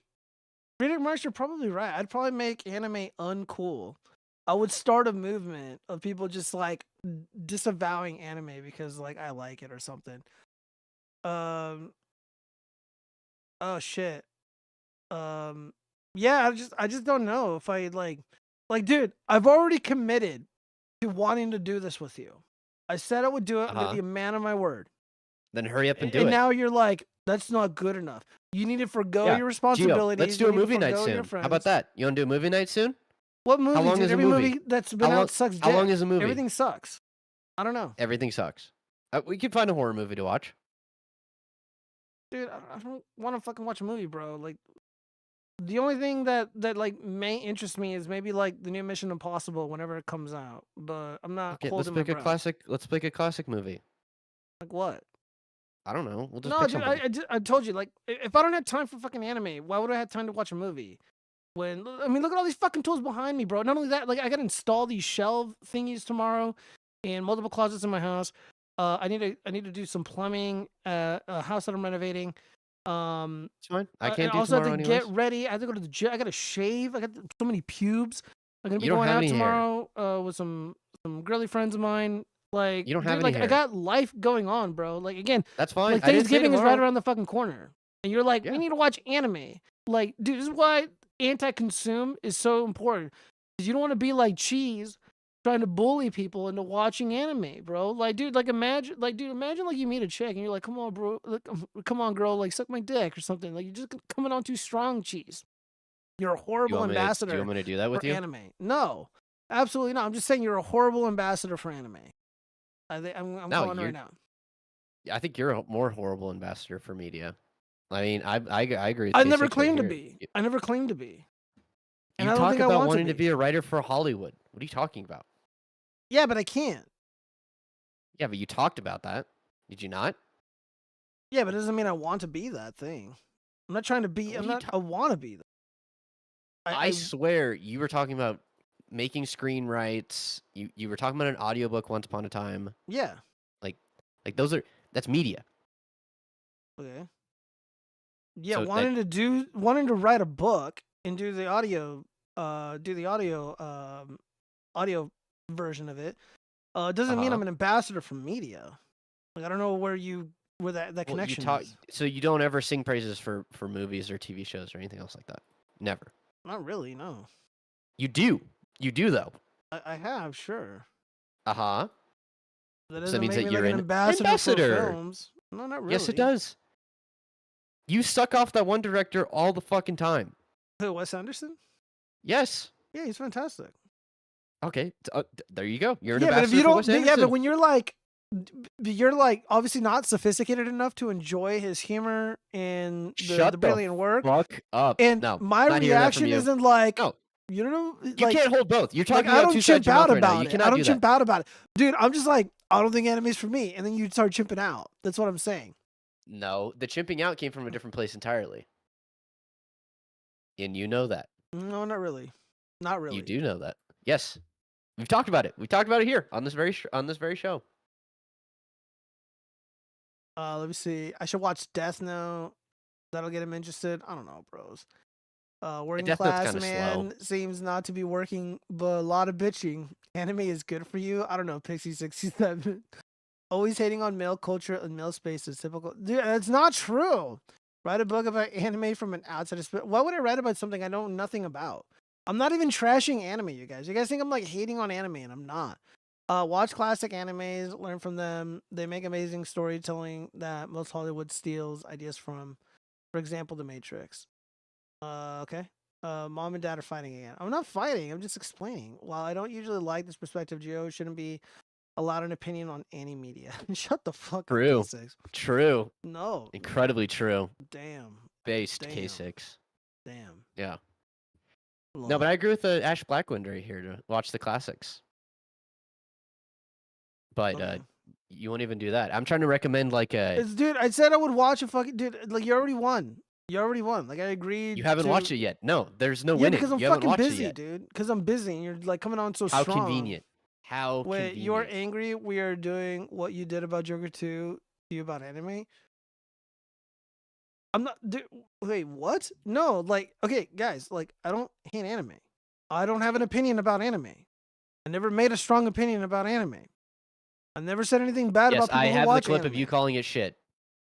I said like, oh, whatever. I'll watch your anime shit. I or something have like it. that. I have it. I never I say have it the was clip. shit. You referred to it as shit, not as like stuff, but like bad. No, I I have think the I clip. saw that clip, and I I'm have just the like, clip. I nah, can bro, post it. I can post it. You're misrepresenting me.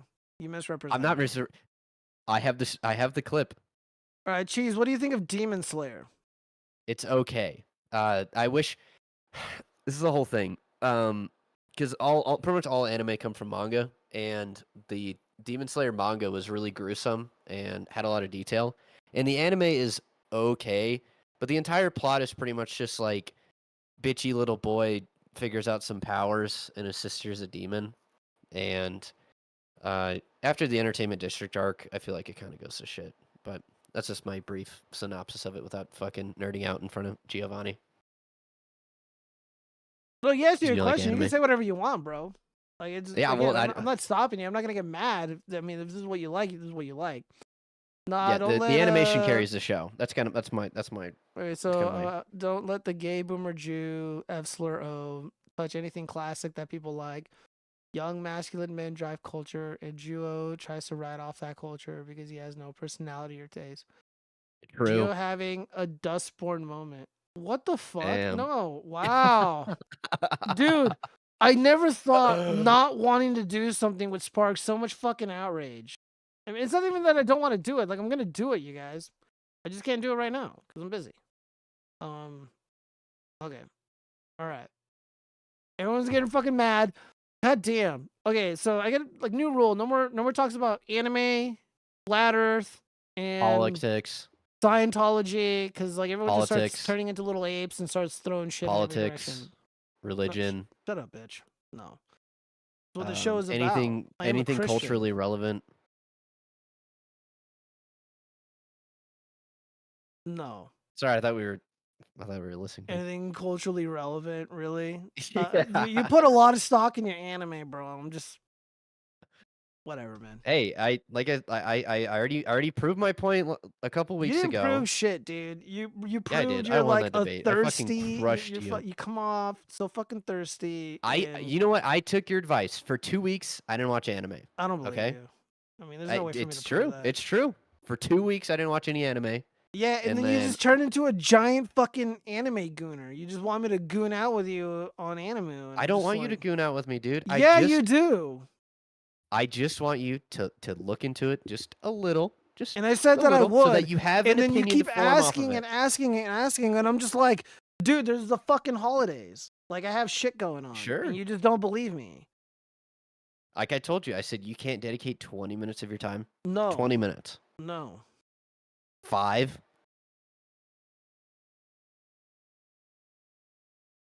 Dude, this is fucking retarded. What is going on right now? I'm trying to make this like as simple and as palpable as possible, and you're like, no, I can't even 20 minutes right now. Okay, well, what do you think of really? this comment from K6? That's the thing. I don't want you Uh-huh. to watch any of this. You don't deserve to engage with our culture. Stick to your sewer grates and rubbing your hands together. Fucking. What do you think of that, Cheese? Do you think I should just stick agree to with my that. jewelry? Can you do the little rubby hands on camera No, I'm for not us? doing it. I'm not fucking Do doing it. it, you guys. Do it. I'm not Come doing on. it. No, You can clear up the allegations right now. I don't know how to do it. I just Guys, the show Just is trying to over. do it. Thank you, Just everybody trying to do who it. joined and super chatted. Shout out to the Rumble and BitChute listeners. And if you guys go over to Facebook and follow the Facebook page, I'd greatly appreciate it so I can start streaming on that platform.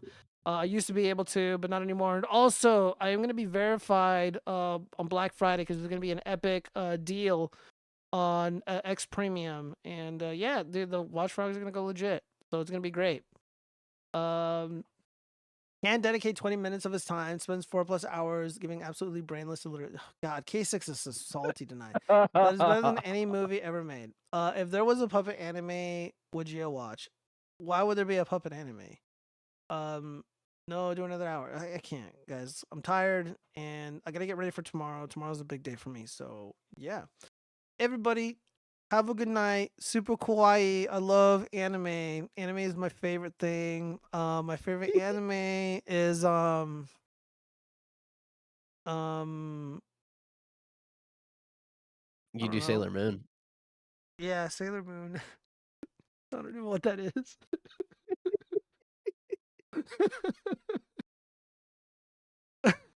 All right, guys.